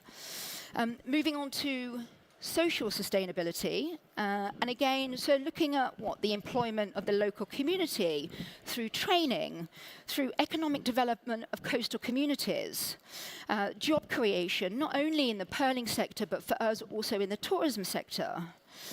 So we at Peak Pearls have actually partnered with an NGO. They're a Mauritian NGO called We Empower, and they focus on the rehabilitation of women and children. So I am personally very excited to be able to be working with We Empower. Again, you know, for us, there's so much authentic storytelling. We don't need to be doing any greenwashing. We can just use the real stories that we have. And then finally, looking at economic sustainability. So higher prices can be achieved through a greater quality, sustainable product with a genuine story to tell. It's in the marketing, it's in the messaging. And I mentioned here, upselling the experience and product in a way that is pure luxury, akin to the quality of the product. Now, I have been to numerous pearl farms, and I don't know if anyone has had the experience, but it really is a very humbling, wonderful experience, and you appreciate all of the process that goes into it. But I don't think that necessarily, I think some of the farms are missing a trick here, because we can start this narrative at the farm, and if you start behaving like a luxury brand earlier on, then you can charge a premium for what you're doing. So I think there's a huge opportunity there within the pearling industry to actually behave a little bit more like a luxury brand earlier on in the food chain. And why not charge more for less, because it's quality and it's sustainable, rather than charge less for more?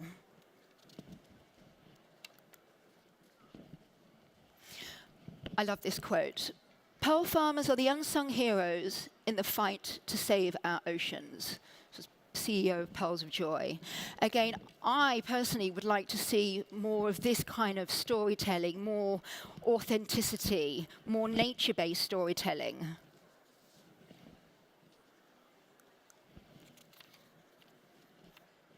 Scalability. So, scalability and sustainability doesn't always go hand in hand, especially when you're talking about luxury. But I believe that this is not the case for the pearling industry, and there's an opportunity here. So, as mentioned, we know that pearls are great for the ocean. We know that they act as a water filter. So, scaling, as long as you adhere to your best practice principles and you scale in a way that's responsible, there is no reason, there is no problem for scaling, especially when you're talking about a pearl farm. And for me personally, I would love to scale, and if we can have 3 or 4 farms located throughout the Indian Ocean, that would be wonderful. And we have our sights set on Madagascar and Seychelles. This is really sort of a phase 3 for us. We're getting Mauritius going first, but definitely this is what we're looking to the future.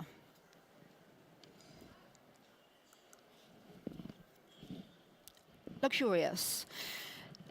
Now, I think that pearls have actually done an excellent job at dusting off their old image of being, your grandma's jewelry, twin-set pearls. And I think nobody really has that image anymore. There's been much of an evolution. Pearls are used in a very sort of fashion-forward way now. So we don't have to worry about that so much.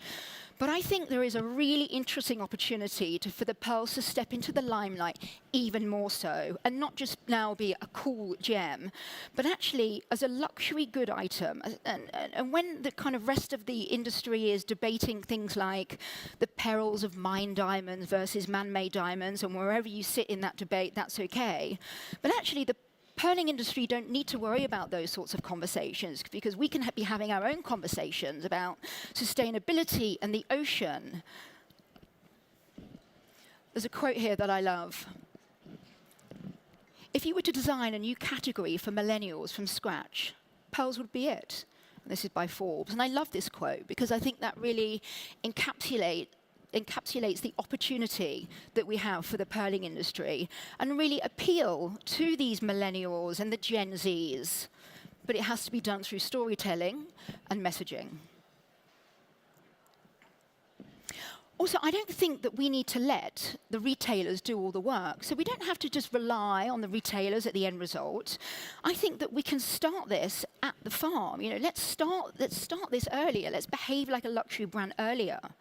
And I think especially with the today direct-to-consumer access, the mobile phones, the more and more this is becoming, and the storytelling can start early on at the farm. So we control the narrative from farm to market.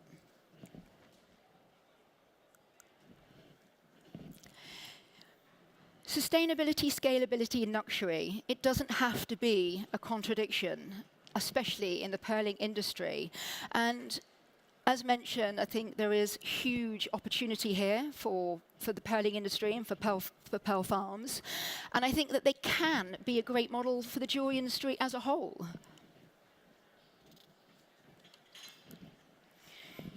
So I'm going to just finish on an example that really inspired me, and it's an example in the wine industry. And I'm going to tell you a bit about my holiday in the south of France last year. So we went to go and visit family, and we visited these 3 vineyards, Châteauburn, Saint-Roux, and Ultimate Provence.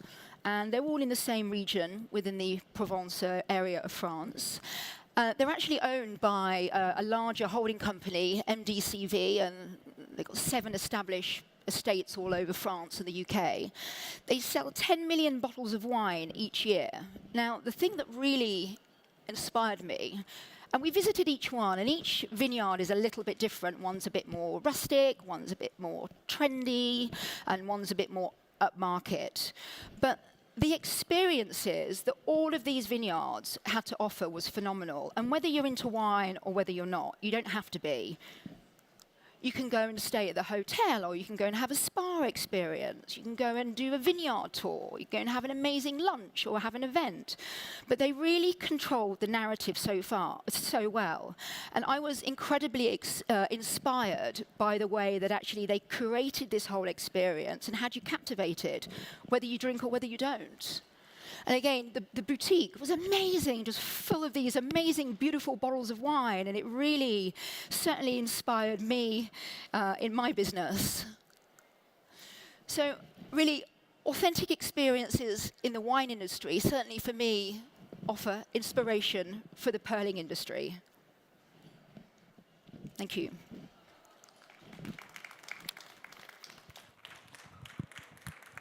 Thank you, Alex. We have time for questions if anybody has a question. I would have a question then. You showed some pictures on the first slide of colored pearls, so likely from Pinctada margaritifera. Have you thought about which species you're going to work with? If you're going to go with Akoya, or if you think that there is more potential for a unique product with different colors? What are your thoughts on that? I think the Pinctada margaritifera, that's certainly been the dominant species that we found. We found more of those, so that's definitely the route that we will go with. Although I say that now. But yeah, that is the preference. And I imagine that from a marketing perspective also there's more opportunity for kind of unique. Yeah, certainly with the Akoya, I think there are some big players in that space already, and I don't necessarily want to take them on head to head. So yeah, I think at the moment we'll start with the black lipped, and we'll see how that goes. We'll see how it goes. Great, thank you. Okay.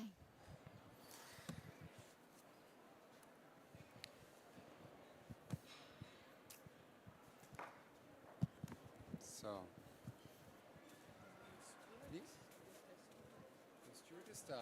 And our next speaker is going to come up. Just get that little sign.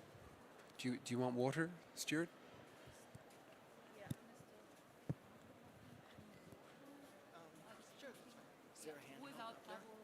Handheld microphone? Yeah. Okay. Or,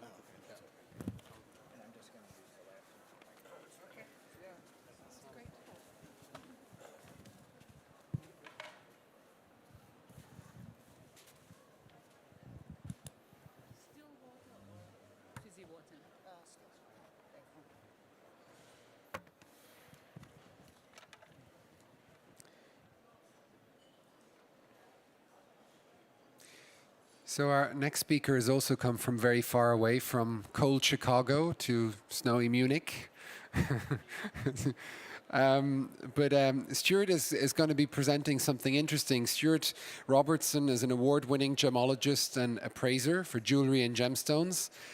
He is vice president of the company Gem World International, based in the US, and is a research director for the company's publication called Gem Guide. And I thought that Stuart would have very interesting input in these quite uncertain times. The war in Ukraine, inflation, a lot of different things happening, coming out of COVID. People aren't quite sure what prices are doing with gemstones. And I think Stuart is going to share some insights on that with a talk entitled Buying and Selling Gemstones in Uncertain Times, an update on market trends. So thank you so much, Stuart, for coming to Munich, and we look forward to hearing your thoughts on current trends. The floor is yours. Thank you. Thank you for the invitation. I appreciate it, Laurent.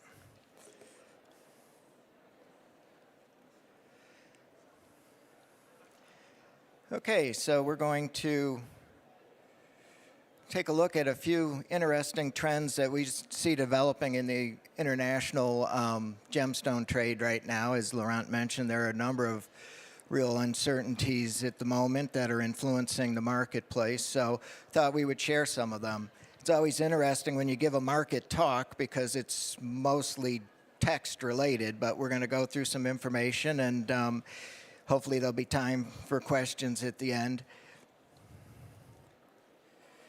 So basically, as was alluded to in the introduction, the world continues to face numerous unknowns regarding economic, geopolitical, ecological changes, all which are really influencing our global outlook.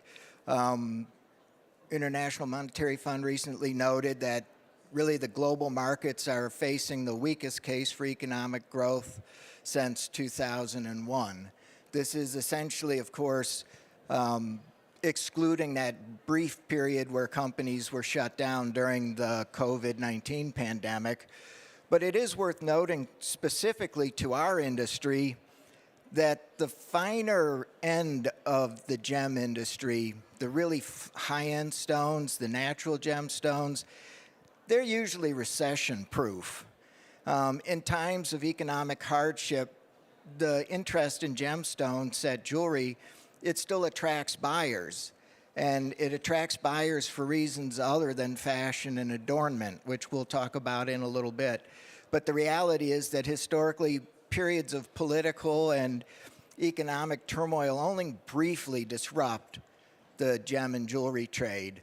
Then what happens is consumers shift their interest from adornment to wealth preservation.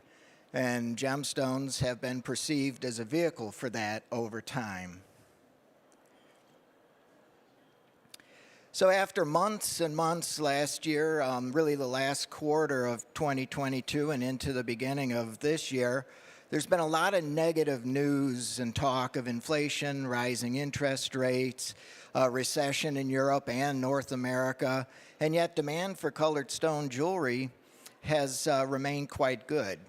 Part of the reason for that is right now, coming out of the pandemic, we're finding that inventories for many retail jewelers and also manufacturers, it's very low. So the demand appears even stronger for these products. Why is it low? It's low because of the disruptions during the pandemic still have not completely worked out. We remain below the capacity that we were as an industry in 2019, for example.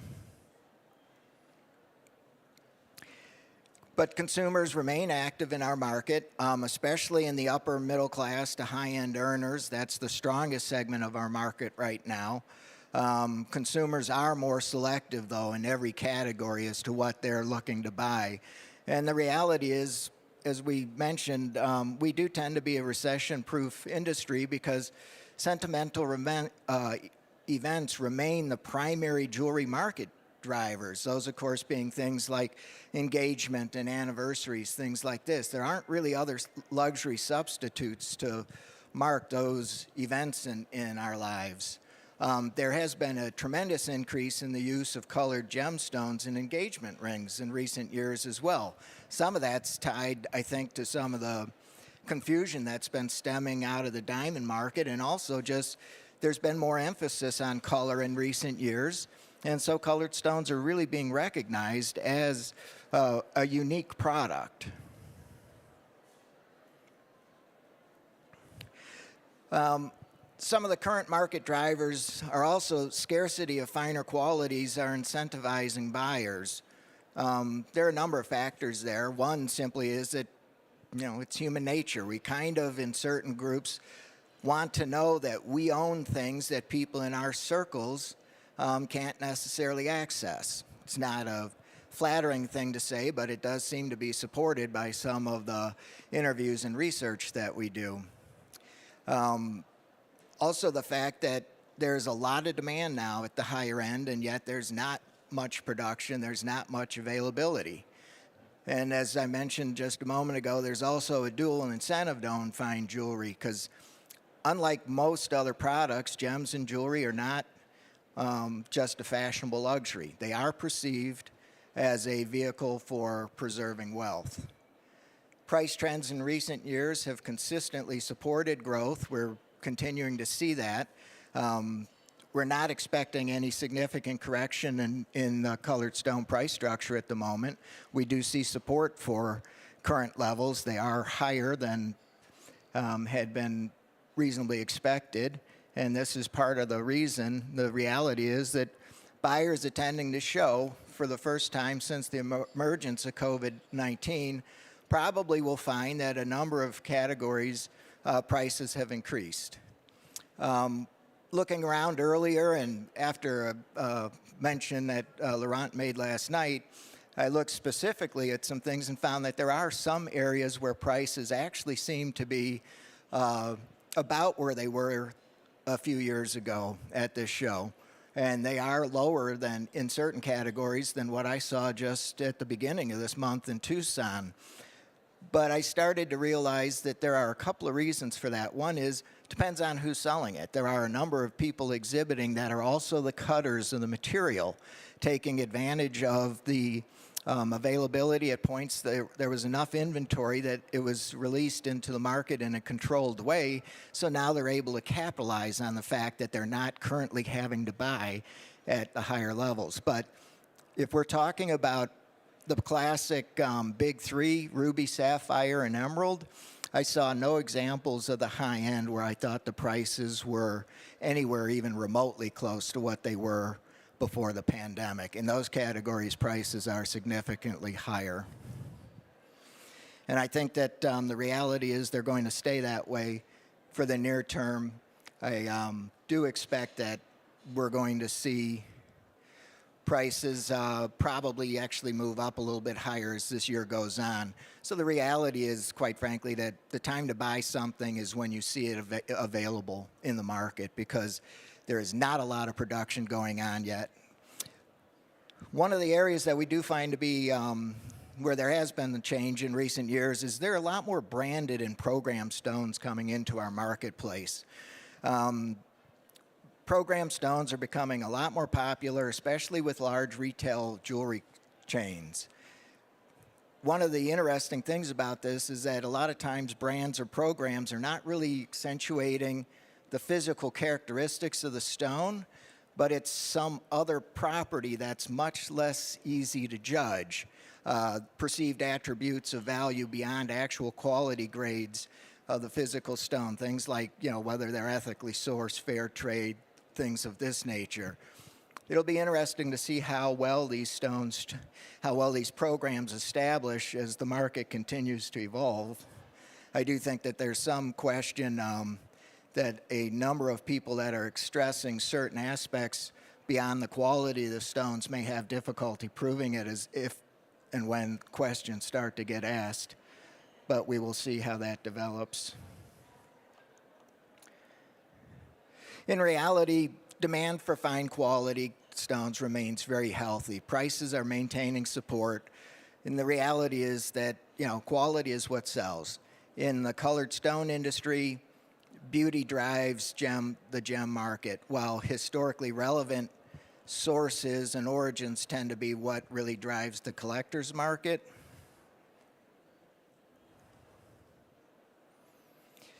Now, that's not to say that there aren't some areas of weakness. We are seeing limited weakness in our market. We are seeing some erosion in demand.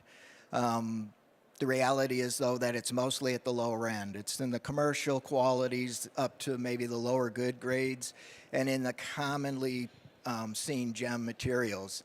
This, of course, makes sense when you think about it, because in the last couple of years, and really accelerating during the second half of 2022, there has been an increase in inflation, how heavily that's hit households.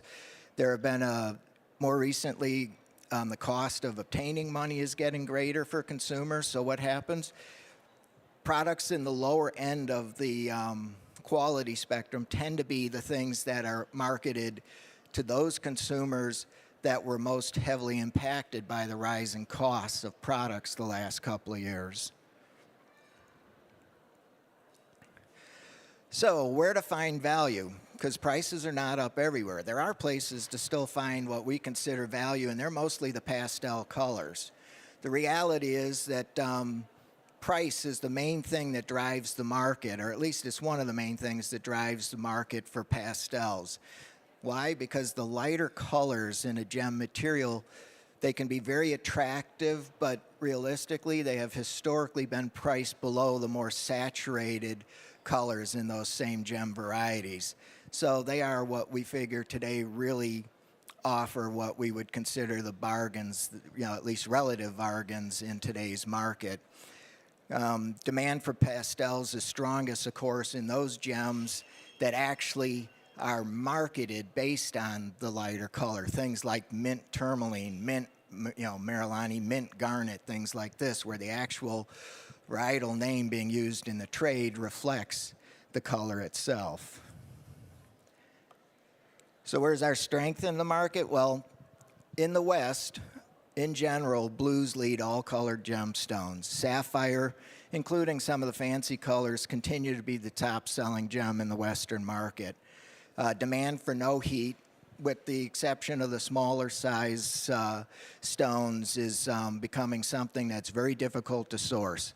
No heat blue sapphires in particular, not very easy to find in the larger sizes. Other popular blue gems, of course, that we're seeing: aquamarine, spinel, blue zircon, indicolite tourmaline. Big surge in demand for that, and not as much production to satisfy it. That's an area where we've seen pretty significant price increase earlier this year at the Tucson show, for example. And then, of course, tanzanite is a reliable stone within the blue category. Demand for fine quality aqua was reported pretty strong at the recent Tucson show. Tanzanite always sells, but it's not generated the same degree of interest that it did during the 1990s. The reality, though, is simply that tanzanite was very popular then. You had basically what we figure to be almost a point of market saturation, where just about anybody that wanted one has been able to access one at this point.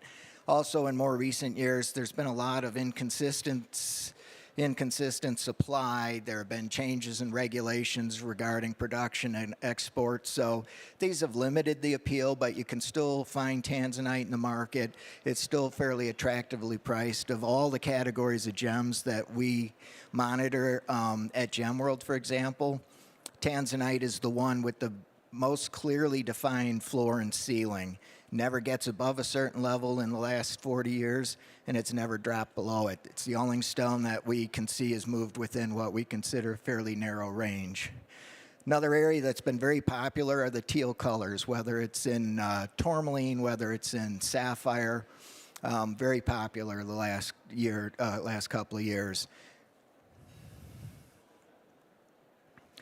So beyond ruby, we'll talk a little bit about this because we're seeing a real shift in the market, and it's been forming for a few years now. Opportunity for color substitution is very favorable for tourmaline, garnet, and spinel, and this is in response to the rapid price growth in the ruby market the past 12 years. Reality is that in addition to standing on their own merits, spinel, rubellite, rhodolite garnets have all found a very strong niche, especially with designers and with jewelers that produce larger lines. And that's because they are perceived as an affordable alternative to ruby. Fine ruby is perceived as very expensive in the market now for good reason, because it's grown a great deal. Even the non-Burmese material has gotten very expensive, and this limits the appetite for buying this material for inventory, especially at the retail level of the market. I know from my past when I worked in the trade, anytime you'd buy a colored stone, the question always was, should I put 50,000 euros into this one ruby, or should I put that same money in these other 22 stones that give me additional opportunities to sell? Those are always going to be the questions that we have when we're working on the trade side.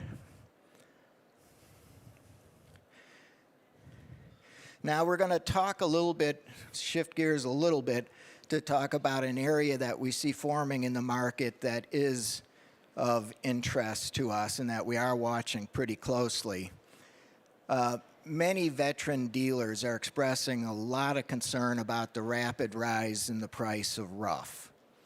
And we think that there are a number of factors driving this. First and foremost is the reality is the supply chain has yet to really return to its capacity.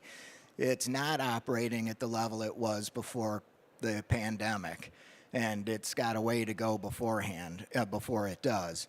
But there are some other issues that are developing here. There's been a lot of talk of some of the different groups that have gotten involved in efforts at educating and offering information on the beneficiation along basically the initial stages of our supply chain.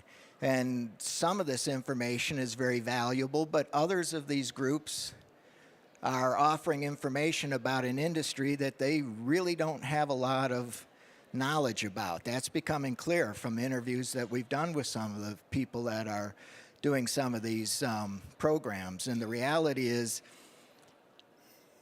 I think it's fair to say that you have to understand how a product comes to the marketplace before you can educate people in earlier stages of the supply chain on what the price of material should be. That's not a negative about really the production side of our industry, but there's a comment that I've made a few times, and people always take issue with it, but the reality is that if you think about it, no piece of gem rough or even a cut gemstone anywhere in this world has any value at all without someone developing the market for it.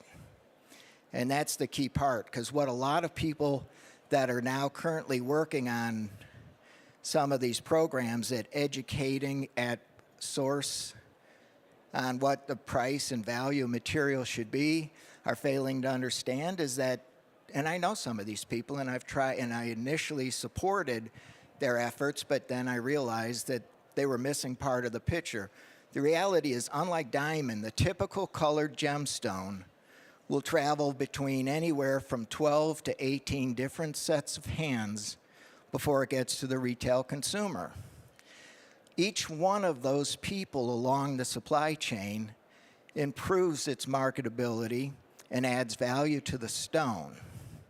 And that's something that we need to keep in mind, because each serves an important part. And if we front load the value to an extent that the other people along that supply chain cannot get their sense of value and profit from it, then we de-incentivize their involvement in bringing the material to the market, and the supply chain breaks down. Now, miners and rough dealers, we've done a recent survey. We're finding that basically they're not all, but in certain circumstances where we've seen efforts from a couple of groups in the U.S. to offer educational advice on how to value rough, has essentially ended up where we've personally seen copies of the Gem Guide, for example, or printouts from the website of Tiffany and Company showing finished product as if that really should be the underlying value of the rough. The Gem Guide, because I work for it, I can tell you right now, has absolutely no bearing, has nothing to do with pricing rough. Rough is a complex market. We've never priced it, but I can tell you what the Gem Guide is based on. It's based on the single stone transaction from the wholesale level to the market to the retail jeweler. So that in and of itself really can't reflect the rough market. Is there area of improvement along the way? Sure, there is.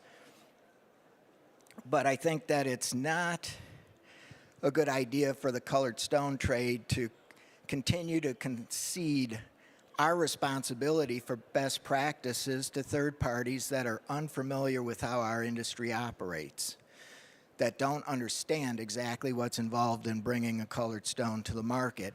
And some of these groups, unfortunately, really didn't investigate enough of how the market operates to be able to give useful information. And it's leading to a situation where I think we're probably going to see people priced out of the market that really shouldn't have been priced out of it, that should have been able to continue to benefit from it. So some of the efforts at establishing responsible sourcing standards for the colored stone trade, also when you really start to peel away the layers of the onion, they don't really look like beneficiation at all. They look like an attempt to consolidate control over the market. There's one particular group we look at the board of directors. It's all the major retail jewelers. That's it.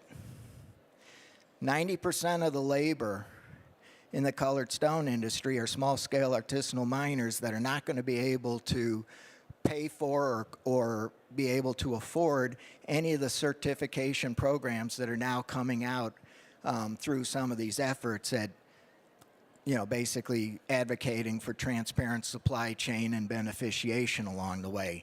That's going to be a problem. When I first started working as basically monitoring market trends, that 90% produced a lot of color. Today, that 90% of labor produces about 10% of the colored stones we see in the market. A lot of it's being just within a small period of time, a lot of production, especially in the sapphire end of our business, which is the top-selling stone, it's been taken over by larger scale companies. International gem trade must find a balance between efforts to enhance the benefit of laborers and the initial stages of the supply chain and added value marketing. The reality is that third-party corporate approach is, at least in my opinion, going to choose winners at the expense of losers. It's not a long-term success story for our industry. And that's one of the areas we have a lot of concern about. This is, of course, dependent on establishing meaningful definitions for terms that we're having thrown all over our trade now and attached to our products. Things like responsible, sustainable, ethical in relation to industry products. And it is becoming somewhat of a challenge. I mean, there's, a gemstone by its very nature is neither ethical or unethical. It's a gemstone. People can be ethical, they can be unethical, but if we put all the focus on the stone itself somehow being ethical, we have a small number of people that are labeling their stones that way. There's one of the conversations I've had with the ICA is this idea of offering an ethical dealer category for their membership. About a third of the members, last time I looked at it, had that category. They were listed as ethical dealers. So does that mean that 2/3 of the membership are not? It's a problem. We have to think more carefully about the terminology that we're using when we bring material to the market. We're also reaching a point where retail consumers are being priced out of our market. And to prove that point, I bought a number of stones from a small collective, and I paid about 500% more than the exact same stones mined from the same deposit sold by Columbia Gem House. So you see the disconnect that's starting to happen there. I do think that shortages initially in our marketplace are going to insulate us from some of this blowback, but the supply chain will return back to its capacity. And when it does, then we're going to find that these areas of added value that don't really add value are going to become problematic. So the reality is, gemstones can and do enter the market with transparency of sourcing, which is part of the story they sell. But in the end, the safest way to buy responsibly is to know your source. I mean, improvement in economic quality throughout the supply chain, of course, really comes from developing long-term relationships between producers and their clients.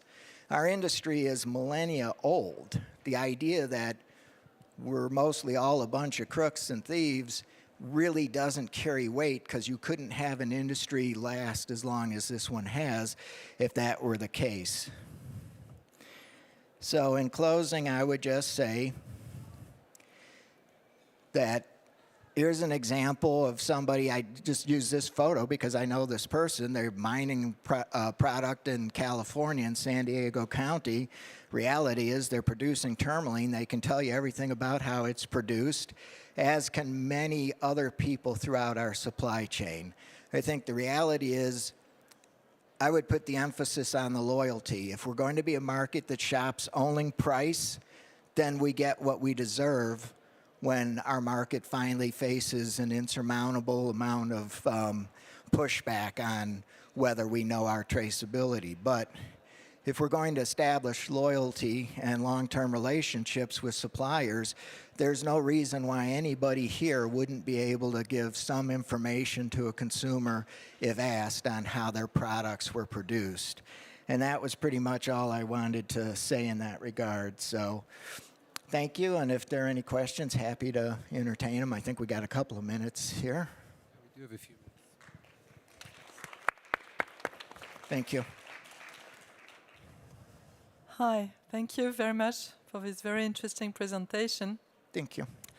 You know, I'm experimenting pretty often the experience, the fact that people come, they bought gemstones, in the past from jewelry retailers, for example, and I think the second-hand market is very, very difficult because very often they go to their retailers and they will try to resell, what they were sold, but obviously the price they bought the stone is not the price that any retailer or any person would repurchase it. So I just wanted to have your views on that because we are seeing a market which is, as you explained, prices are going up, there is a general trend.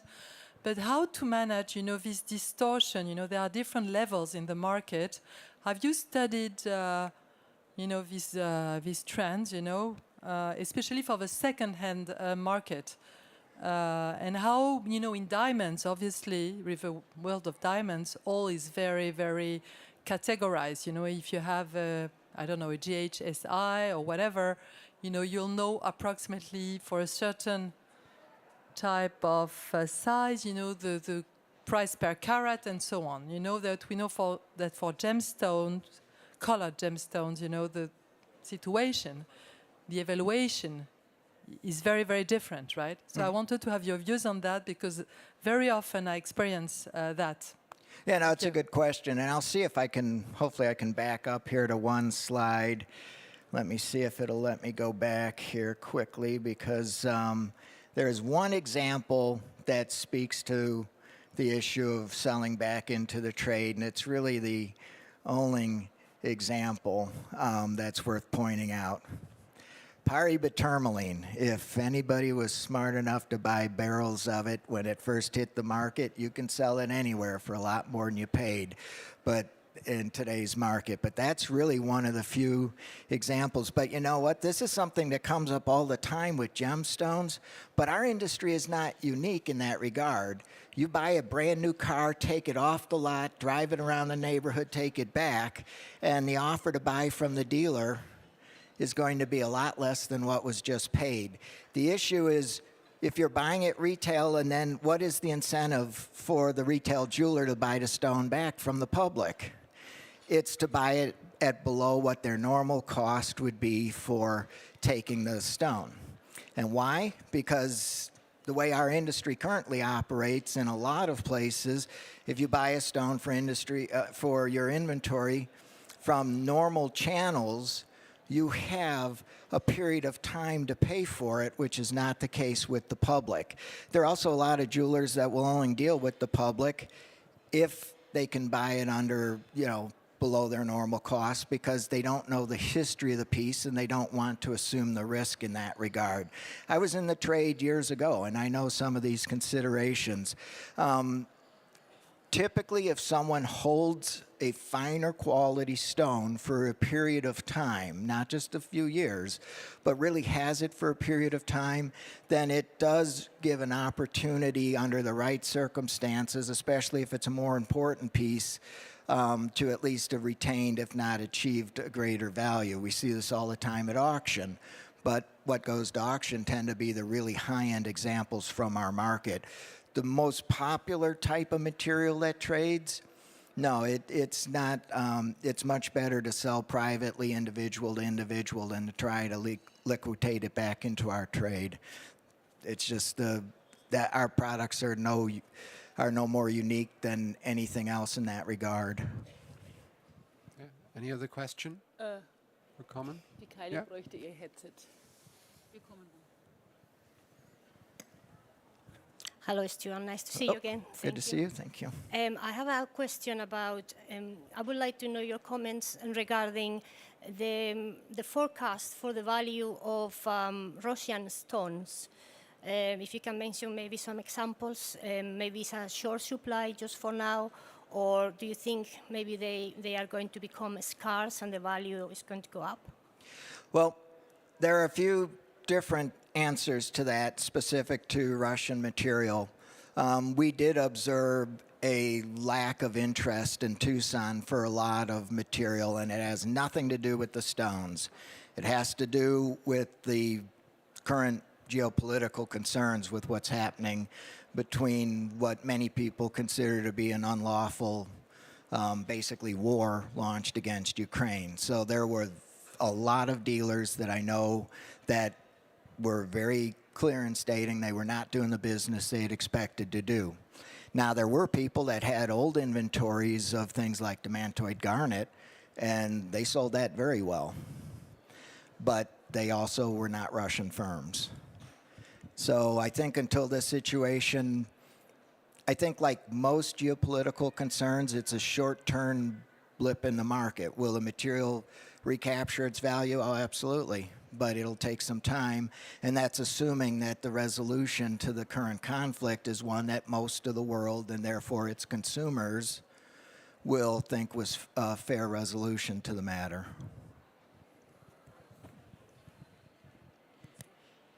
Yeah, final common question. Thank you very much. I just have one question regarding your comment you said about educating people at the sources wrongly, which leads to higher prices for rough material at the beginning. The question is that really harmful, or is that not in all our interests? Of course, the gem cutting and trading industry thereafter adds value. I'm completely with you and should therefore also benefit afterwards from adding value. But the question on the other side is, at the end, it's the consumer, right, who decides what they want to buy or not. And if they are happy with buying a gemstone that was more expensive at the source already, meaning to leave more money there, is that not okay also in your idea? Because I mean, at the end, the gemstone maybe was too cheap before, and now it must be sold at a higher price, and still everyone in the industry would benefit, including the people at the source asking for more money for the same rough material, which is the case at the moment in many cases, I agree, would also benefit maybe in a higher way. Yeah, no, that I do not disagree with. I might not have been clear in my point I was making, where we're seeing things that are being done at the source to transform the stone. For example, we're seeing a lot of emphasis now on cutting and things like this, but the stones coming out are not being cut well. I mean, there are some examples where they are, but others, you're now a higher price because the people have been convinced that if they place facets on it and transform it, it has now gained additional value. And it's still being treated by rough in most places of the market because it needs to be recut before it can hit the marketplace. This is the example that I was mentioning with Columbia Gem House, for example, because the material was coming from the exact same source and had to be reworked before it could even be placed for sale. So, and this is not across the whole marketplace either. I think that there are certainly areas where there was a need for improvement, and consumers will always decide where they want to spend their money, but we are already seeing examples where things have not doubled in price, but have gone up 4 or 5 or 6 times in price. And these are not the top selling stones that this has happened to. So when you see material coming out of the same locality, but being offered at very different prices, And the main factor that's driving the higher price on the one is how it supposedly has been sourced. In the long term, it's going to create a scenario where I think people are not going to benefit to the extent that they thought. And this is our concern, because we believe that certain people will be priced out of the market because they're being given information that's incorrect. We also have examples I've seen firsthand where there are certain people that are producing stones, selling to certain clients that they've worked with for years and years and years at one price, and then offering within small collectives the same material at a much higher price because they're playing to the audience that is trying to convince them they don't know what they're doing. And this is not the case, especially in some of the instances where people have been doing this for 4 or 5 or 6 generations. It's not I do think that there were some serious questions regarding inequity especially at the source. And this is one of the reasons I think our capacity is not returned to where it should have been, because there are plenty of laborers that were not supported during the pandemic when production closed down everywhere. So they went to other industries to work and they've not come back. So could our industry have done better? Oh, absolutely. But I think that there are also areas within the industry that are not as bad as people, they're not bad at all, quite frankly, the way people are being convinced that they are. And so this is the problem. The issue is not about ethical or responsible, it's simply about transparency. As long as someone can discuss the process by which a product came to the market, then the consumer can decide whether that works for them or not. That was only the point I was trying to make. Thank you, Laurent. From my thing, we're over. So, thank you very much. Okay.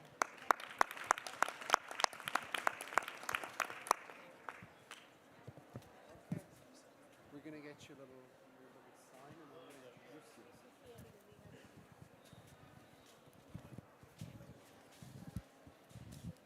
Shall we get on stage? Yes, let's. Good job, Stuart. Thank you. Very good, very clear.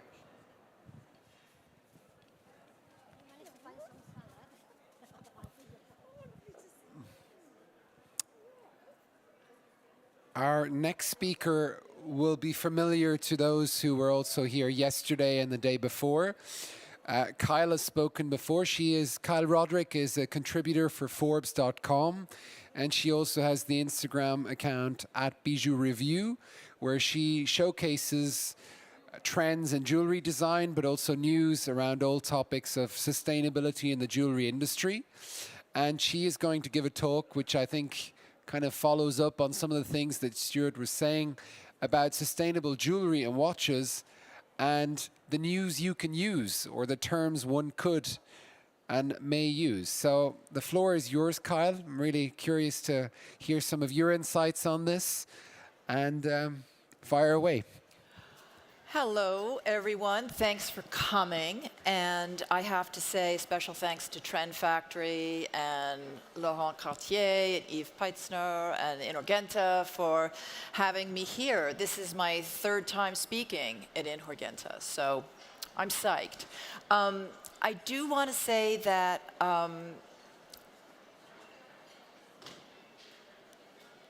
to begin with, I'm a book author. I'm also not just somebody who does things on Instagram and just writes journalism for Forbes. I wrote and photo edited and conceived a book called Bejeweled, the World of Ethical Jewelry. And by the way, the title is not mine. Once I sold the manuscript to Rizzoli, they had the right to name it as they wanted to. Personally, I don't really know what ethical jewelry is, but that was the title that they came up with.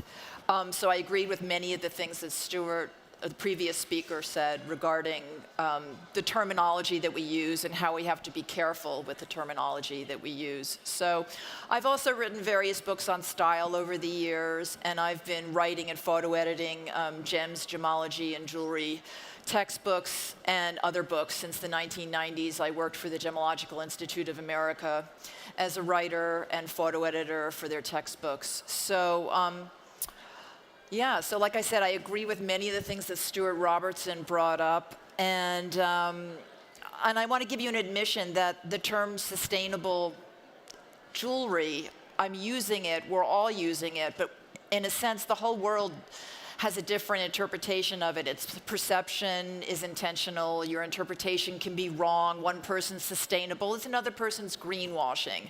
So having said that, I'm going to work towards defining my working knowledge of what sustainable jewelry is. I think these are people who embody best practices, people who are, as Stuart said, you know, what matters is transparency.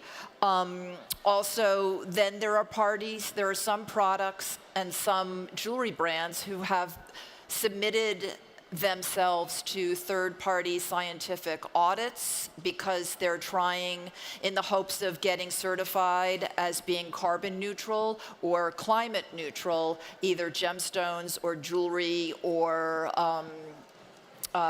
jewelry collections.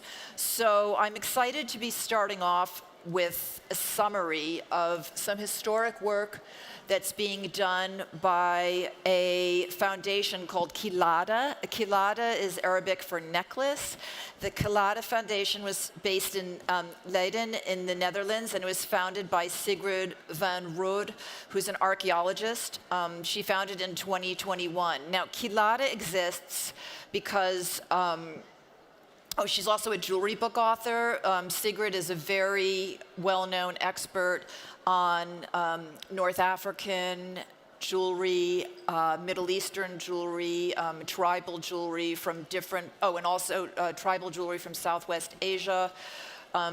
She started this foundation to help collectors who have made their life's work collecting different jewels and personal adornments that come from communities, countries, civilizations, some of which no longer exist, but which still have great value as intangible cultural heritage, you know, things that should survive. But at the same time, Sigrid, who's an archaeologist and who is affiliated with the National Museum of Antiquities in Leiden in the Netherlands, at the same time she knows that the sort of traditional, old-fashioned colonial ethnographic jewelry collections are sort of being phased out because people like her are realizing, wait a minute, we need to restore and return these jewelry collections to their communities of origin or to institutions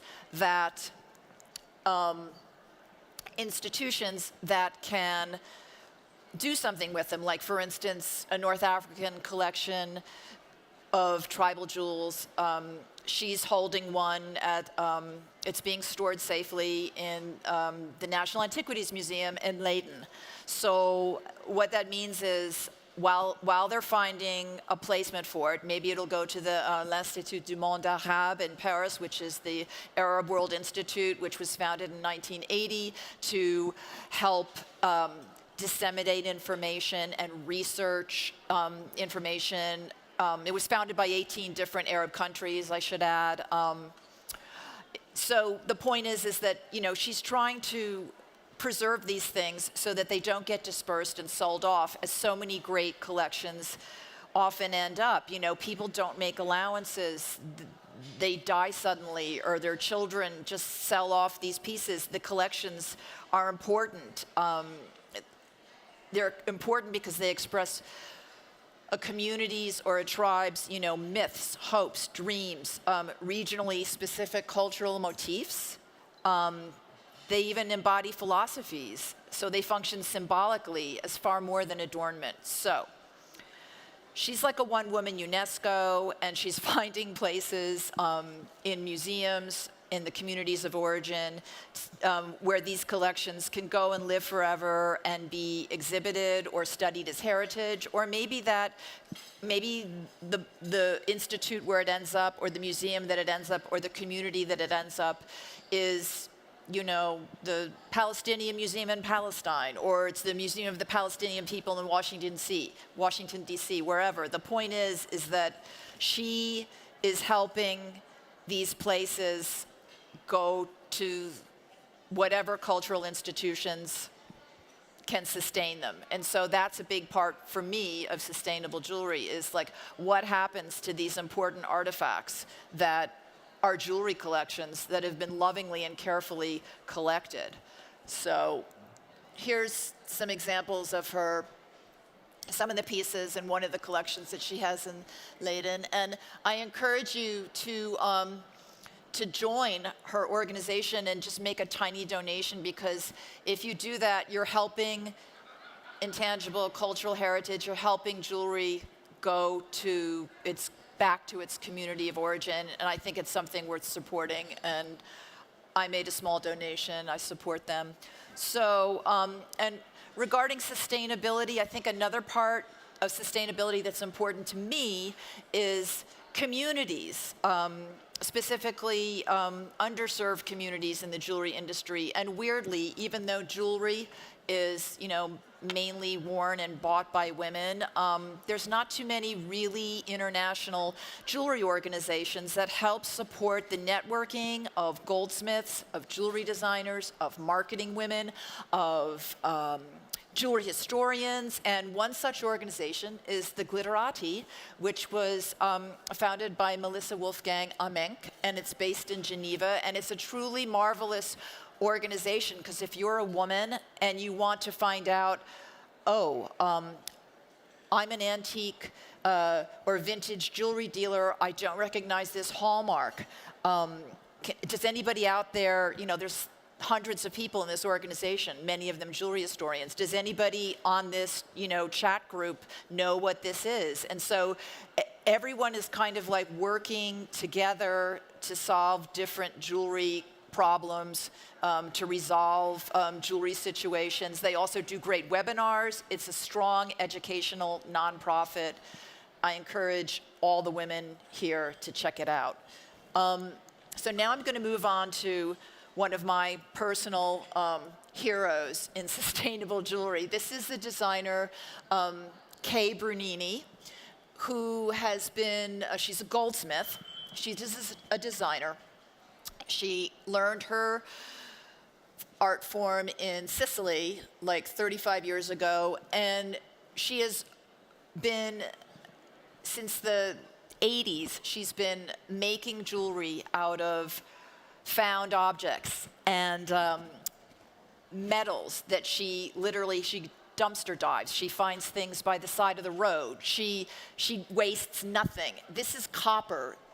She made this incredible new collection called Oz, and it's like the land of Oz. And this is copper with the real patina. Like, she didn't burnish. She did. And then polished copper. So she's a master repurposer and has been. And she's important because she does super high luxury jewelry. And she is, like I said, she wastes nothing. She sets an example that high jewelry, upmarket designs can be made out of, recycled stuff, repurposed stuff. And she also makes a lot of the work herself, which is significant. And again, she is somebody worth mentioning because she has also worked tirelessly to find substitutes for things like bone and ivory. She works with like tagua nut, which is a renewable resource, which is grown in the palm trees in South America. But here's some more of her fantastic work of her latest collection, Oz. Okay, so this is on the other end of things. We're talking now, this is some examples of the work by Ruvenat, which was recently revived in November 2022. These brilliant people in Paris decided to bring back Ruvenat, which was a great Second Empire jewelry house founded by Léon Ruvenat, who formerly was the apprentice and then the associate of the goldsmith Christophe. And So he was a guy who is such an important person in the narrative of jewelry history, not only for his designs, which feature a lot of glorious tassels and very simplified rosettes and floral forms, but he is important. Ruvenat is important because he opened one of the first, how shall I put it, multi-purpose jewelry ateliers in Paris. There were gold beaters, goldsmiths, lapidaries, stone setters, stone cutters, polishers, all kinds of people working under his glass roof, naturally lit. You know, so he was in that sort of 1850s industrialization move. He was one of the first sort of, I guess you could call it a high production jewelry house, but it was super haute luxe, super luxury jewelry house. And he also made swords. Remember, bejeweled swords used to be a thing for men. He did a lot of swords for Europeans, South Americans, so on and so forth. So Ruvenat was without an heir, and he kind of disappeared from jewelry history. But he was resurrected by their CEO. That's Leon. There he is. This is Marie Berthelon, who's the CEO, and that's Sandrine Delage, who is the creative director and head of design. And they relaunched the company using Ruvenat's traditional motifs of like rosettes and beautiful dagger-shaped, gorgeous like spear points and tassels. And they also launched, they have a new boutique on Rue Saint-Honoré in Paris. But the most exciting thing about this company is that it's completely within the circular economy. What's a circular economy? It means that all of the metal that they use is third-party certified recycled gold or third-party certified recycled silver. I believe the certification is from the Responsible Jewelry Council. They also used all completely vintage or antique gemstones that they have sourced from different dealers. They have the paperwork to back it all up. They can prove it. I've seen their documentation. They also have packaging. I see, like, here's an example of how they're updating the classic, like, rosette motif and the tassel for the 21st century. Okay, this is an amazing metalsmith guy who also has something to do with sustainability in a major way.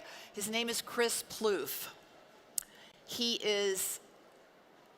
lectures around the world on Damascus steel making, and he makes swords, he makes knives, he makes exquisite jewelry. But what he also does is he does these wild creative experimentations with materials and colors. So this is the same fantastic suite of rings. What did he do? He applied loom, the loom, you know, that goes on the watch hands that glow in the dark. So he's doing something entirely new with this ancient technique of Damascus steel, and it's like super psychedelic. And how great is it to have rings that glow in the dark? I mean, what a brilliant idea, right? So, and here's one of his beautiful cuffs. There we are, glowing in the dark. Okay, now we're moving on to an interesting company because they source their pearls from sustainable farms. It's Asael. The late Mr. Asael, Salvador Asael, basically started Tahitian pearls as a high luxury item in the jewelry world in the United States. They also have coral. Some of their corals are antique and are they were bought from the Coral Museum, Enzo Liverino's Coral Museum. So they have a lot of heritage, old stuff that's, you know, been in Italy from the 19th century.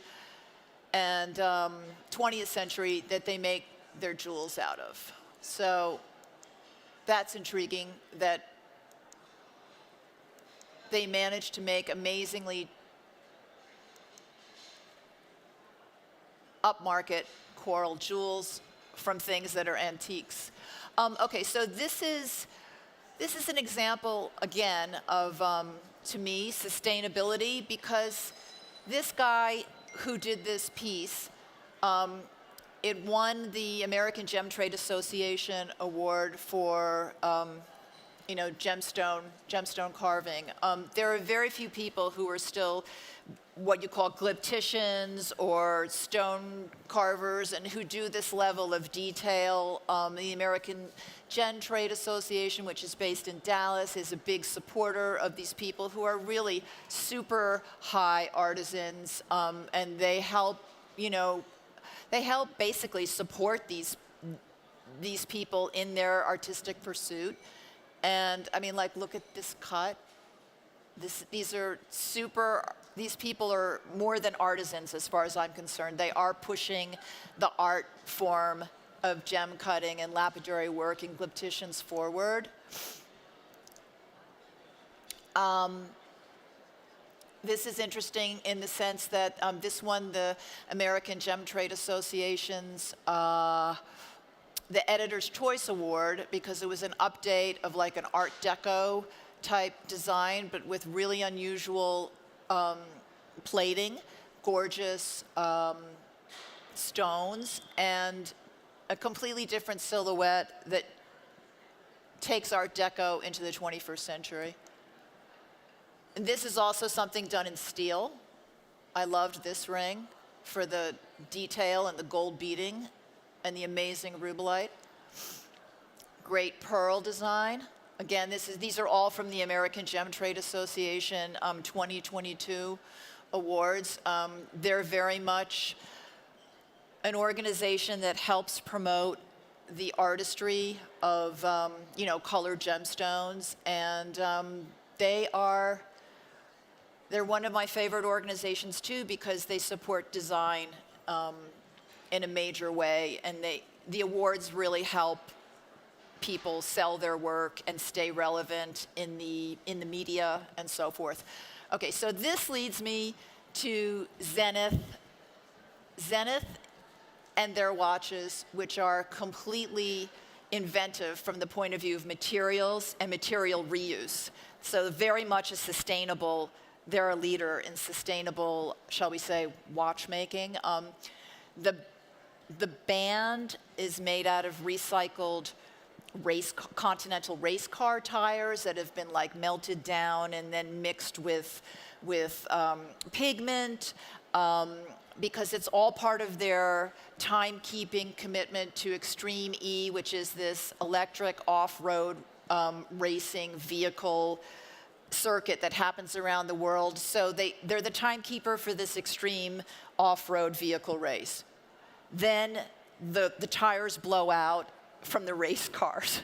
Then they take the tires, melt them down, turn them into watch bands, and then mix it also with material that comes from the offcuts from Nona Source, which is a textile house which LVMH, the parent company of Zenith, sources a lot of its leather from now and a lot of the fabric that it uses in its watch bands.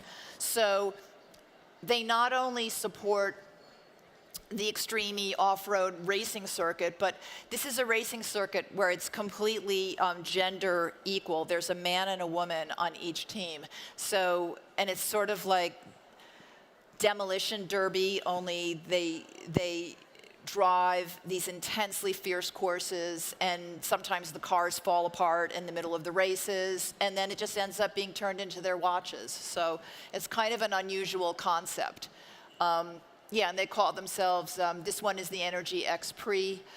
Fantastic. It's like super electrical, sustainable project. This is another interesting thing that I love about what Zenith does in terms of their commitment to sustainability. They commission artists. In this case, this is a watch by Felipe Pantón, who's a young Spanish-Argentinian artist who started out doing graffiti in Spain and then progressed into being like having a studio fine art practice. And his color sense is super psychedelic. He works in neon colors and crazy gradients and black and white contrast, so it almost, some of his artworks look as if they were like digitally produced, but he does it with his own hands. I mean, and he loves iridescence, and he loves to show the sensation of speed in his paintings, and I think that you can kind of see that in this work, in this watch. I'm blanking on the name of the model, but Felipe Pantón has been so successful with his limited edition watches with Zenith. All of the editions have sold out, and I think he's on his third collaboration now with them. And here he is working on one of his pieces. How are we doing on time? 5 more minutes? Cool. Okay, so I'm bringing this up because this is just kind of a random fun fact about sustainability that I don't know how many people realize this, but according to the people at United Precious Metals, which is a very large foundry in upstate New York, and a couple of other foundries that I've been, a couple of other foundries who I've been speaking to, they all tell me the same thing, that there's actually, they're hitting the point where there might not be enough recycled gold to meet the demand among all of the manufacturers and among all of the watchmakers and all of the jewelry designers and brands and so forth. So when the people at United found out that I was speaking at INHORGENTA, they asked me to just explain why, one of the reasons why there's less recycled gold in the supply chain these days. And the people at United say that part of the reason why is that there have been huge blocks of gold, not huge, I'm sorry, the gold bars that are in vaults, okay, they were classified as recycled gold by the Responsible Jewelry Council. But then the Responsible Jewelry Council was doing a little research, and they weren't sure if, they couldn't say definitively if any of those gold bars had been used in money laundering. So they decided, no, we're not going to say that this is recycled gold. We're not going to say these bars are recycled gold anymore. However, other organizations do still classify, some third-party certification organizations classify those gold bars as recycled. So, but the upshot of it is that there's less certified recycled gold for people to buy if you're a manufacturer or a designer. So, okay, this is Oscar Massan, who, again, like Ruvenaut, was a Paris-based company that was brought back to life by the parent company of Lux Impact, which is headed by Frédéric Denarp, who's a Cartier veteran. And here's some examples. Oscar Massan, as you may know, he invented the illusion setting way back in the 19th century. Fantastic jeweler. So this is, they've been around for a couple years, and it's interesting to see who their investors are. They've got people like the fashion editor and fashion, she's basically an empress of fashion. Rachel Zoe is an investor, and so is the actor and producer Kate Hudson. So here's some of their beautiful jewelry. I'm going to speed through this because we only have a few more minutes, right? Okay, so I thought I would mention this. Sibjo offers a course. If any of you out here are interested, it's a jewelry industry sustainability officer training certification. You can learn an awful lot. This could help you, especially since it seems like the industry is looking for more and more people who have expertise and actual knowledge and scientific knowledge, evidence-based knowledge in sustainability. So you might want to check that out, sibjo.org. These are the people who write the blue books, who put together all of the language and the terminology and so forth. It's a consensus, driven publishing company, essentially what Sibjo does. There you go. Okay, and then this leads us to, again, I have to mention these people because SCS Global Services is a standard certification company based in Emeryville, California. They've been creating certification standards for everything from organic agriculture products to forestry, paper, wood, etc. This is for their sustainability rated diamond. They have a program, it's called SCS 007, that you can apply for to be audited, and they go through a life cycle assessment. They help you make a more either carbon neutral or climate neutral lab-grown diamond, but they'll also give you a certification if you're, a natural diamond dealer. I mean, they're agnostic. They don't believe in anything as one better than the other. Natural's not better than lab-grown. They're just trying to help people become transparent about the diamonds that they're selling. So here's some more. This is what you get if you are awarded their certification. And SCS Global Services is their name. And then one of the diamond companies, the first diamond company to have been created as, they weren't created, they achieved the SCS climate neutral rating, and that was WD Diamonds, which also produces Latitude Diamonds, which are the diamonds that are in Oscar Massin jewels, which you just saw a few slides back. There's some Latitude Diamonds. They're based in Maryland. Fantastic company. Oh, and then I had to throw this woman in at the end because she employs these really skilled miniature painters. Again, this is sustainability. We're keeping the tiny miniature jewelry painters alive. It's kind of random after the diamonds, I know, but I want to include Francesca Villa because the level of artistry and whimsy and beauty of her work blows my mind. And I thought you should know about how she has a workshop of like 8 painters in Italy doing that. And then that's my book. The foreword was by Hutton Wilkinson, who designed this necklace that I'm wearing for Tony Duquette Jewelry. And they're selling the book over there, the lovely news seller. And thank you very much.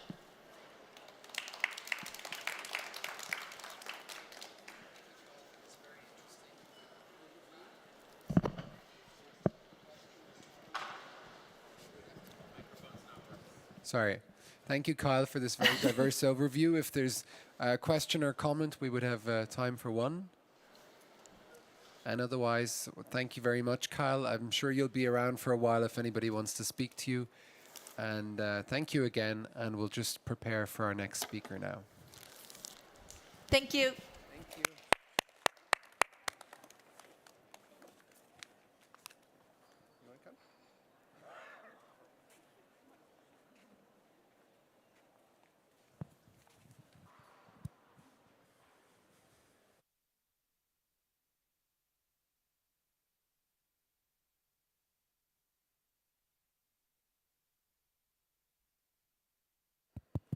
As you have probably gathered, this topic of sustainability is important. It's being used quite a lot in the industry. So one of the aims with today's talks was also to provide different perspectives.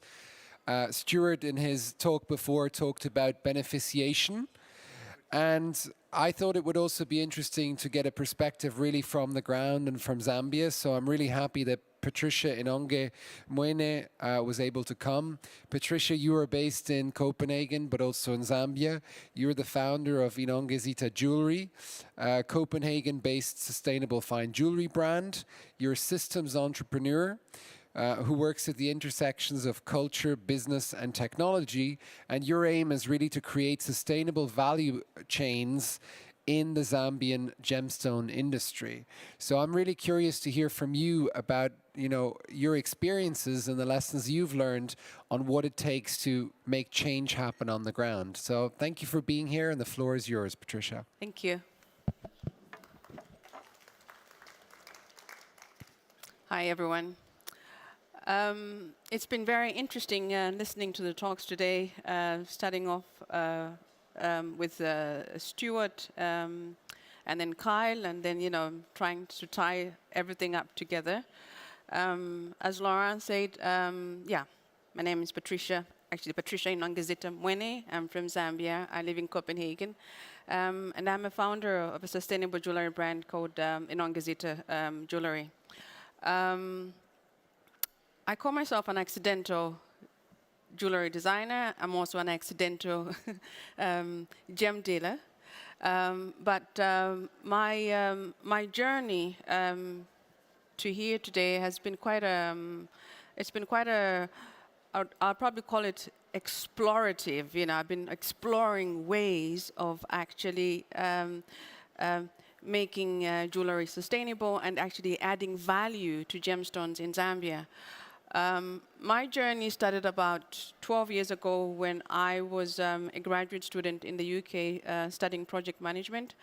And as part of my studies, I had strategic design management as a module. I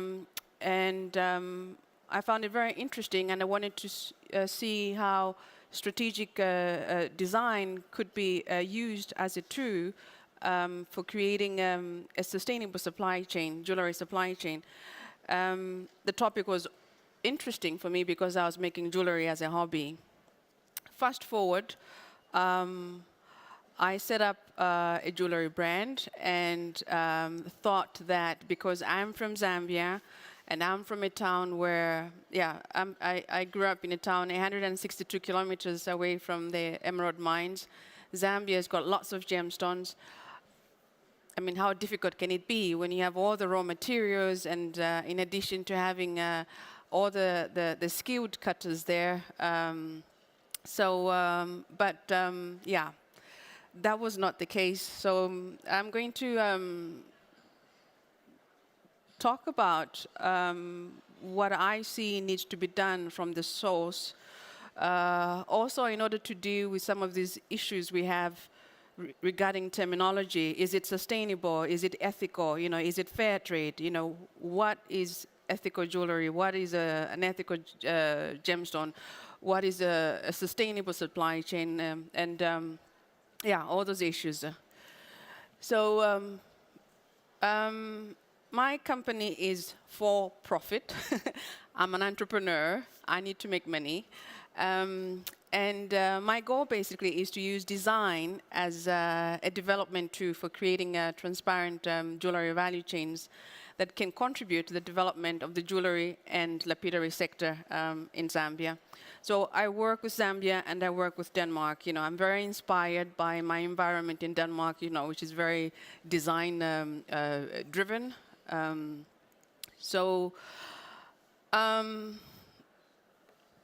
De-siloing, what does de-siloing mean? We all know the term silos, having a silo mentality. A lot of organizations have got silos within their companies, Accounting works alone, the sales department is on their own, the product development department is on their own. In my attempt to try and do something from the ground up in Zambia, what I discovered was that there is actually a thriving jewelry ecosystem, in addition to, Zambia being known, for Zambian emeralds. Locally, there's quite a number of goldsmiths with like over 20 years experience, There's also quite a number of skilled or trained gem cutters. Unfortunately, a lot of them are unemployed because there has not been an emphasis on adding value locally. And that's where I made the mistake because I kind of like assumed when I started, hey, how difficult can it be? You have a school that is training cutters. I mean, it should be possible for me to just give them stones and then I can get the cut and polished and then be 100% sustainable. No, it was not easy. That's not how the system is set up. What you have, in fact, is silos. You know, you have the mines that extract, and their focus, obviously, mining is very capital intensive. You know, so if you're mining, obviously, you want to get your money back. So their focus also is recouping as much profit as possible. And you do that, if you're mining, you do that by selling the rough, you know, as quickly as possible. And then we have traders, you know. These traders travel around the country and buy rough from different small-scale miners. In addition to them, we have quite a number of small artisan gem cutters, you know, spread out all over the country. And we also have lots of master goldsmiths who are making jewelry independent. But none of these people communicate with each other, you know. No one is working together. And this raises challenges, you know, which when you talk about transparency, which, you know, is a very big topic within the industry. I'm on the other end of the industry, like in Europe, and I'm working with people in Zambia, you know, and people in Europe are asking for transparency. Well, can you tell me exactly where this stone was mined and, you know, how many people added value and blah, blah, blah, blah? No, I can't. You know, Zambia is a very big country, you know, and if you've been to Africa, sometimes traveling from one end of the country to the other, you know, can take you a day or 2 days, you know. And this push actually for, let's just call it radical transparency, in my view, is just not possible. You know, but that's a topic for another day, you know. So having this siloed gemstone industry also makes it very difficult to access resources. Case in point, in Zambia, emeralds, you know. Over time, the large emerald mines have taken over the production of emeralds, and I was at an emerald auction quite recently where I had a lot of dealers complaining that there is no rough from small-scale miners. They can only access rough from the big mines, you know, because you have these silos that are focused, for example, on extracting and buying whatever available rough is available from the small-scale miners. Then that creates again a case of scarcity in the market, you know. So then it's only people who can afford to spend large amounts of money at emerald auctions that are able to get access to good quality raw materials. Another factor that exacerbates, you know, these silos is the limited access to markets. Again, you have the small-scale miners, you've got cutters, you've got goldsmiths, all working independently of each other, but because you don't have like an industry body that ties them together, you know, everyone is trying to make a living, you know. The issue of whether something is fair trade or it's ethical, you know, or it's sustainable, it's a conversation that we are having over here and love talking about. But seriously, if I bring up that conversation down there, it's like it doesn't mean anything because people are trying to put food on the table. That's more important than sustainability, or whether a stone is labeled as sustainable, or whether it's labeled as, you know, fair trade or ethical. At the end of the day, these silos, these existing inequalities have created an environment where, like, I'm standing here talking to you, but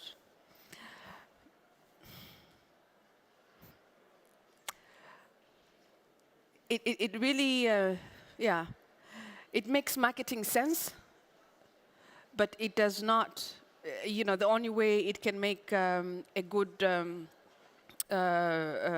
social, you know, from an ESG perspective, where the only way it can make sense down there is if people are able to make a living, you know, from the raw materials that they have. And what I figured out, because I think the last 10 years, on a daily basis, my phone starts ringing around 7 o'clock or 6 o'clock in the morning because somebody's got gemstones that they need to get rid of. And unfortunately, I'm not in a position, to buy all these raw materials. But in talking to all these different people, what I figured out is like, well, we have to find a way of collaborating. There must be a way for us to create to get this, to create an ecosystem where we are talking to each other and we are actually contributing to creating jobs at the source. What does collaboration look like? So the last, in addition to several other large-scale mines in Zambia, but there's one large-scale mine that I've been working with, Kariba Minerals. It's the biggest amethyst mine. I believe it's the biggest amethyst mine in the world, and they have really good quality amethyst. Kariba Minerals started supporting us, I think, about 3 years ago. They gave us. I had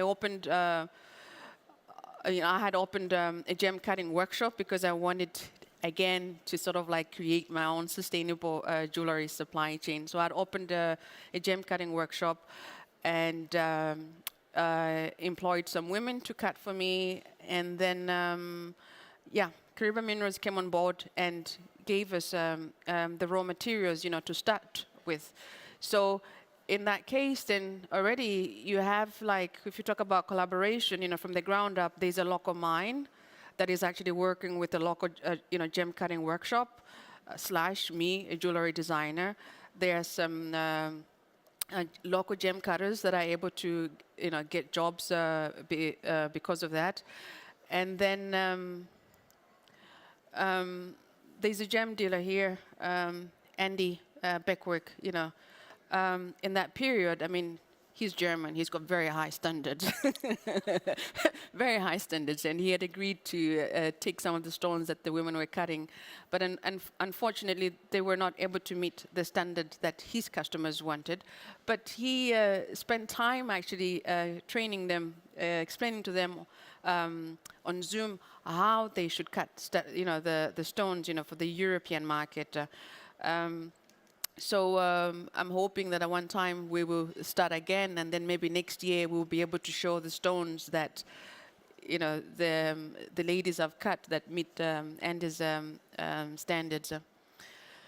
So, and that's Toko, one of the young ladies that she's trained as a gem cutter. And she was working with us in the workshop.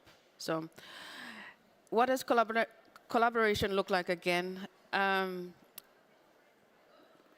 is Inhorgenta, like if you look at a logo now from the ground up, we've got Inhorgenta, WSM Jewelers, which is actually a local jewelry manufacturing company and training. They make the founder, the original founder is Italian, moved to Zambia, has lived in Zambia for many years, but sold the company to one of our high employees, and he is currently manufacturing jewelry, and he, safe to say, I can actually describe him as a master goldsmith. He's had the fine Italian training. There is Kokoway Jewelers in Zambia, again in Lusaka, a locally based jewelry manufacturer. Brilliant young man. He's been in the industry. He's in his late 30s, 38 or 39. Has been working as a goldsmith for like 22 years, and I work very closely with him. And you've got Kariba Minerals again, doing whatever they can to support the local jewelry ecosystem. And then we have recently partnered with. Actually, I'm the co-founder of this school, Creative Arts Training School, and the idea with this school is actually to train the goldsmiths and the cutters, in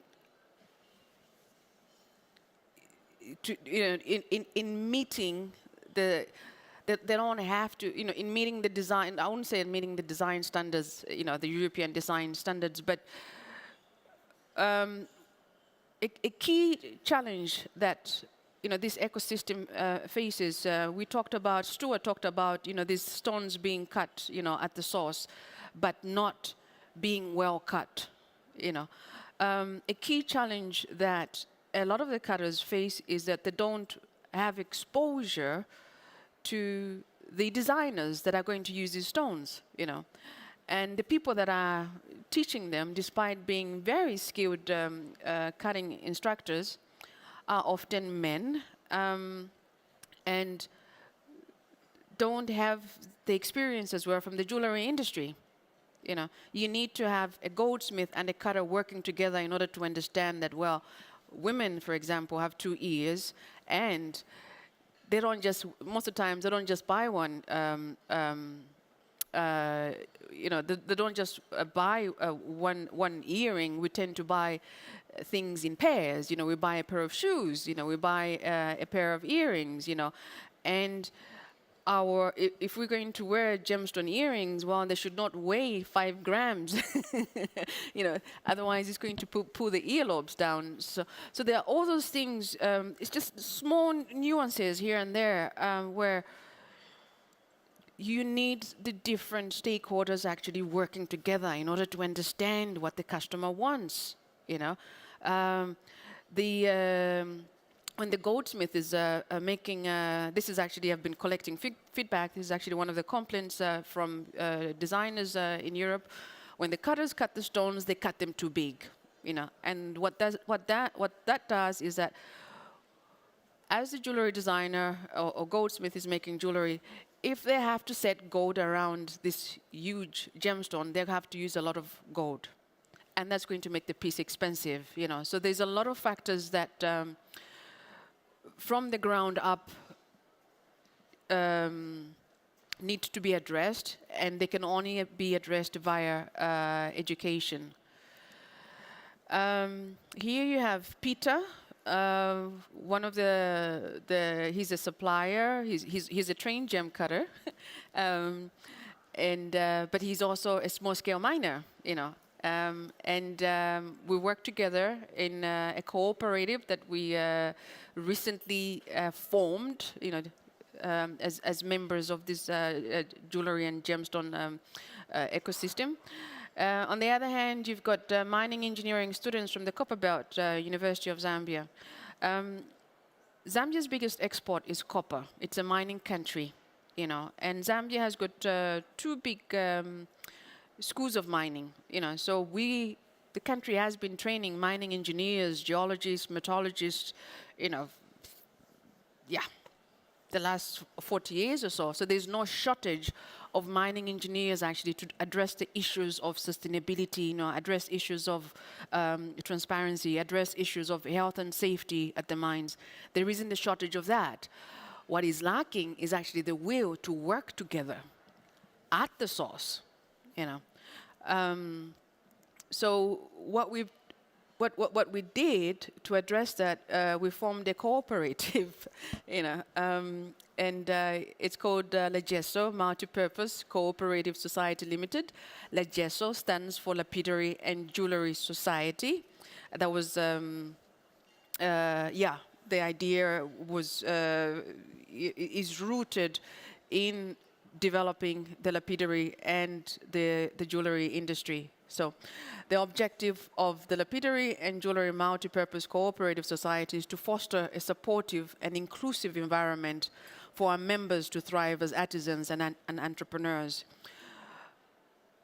Zambia, despite having all these raw materials, has, as a country, not enough has been done to educate people to see the field of jewelry as a career, I think there's very few parents who would actually encourage their children to go to school and become a goldsmith or a gem cutter, because those careers have often been relegated to people who did not do well in school. So like, well, if you were not a straight A student and made it to university, well then, that's a career you can take. But being here, you know, and I sent a message to the members of La Gesta yesterday. It's like, well, you should actually see here, you know.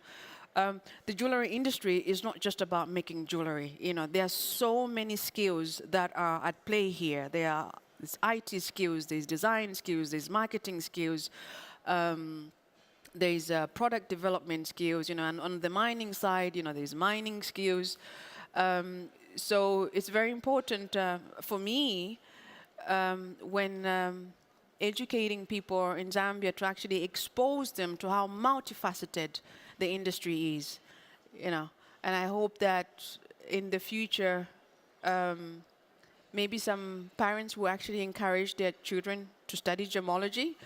I was talking to my aunt a while ago, and the way when growing up, where we were raised was anything that had to do with gemstones is actually illegal. You know, anything that has to do with gemstones, it's is often related to having illegal immigrants in the country. You know, so everyone is like stepping away, and while they step away, others step in and make a profit. So, in order to de-silo the industry, you know, you need the government on board, you know, to play an active role. And one of the ways that they can help de-silo is actually to encourage public-private partnerships, which is something that, for example, at INHORGENTA, I've been doing with Kariba Minerals, because Kariba Minerals is actually a quasi-government, you know, company. They have to provide incentives for collaboration. That could be, for example, with our cooperative. There is some funding available that we can apply for yeah, I don't know. We'll decide what to do with it when we apply for it. But you know, there are these incentives on the ground. They can also create a regulatory framework that can encourage collaboration. At the moment, there's actually no jewelry and gemstone standards in Zambia, so that is actually very welcome. Oftentimes, if you when you're buying RAF, you buy, particularly on the open market, you buy at your own risk, you know, and there's no money back.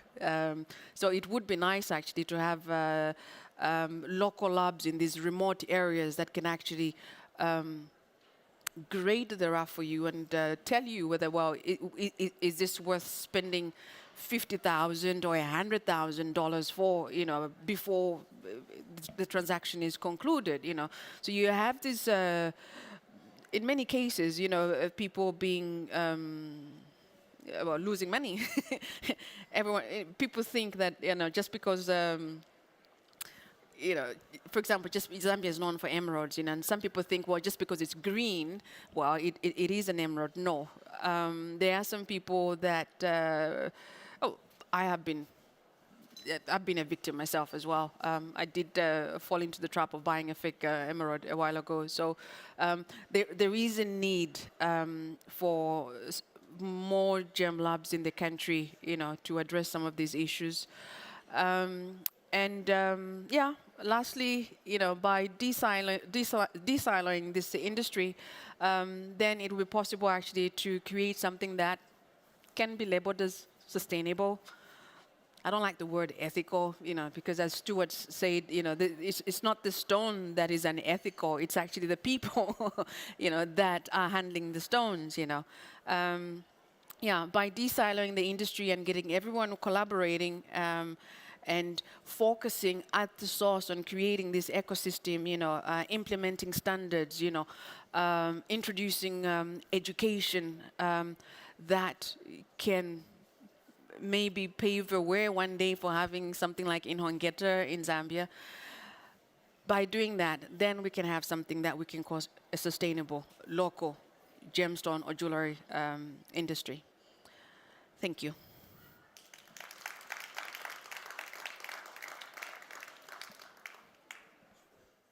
For this insightful talk, any questions or any comments? I would actually, oh, Stuart, yes, very good.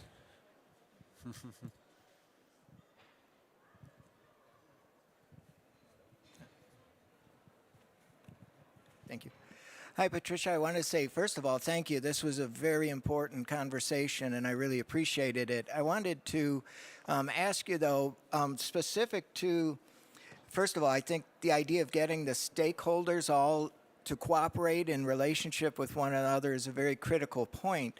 But the issue specific to cutting that I have observed, I think anybody can probably learn to cut in a way that produces material that will sell without having to be recut. But what I witnessed when I was in Arusha was that people were training in a school, but they were telling the students the main value factor was weight retention, not light return. Is this what you're also seeing?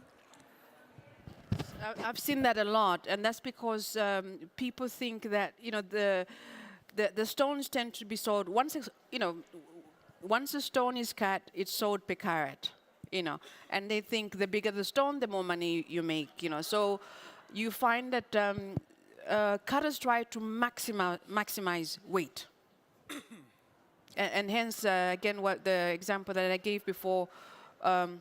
With jewelers complaining that, well, some of the stones are well cut, but they're just too big, Okay. It's a creative way for cutters actually to make more money. But what we're trying to do right now is actually to really focus on standard cuts and then cut what the customers want. Because again, if you cut something that the customer cannot use, then you cannot make money. Okay, thank you, thank you. Hi, I also have one question, comment. Whenever we talk about keeping more of the value chain in countries where these minerals are coming from, I know for our purposes here at the show, we mainly talk about the facet grade material, the facet grade rough and finished gems. But interesting conversation I recently had in Tucson was that several of the mines around the world where people would only go for the facet grade rough are now being reopened to get minerals for mineral collectors, for home decor, for kind of the metaphysical community, for crystal lovers. Is that something that is also happening in Zambia, where they are not just looking for the facet grade rough, they're also making other products with the amethyst? I have some clients in Denmark that are asking, for example, for crystals, and I wasn't aware. I mean, I've just recently learned about the crystal market, the demand, So in addition to, there's a facet grade material, but there's also these lower value minerals. So one of the things I'm doing is actually, for example, in the members of the cooperative, is educating them on lower value material, what it can be used for. We have a lady that is very much interested in beading, for example. She collects lower value materials and then tumbles it, to create beads.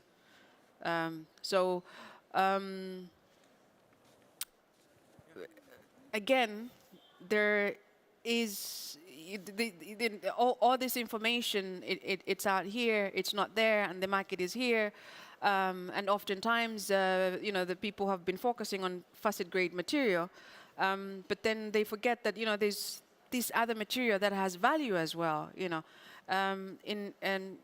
every year in September in Copenhagen, for example, there's this massive crystal market. And I was there a while ago, and all these stones that people think cannot be sold in Zambia are being sold there. One of the female cutters I was working with, for example, she says she hates crystal quartz. I was like, wow, this is money. This is money. So don't hate it, just collect it, and then maybe I can help you get a market. So education, education, education, education. Thank you. Thank you so much, Patricia. I see there's other questions, but we need to move on to our other speaker. But Patricia will be around if any of you have more questions or are interested in some of the material she works with. You can speak to her directly. Thank you again, Patricia. Ich habe das schön. Ich hatte nicht gesehen, da dachte ich mal, Wunderbar.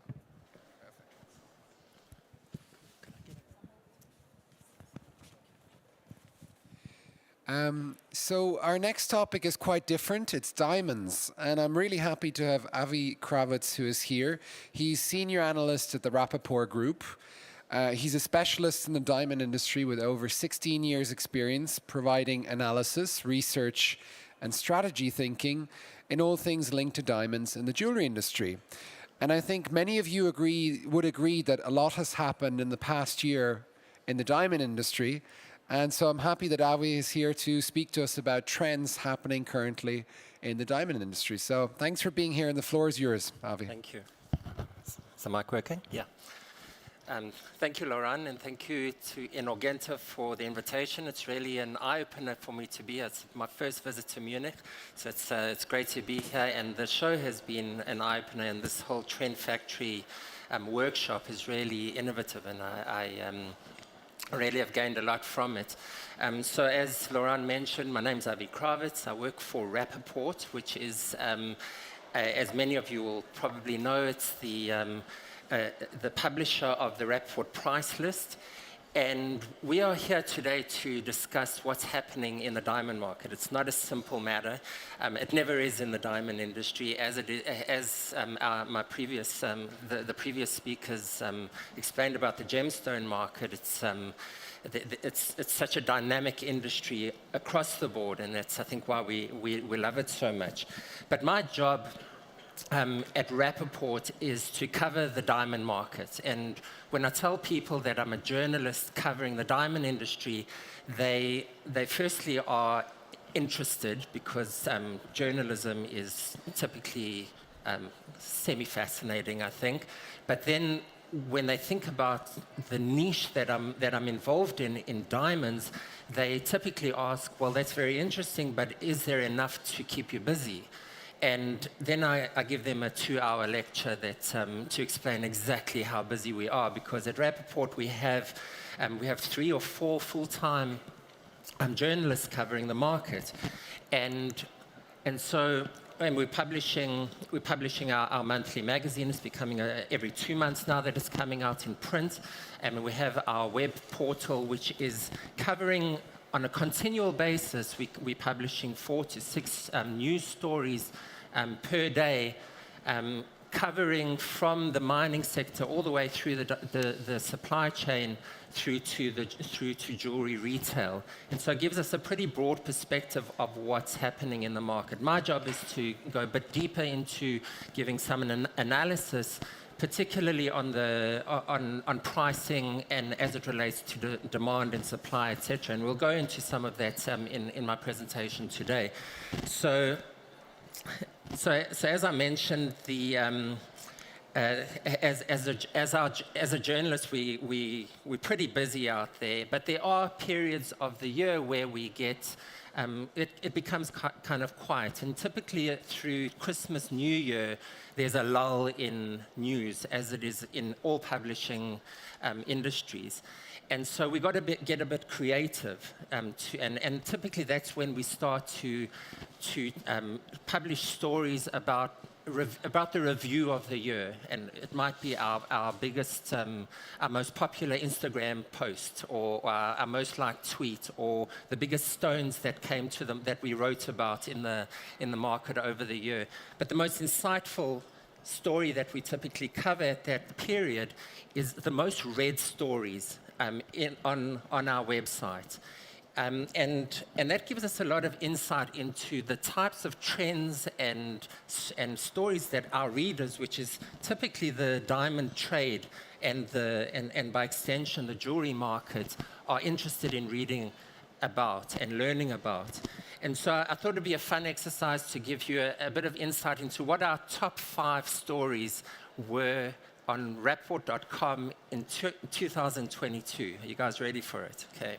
So the top story, and I wonder if any of you can guess what the sort of themes that came through, but I think it'll be quite insightful for you. The top story of the most read story on Rappaport.com was a story with the headline, "Blue Diamond Strikeout at Sotheby's Auction." So there was a beautiful collection of blue polished diamonds that were all cut from the same piece of rough, that De Beers bought from Petra Diamonds, mined at the Cullinan mine, but De Beers bought the collection, and they put them up for auction at Sotheby's, and the stones didn't sell, or they underperformed, and that gained a lot of interest from our readers because they were very hyped up, as Sotheby's and De Beers are so savvy at doing. This collection was really hyped up, and that they disappointed was a point of interest for our readers and for the industry. Our second most popular story was rough shortages could last 10 years. Bain & Company did some research projecting the rough supply side of the market over the next 10 years, and they kind of played the industry line, pointing to this potential shortage of goods that over the next decade. The rough market is typically a point of interest for our readers, as our third story came through.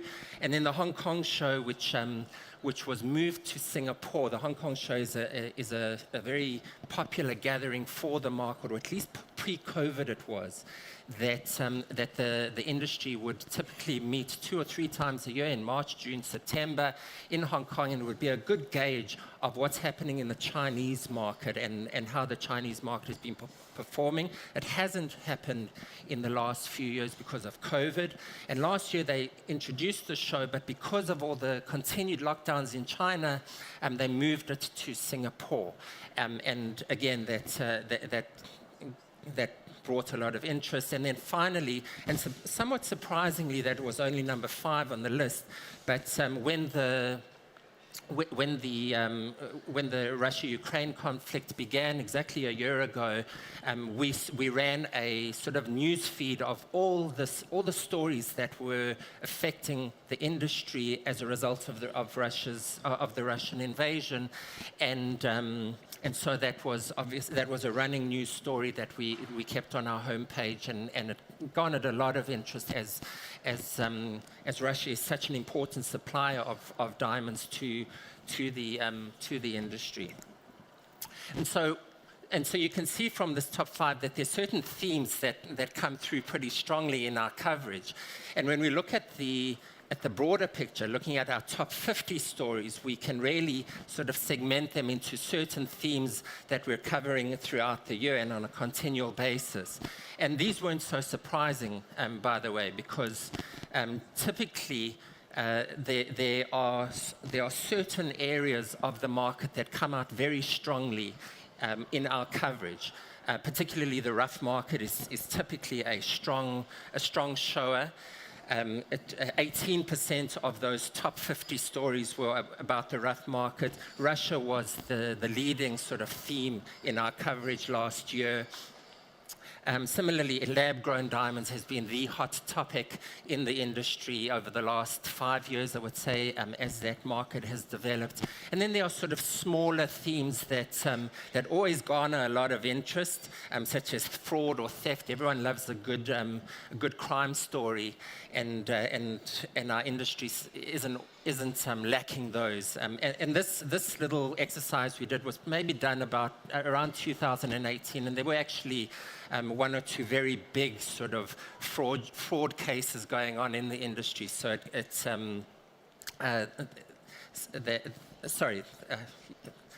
just generally, this is based on last year's numbers. I stand corrected, but still, fraud and theft always piques people's interest. And then traceability and responsible sourcing, as our discussions today would demonstrate, it's 4% of the top 50 stories, but and so there may not have been this wide ongoing coverage of this topic, but when we did cover it, it would pique people's interest, and that's why it's on this list. And it's certainly a growing topic in the industry, as we'll speak about as the presentation progresses. So a few years ago, we kind of did this exercise, and when we meet on a daily basis to discuss what news we're going to cover for the day, we have a list of news stories, and and this basic pie chart is pretty much directing us as to what to prioritize in our news coverage. So if we have a list of 10 stories that have come through on a busy day, this gives us some guide as to what our readers are interested in and what we need to prioritize for the day. But we also, as journalists, need to make that story interesting and bring in our readership to alert them that this is an interesting topic. And the exercise that I was alluding to in 2018, we looked at what sort of keywords were pulling our readers in the headlines that we were writing. And there were certain sort of hot phrases that people were drawn to. De Beers as the number one sort of and most influential company in the industry was one of them. Synthetic diamonds or lab-grown diamonds, however you want to refer to them, was another, especially at that time when it was really new on the market and there was a lot of uncertainty. And still today, as we'll get into, the lab-grown market or synthetics is more sort of punchy than in a headline than lab-grown, but it's controversial to use synthetics versus lab-grown today. Another was surprisingly Hong Kong. Just having Hong Kong in a headline was something that our readers were drawn to, and then also those big and beautiful color diamonds or just generally large diamonds were a draw card for the industry. And I'm actually not sure if I should show this or not. It might, but as a fun exercise, and really, it was not. It's complete fake news. But as a fun exercise, we within our geeky sort of editorial team, we thought, using those key phrases, what would be the most sensational headline that we could possibly conjure up about the industry. And this is kind of what we came up with. But again, this is not true. And for all disclaimers, it's complete fake news. But it's just an indication of those key words that draw our readers in. And so if there was this sensational story, this might be the headline. But it didn't happen, and I stress that again. But looking at our coverage over the full year of 2022 and back to those themes, we get some insight as to what are the big stories that are really shaping the diamond industry today, and so we sort of narrow it down to these three key trends and three developing stories that are ongoing at the moment. The first being Alrosa, or Russian supply of rough diamonds. The second being this ongoing saga of lab-grown diamonds and how it relates to the natural diamond market, how it affects the diamond market. And then all roads sort of point to source verification and responsible sourcing, and how we develop this sort of ethical or responsible supply chain. And so I'm going to go through, I'm going to touch on each of these a bit in a bit, but before we do so, I would like to give you a bit of an update on the diamond market, so you can get your sort of data and your data goggles on, because it's important to understand where the market's at, because that Alrosa supply story and those lab-grown diamonds and how they relate to the natural diamond market, and that source verification story is all interconnected with and affecting the market dynamic as we see it today, or at least the way the market is performing at the moment is being shaped and sort of directing itself towards those issues, particularly on the source verification side of things. So just a quick look at the last 15 years. It's a decade and a half since the financial crisis, which in my time in the diamond industry, that was my first crisis. The first is always the best. Well, COVID maybe surpassed it, but we'll skip that. But if you look at and this is a graph of diamond pricing of average asking prices of 1 carat diamonds. And it's a reflection of what happened in the market. And these prices are based on the Rappaport's trading network, which is, or asking prices on RapNet, which is Rappaport's trading network. And we see that around, before the financial meltdown, there was, the market was on the up, and then the crisis happened and prices dropped pretty sharply. And then from 2009 onwards, for the next 2 years or so, through to mid-2011, there was this sharp recovery in the market, and that was really driven by 2 things. Or it was driven by one thing that led to a second thing. The main point was that China was expanding. Retailers were going into China in an aggressive way, opening new stores, and they had to fill those stores with diamond jewelry, and that stimulated a boom in diamond trading in the polished market. That boom in trading seemed never-ending, and that led to a speculative market where people were speculating on their diamond pricing, thinking it was always going to go up, and buying higher and buying higher and buying higher. And until around March or March to mid-2011, that speculative bubble sort of popped, and the market was on a correction path for the next decade, really, until COVID. And what was influencing that downtrend? What was happening in the diamond industry at that point? Well, there were a number of things. Firstly, the internet was really finding its feet, and diamond jewelry and loose diamonds were finding their place online. That online trading platforms, manufacturers were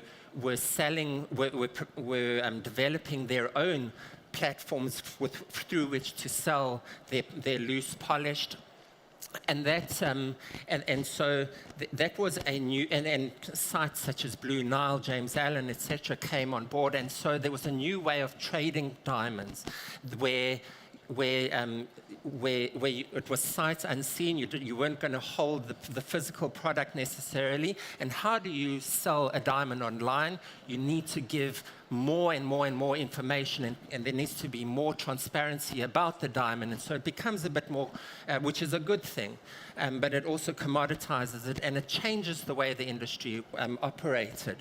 The second thing that was going on in that period is that post-financial meltdown, or financial crisis rather, the industry was thrust into a new way of doing businesses. The banks and the major miners, particularly Alrosa and De Beers, insisted that the industry come on board with proper invoicing, with meeting international financial reporting standards. And so there was a new accountability that your average dealer had to meet. And this governance and compliance standards that your average diamantaire, who had been kind of working on a handshake, and as they say in the industry, a deal was sealed with the phrase mazal uvracha, which is the Hebrew term for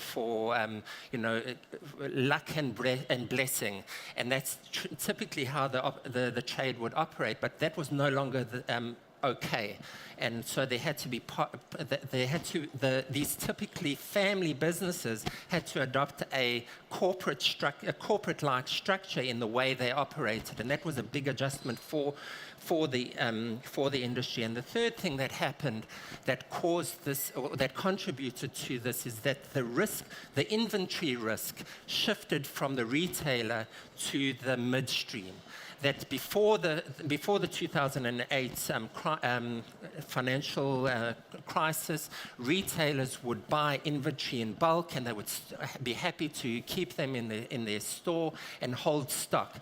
And that was and when the market dropped in 2008, the value of their inventory declined, and they no longer wanted to hold that inventory. That it represented a big risk for them that they didn't want to repeat. And so the inventory shifted to the midstream, and the midstream suddenly was held this high inventory of goods, and they were the ones, the midstream being the manufacturers and the dealers, who were taking on that inventory. They had to hold inventory to supply their retailers, who in turn were demanding a faster delivery of goods, or taking goods on memo.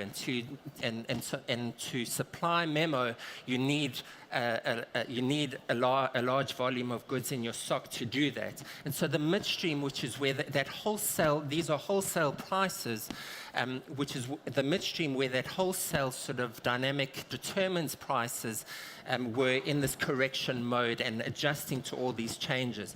Then COVID happened. The market dropped again initially during COVID, but there was a surprisingly strong recovery in 2021, which is where you see this sharp increase in prices.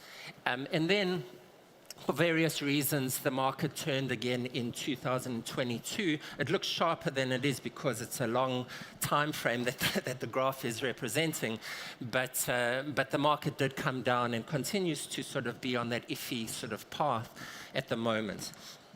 And so when we look at the value chain as a whole, and there are a lot of numbers in this, on this table, but I would direct you to the diamond jewelry sales horizontal, where how did the market firstly come out of COVID, and then what happened in 2022 to that caused that correction. And really, the caveat is that these are not official numbers. These are really rough estimates, particularly on the 2022 stuff. It's really kind of my back of the envelope calculations, but it does show a trend, I think. In 2021, we see how strongly that retail sector recovered, particularly in the United States, that jewelry sales grew from let's look at 2019, it grew from pre-COVID levels of $79 billion to post-COVID 2021 to $86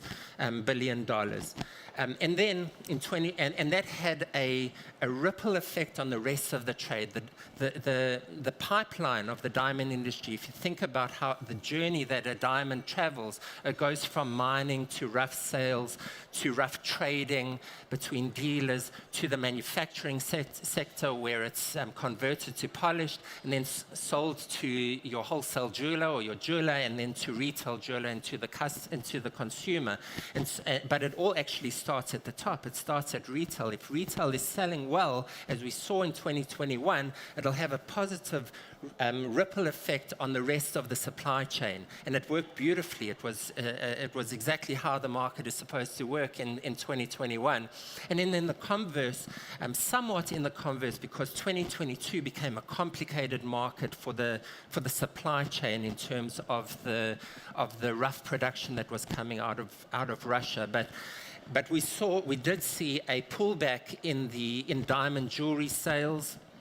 And we'll go into that in the next slide, why that was the case. And it had somewhat of a ripple effect on certainly slower demand in the polished midstream, and the rough sales, maybe there was a bit of a lag in the slowdown there.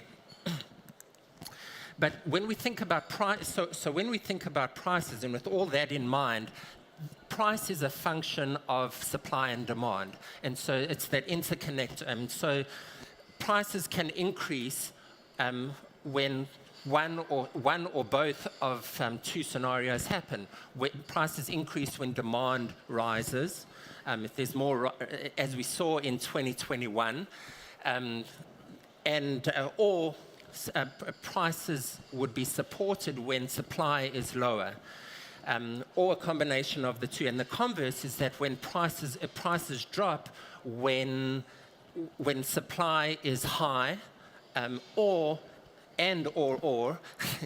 when demand declines.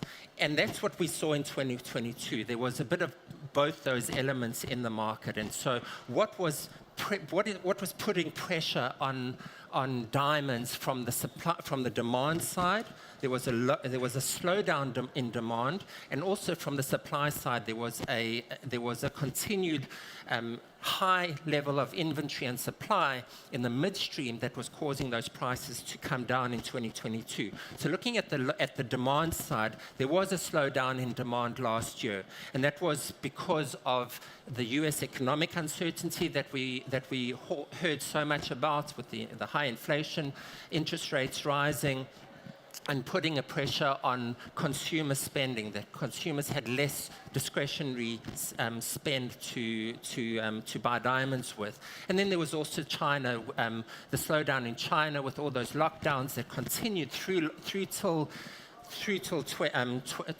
the end of last year and only opened up this year. I'll just go quickly through this to understand why the United States is important. It accounts for over half of global diamond jewelry sales, and so what happens in America counts for the diamond industry.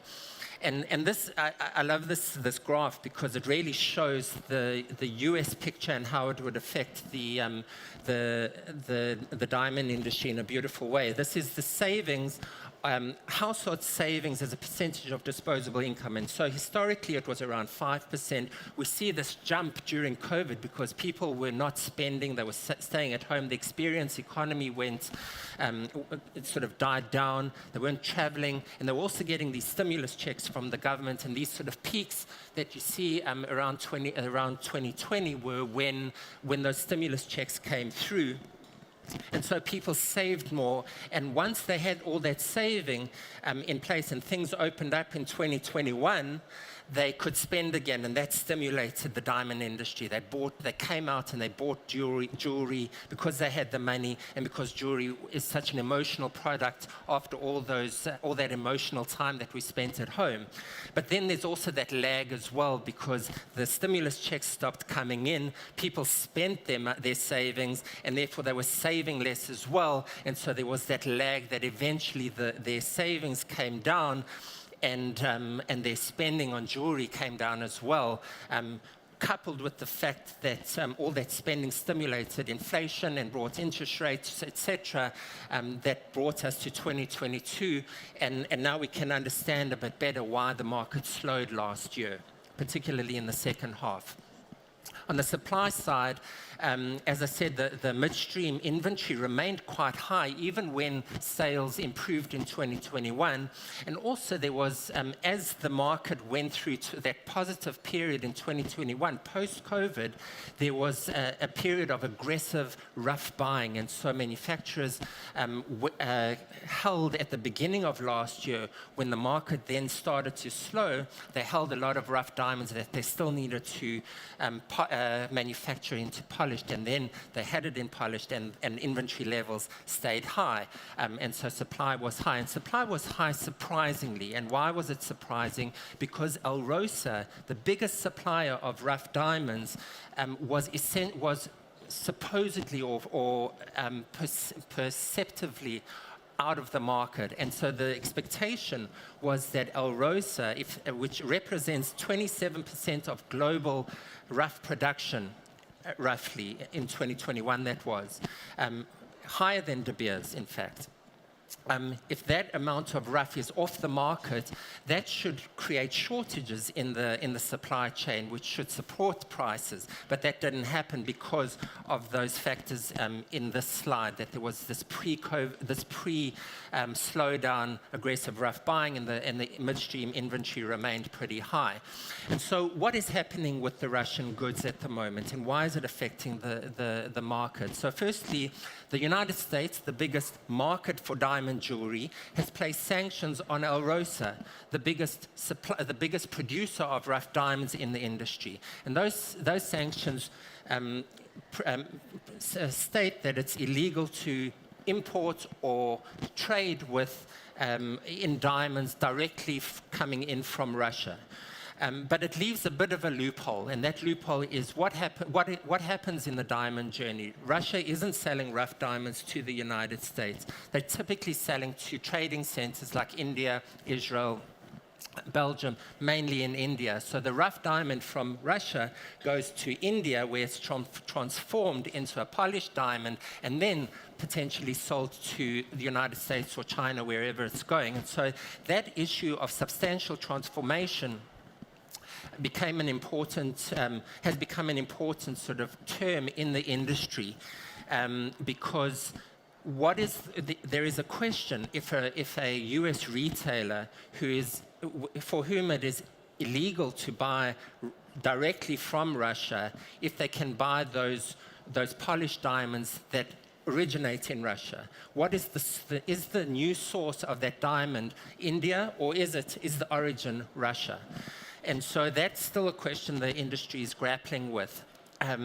But there is a market for the Russian goods, because not every consumer country has sanctions placed on Russia, on Alrosa, notably China, India, and various other markets. And so what's happening is that there is this bifurcation of the diamond supply chain in the market that's happening as a result of Russia's place in the market. And those sanctions are being reviewed, and there is strong expectation that they will include a traceability aspect to them, in which the polished diamond would then need to go under the same scrutiny before being imported into the United States, or preventing them from going into the United States. Just quickly, as I know we're running out of time, just to go through the lab-grown diamonds, that second strong editorial theme that we're looking at. There's no doubt that lab-grown diamonds are growing. Excuse the pun, but there's strong growth in the lab-grown diamond market. There's rising demand. It's coming from a small base, but there is rising demand, and there is some cannibalization of the natural diamond market, there's no doubt. What's surprising to us is where that cannibalization is coming in. Initially, we all thought that lab-grown diamonds, it's an interesting product that may gain market share in the small diamonds. If you can produce a piece of jewelry with melee of a higher quality, a color and clarity of lab grown than you would for a natural diamond, with natural diamonds for the same price, why not go with the synthetic option? And that was generally the thought, and that hasn't transpired.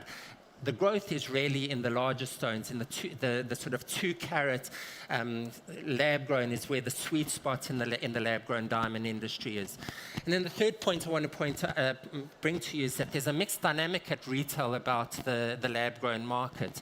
There are those retailers who are not selling, they refuse to go into it. There are those who are kind of doing it in the quiet. They don't really want to be in it, but they want to give the option to their customers. And then there's those who are all in. And the question on those who are all in is how they're selling lab grown.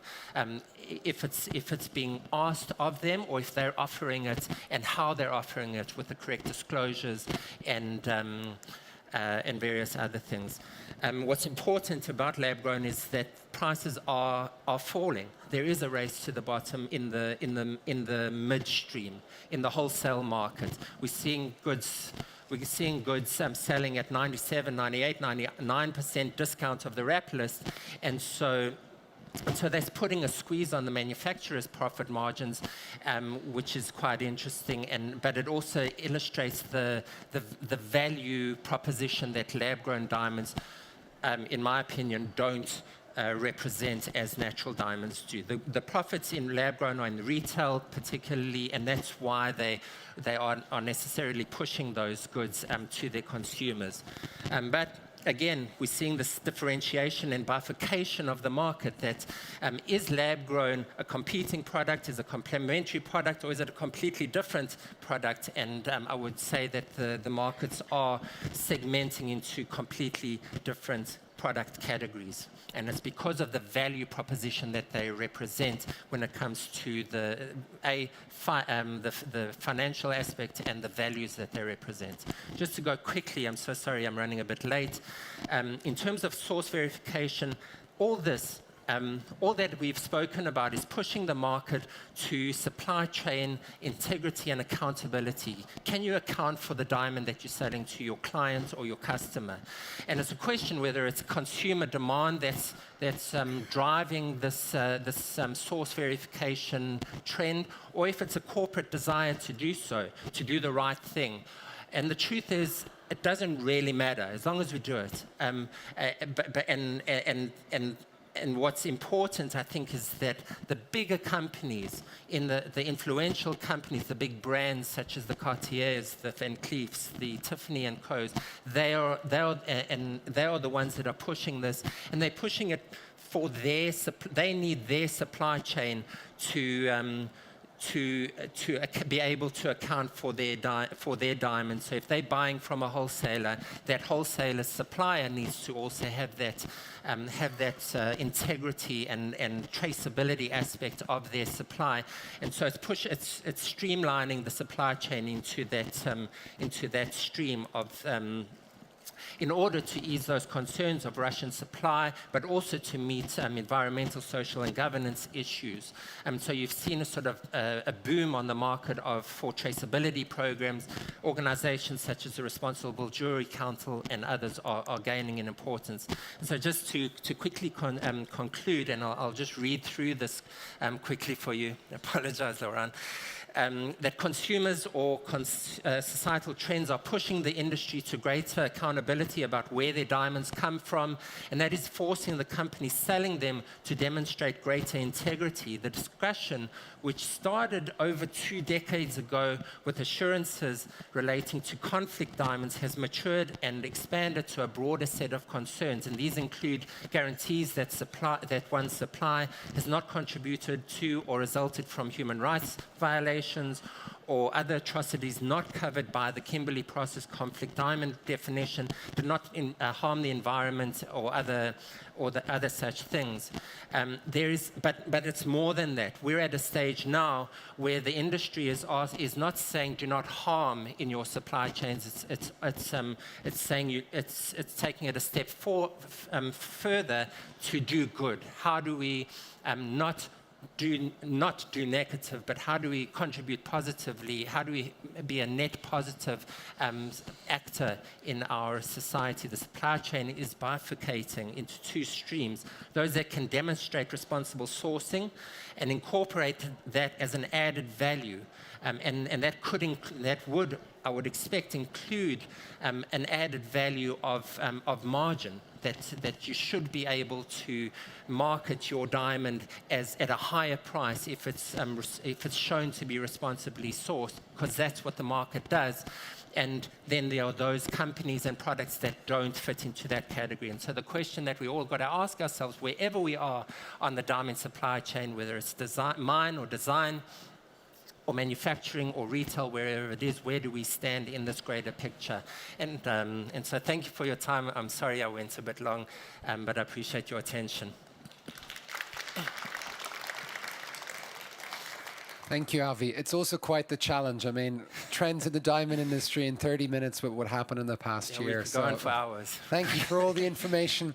There's no time for questions, but Avi will still be around. If you have any questions or comments, you're welcome to, or send him an email, contact him on Twitter or Instagram. He'll be around for a while. Thanks very much. Thank you. And I want to introduce our last speaker, and I think we're kind of closing the circle with Danielle, no pun intended, but Danielle Keller-Aviram is a sustainable jewelry consultant, researcher, and lecturer. She has worked with Sibjo, with RJC, Fairmind, and others in developing sustainable action plans. And one of her specialities is actually on circularity and the circular economy. And she is going to provide an overview, and that's what I was saying about kind of closing the circle on all these themes, on sustainability and circularity in jewelry and watches. So thank you for coming, Danielle. And once the computer works, we'll have you talk to us about that.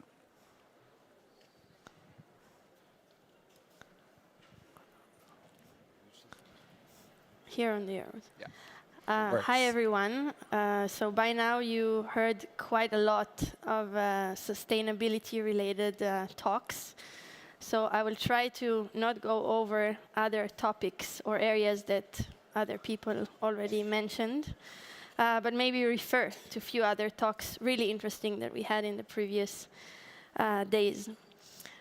So as Laurent really generously mentioned, I'm a sustainable jewelry consultant and researcher, and I've been working around this field for around 6 years after I've previously worked around jewelry design. And I would like, maybe it's a bit strange to finalize all of these talks, but I would like to start with maybe kind of like straight a line about what sustainability is actually meaning. Kyle mentioned wording and terminology as like a key element in her presentation, and I think it's a really key element because sustainability or ethical or eco means a lot of different things for different people in different places. So I decided to choose 2 definitions. So the first one is treating the world as if we planned to stay here. And I think it refers to also what's happening currently and our wish or our will that our kids or grandkids or future generations without blood connection would have the same wonderful life that we have. So they would be able to enjoy nature. They would have access to clean water. They would have access to food, to clean air, and maybe even more advanced wishes, like traveling or meeting in a trade show, different people from all around the world. The second definition is one by the United Nations. I think both of them are emphasizing on really similar elements. So it focuses on meeting the needs of the present without compromising the ability of future generations to meet their own needs. So again, it goes back to this ongoing life cycle that we need to somehow maintain the system that we are living in. So we are not one species operating in a closed system.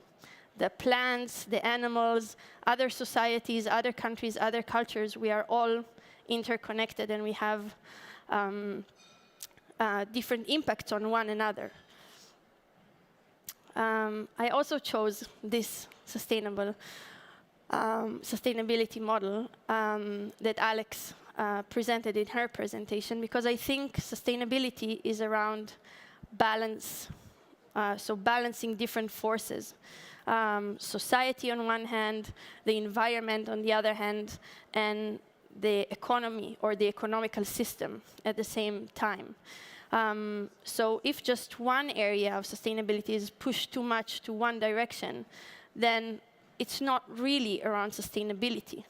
So when we're talking about sustainability, we need to somehow address all areas and find the right point in the center where everything is somehow connected and interacts well with one another.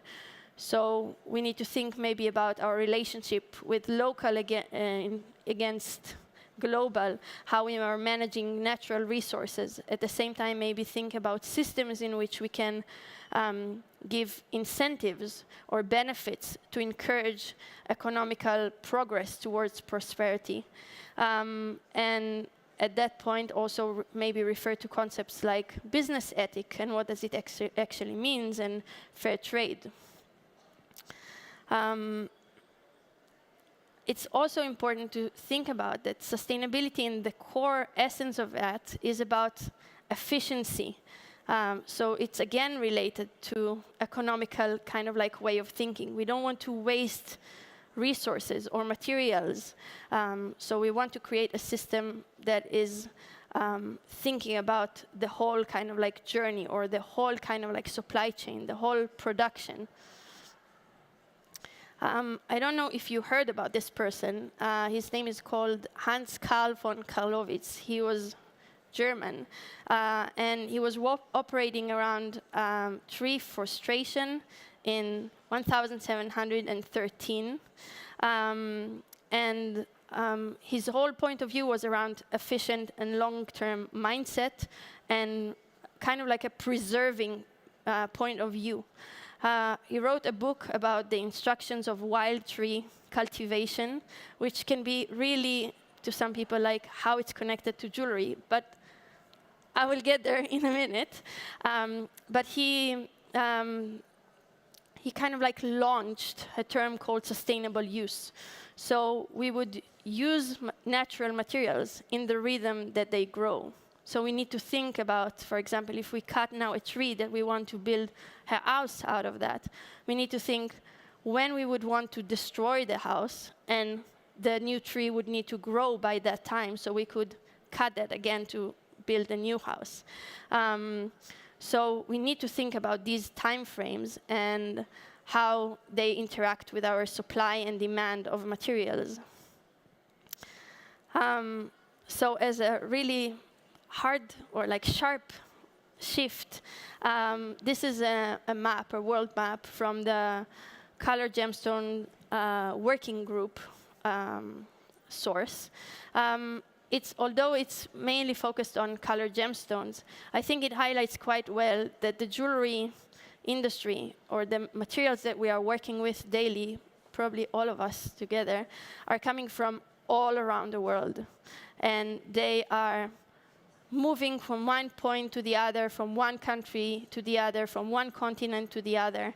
And this is how not just the jewelry supply chain is developed, it's how a lot of supply chains for different materials are operating now. We are living in a global world and things are connected. But this traveling, extensive traveling, especially for really precious minerals that can be sometimes just packed in a pocket of someone and then cross borders or cross continents, can put a lot of risks, social and environmental risks, because we don't necessarily have full control over these extensive traveling that our minerals are passing through. So this is a list of a few of the most common countries where mining and initial processing is happening, where refining and processing of not just metals, but also stones and diamonds. And the same is where the massive production of jewelry components is being done. But all along this process, most companies don't have full control, and then at this point they are exposed to a lot of risks. Some of the risks I'm sure you heard about: extensive energy use, that is a well-discussed topic around Germany in the last year as a result of energy, but also everything around waste, solid or liquid as well. Like, it's clear that we are using a lot of products, at the same time getting rid of a lot of products quite fast, and in a lot of situations these waste streams don't end up in our garbage or in our city. They are shipped to other countries, so they might be far away from our eyes, but they are somewhere on the planet. They are not disappearing, for sure. We also see some of these impacts more close to the jewelry industry, you know, like toxic chemicals that are leaked into rivers or lakes that are directly sitting next to communities in different countries. Everything around labor rights, involving children or forced labor. So this is still, unfortunately, happening. And when you don't have full control on your supply chain, these things might be associated with how you work. So here you see kind of like an overview of the most common issues or challenges from my kind of like research and understanding of how the jewelry supply chain is working. I divided it into 4 main levels as I see it at the moment. So there is, in the upper part, you see the material level and all the issues and challenges that are more associated with the material level. Below is the product development stage, which has its own issues in other areas around the world, the manufacturing, and the last part, which most I would say, sustainable perspective is not covering until this point is the product life cycle or the end of life of products. So what happens once we stop using jewelry or watches? What happens to them then? Still, regardless of all of these problems that sometimes are hard to ignore, there are some solutions. Each one of them has its own benefits and things that are not covered and loopholes. I think that probably all speakers spoke about sustainability can definitely agree that perfect doesn't exist. We are not even close to that. We have a really high mountain ahead of us, and we are really slowly climbing this mountain. At the same time, I think that it's really interesting to be familiarized with some of these schemes and understand what they are covering, what their strengths are, and finding the right systems to use. Maybe a certificate is not right for your business, but maybe you can use some of the resources. Some of these, like the OECD, for example, framework is mainly focused around conflict minerals and everything around risk assessment. It's free, it's accessible for everyone, and you don't necessarily need to be certified or pay anyone, but it's a great knowledge basis to understand how and in which sphere you operate, and could give you better understanding and control. The RJC was mentioned, the Responsible Jewelry Council was mentioned in a few lectures around sustainability. They are great, they are doing a lot of really interesting things, but again, they are not covering everything. Nothing puts you in a perfect place, that you're just in best practices in all areas, no matter where you operate. And of course, there are more general certifications like B Corp or the Global Recycled Standard that are not necessarily focused on jewelry, but can have other benefits. So I think it's important to find the right system in which it fits to your business or to your supply chain. But before kind of like moving to last part, I think it's really important to also acknowledge that the industry is still lacking a big part of data in order to really understand where the biggest risks or where the biggest impacts are laid. So there are still areas where we don't have information about the environmental impact or the social impacts in a full scope.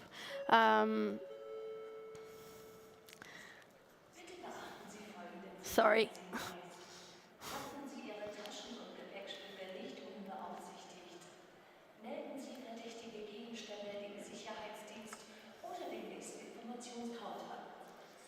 Please let the following security advice. Do not leave your bags or luggage unattended. Report suspicious objects to the security guards or to the information counter nearby. Really important, don't forget that.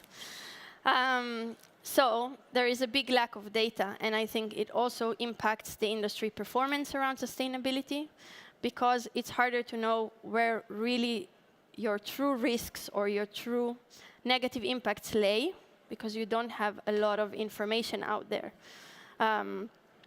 So this is a big challenge when addressing sustainability in general. And now to my passionate topic, the circular economy. Again, it was mentioned in a few other talks before, but I would like to maybe kind of like present the concept in a more basic form, and then try and give a few examples of companies that I find that are doing interesting things. So the circular economy in general is kind of like in a mindset that is the opposite from the linear industrial revolution supply chain model. So then we are thinking all the time about the ongoing life cycle of products and materials. And the model has few main principles that you can see them now. Eliminating waste and pollution, thinking about the ongoing process of material and products flow and use, so how we can think about the next life cycle of the materials or the products. And I think these two key elements are especially relevant when we are talking about jewelry and watches, because these are, first of all, items that are made from precious materials, so they have high economical value in a lot of situations, and they are really durable. So gold that you have on you, or silver, or precious stones, or diamonds, whatever, they were probably on Earth, even if below ground, way before we all were here, and they're going to stay way long after we are all going to be gone. They are not going to disappear. They are not going to decompose. They are here to stay. So embracing this mindset of how we can repurpose, reuse, remake, share, rent, whatever, the items is a really key element, especially with these kind of materials. The model in general is based on sourcing energy from renewable resources, regenerate natural systems, and separating biocycle from tech cycle, which in the jewelry industry is less relevant because all of our materials can't decompose in the soil. So all of the materials maybe come from ground but can't disappear. So we need to think about ways in which we can remake, reuse, recycle, the materials. So the circular economy is regenerative by design, and it aims to gradually decouple growth from the consumption of finite resources. So thinking about resources in a much longer time frame. The difference between biological and technical spheres and materials, and the different opportunities that exist to keep materials and products in use. So this is my own translation to the circular economy model that is reflected on the jewelry industry. So how I would imagine, from understanding the concept, how it can be translated into how the jewelry industry operates. At this point, it's really important to highlight that all of these dashed lines are potential loops that could be incorporated within the industry, whereas this blue oval loop is a loop that actually already exists within how the industry was brought up from the beginning. So gold and silver and a lot of other metals are recasted and recycled automatically since humans started working with gold. So because they were so precious and shiny and perceived as rare, they were already reused and remade into new items whenever there was no use with them. At the same time, when we are thinking now about our global supply chain, these recycled systems are still happening relatively in smaller niche areas. There is not global system that kind of like condensed everything. There is no, if gold is traded in the stock exchange and there is a price for gold every day, for recycled gold, it's not the situation. Even understanding what recycled gold is quite complicated. If you would now compare 5 organizations' recycled gold definitions, you would get different outcomes. Some refer to only post-consumer, so what happens after we used the gold. Some are like, what happened maybe after it was manufactured, some after it was refined. So it's really a vague wording area that we are operating, and I think this, again, causing the fact where recycled can be in some situations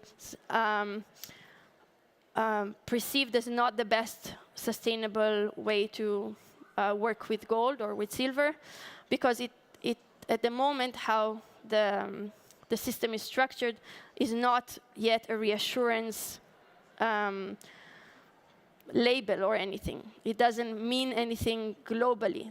It's not standardized.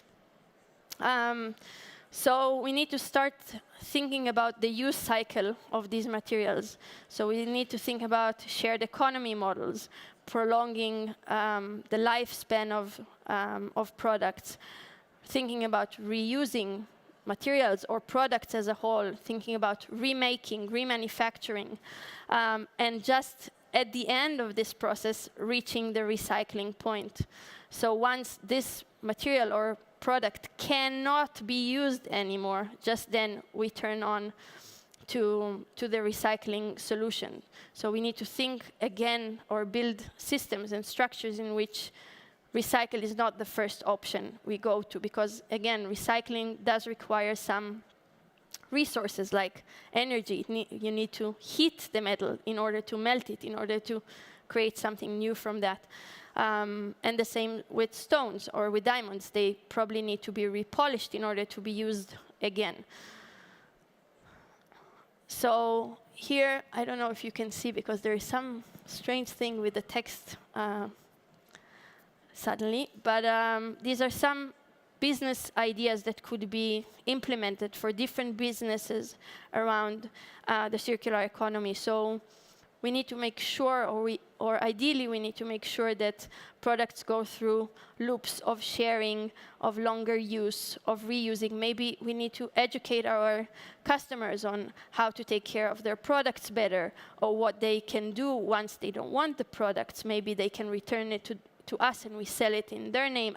There are a lot of different options and opportunities here that also can create a lot of benefits, like loyal customers coming back to us for ongoing services, like we can offer maybe repairs.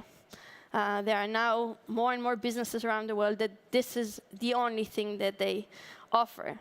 And it's well connected to what you see here, the Restory. It's a UK-based company that I think got a big investment from Kering last year.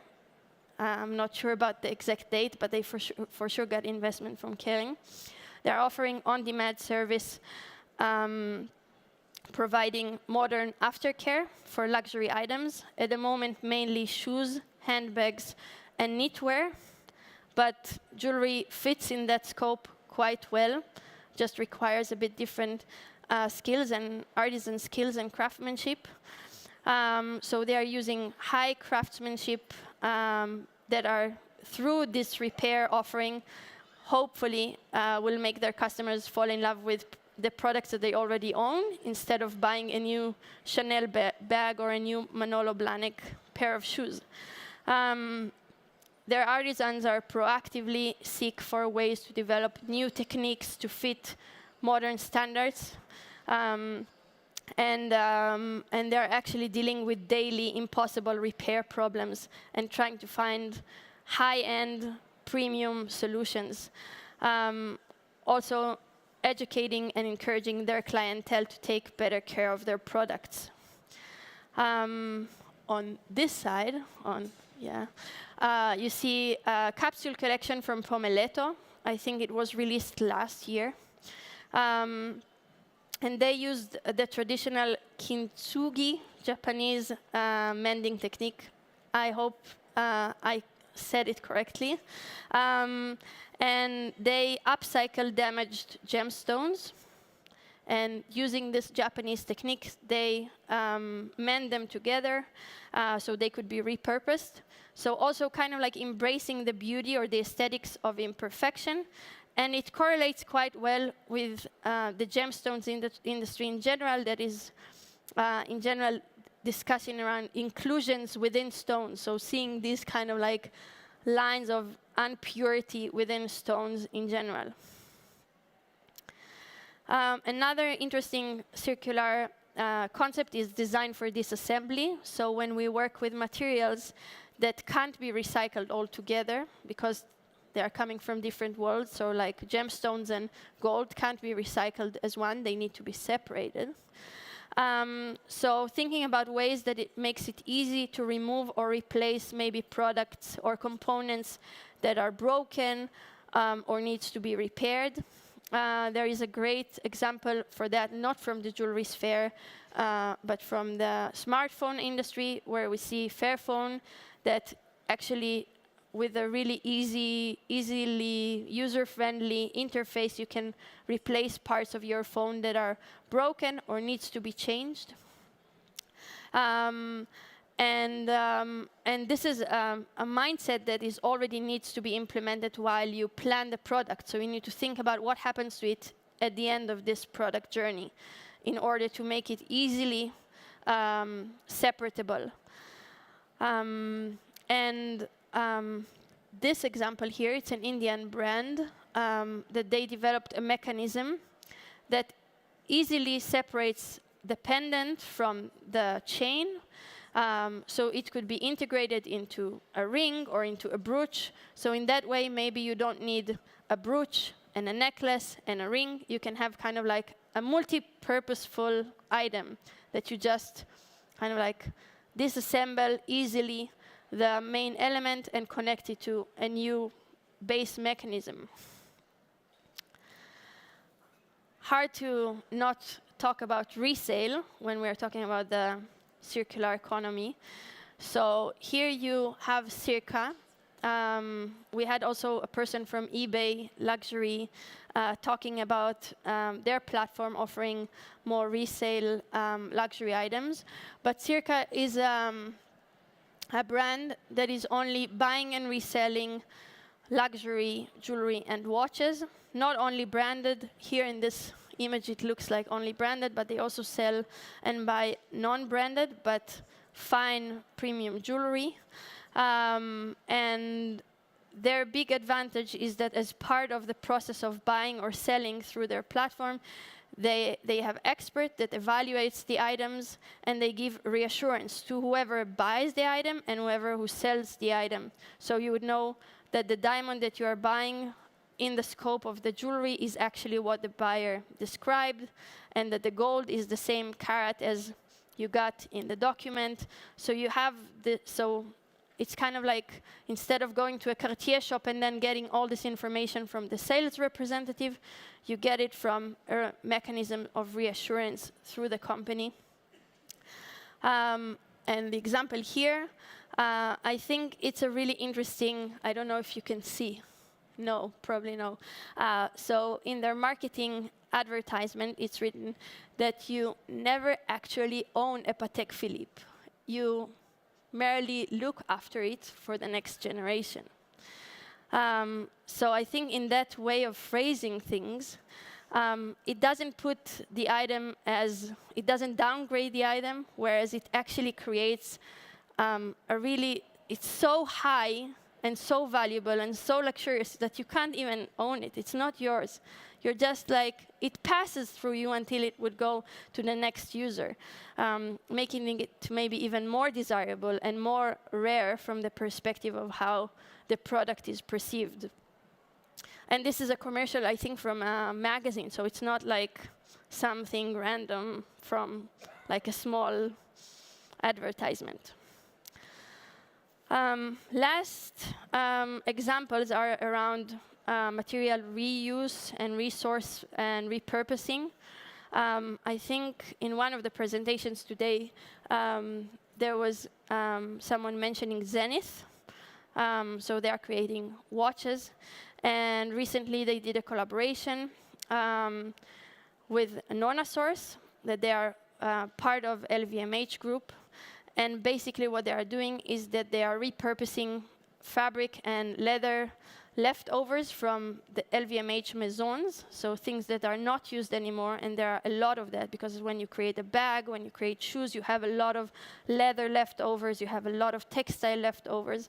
And for a watch, you actually need a relatively small amount of fabric or leather to create the strap. So they are repurposing these kind of materials that, again, keep the quality of the LVMH. So these are really high materials, premium materials in really good quality. And this is instead of sourcing new materials. The example in the middle is from a brand called Article 22. They are based in Laos. And I think their repurposing story is really interesting, and they took it to a really strong storytelling that it's quite hard to stay, to not respond to that emotionally. So they are telling that 250 million bombs were dropped on Laos during the Vietnam War. 80 million of them haven't exploded. So they are contaminating the soil every day. So what Article 22 is doing, they are collaborating with a responsible, explosive organization that is digging the bombs out of the ground, dismantling the different parts, and then the brand repurposes the materials, the metals, which are usually the covers of the bum. And from that, they're creating jewelry. So actually, by any bangle that you buy, you clear 3 square meters of bummed Laotian land. I don't know, I think it's quite hard not to be a bit emotional about that. The last example is Ether. They are based in the US. They're a relatively new company, but they're doing really interesting thing. They are creating lab-grown diamonds from 100% atmospheric carbon. So they are directed air capturing technology that extract carbon dioxide from the atmosphere and transform it into diamonds that we all know and that are actually made from 100% carbon. All of that using 100% renewable energy. So again, I think it's quite provoking ideas that maybe a few years ago weren't even like on people's mind. But our industry is based on such precious materials that it's quite strange to look at them as trendy items that we replace every few months or even few years, actually. Yeah, I think that probably by now you're exhausted from all the talks. You heard so much about sustainability that your brain is overflowed with information. So I thank you very much for your time. If you have any questions or want to reach out, I would be happy to hear from you. And I think this is it for now. Any question or comment from the audience? No, in that case, I would just have a comment. I really want to thank the translators who are hiding in the box over there for their help and their very good work. Thank you very much. And all the technical team and the people who are filming this event. So all the talks will actually be on YouTube. So it will be available, and this is made possible through the filmers, the video crew, and also the technical team. So thank you again. And thank you to all the audience who attended these talks, and we'll see you next year again. Thank you, Danielle, and all the speakers as well. Thank you very much. This is your computer? No, it's... Okay. Oh, thank you.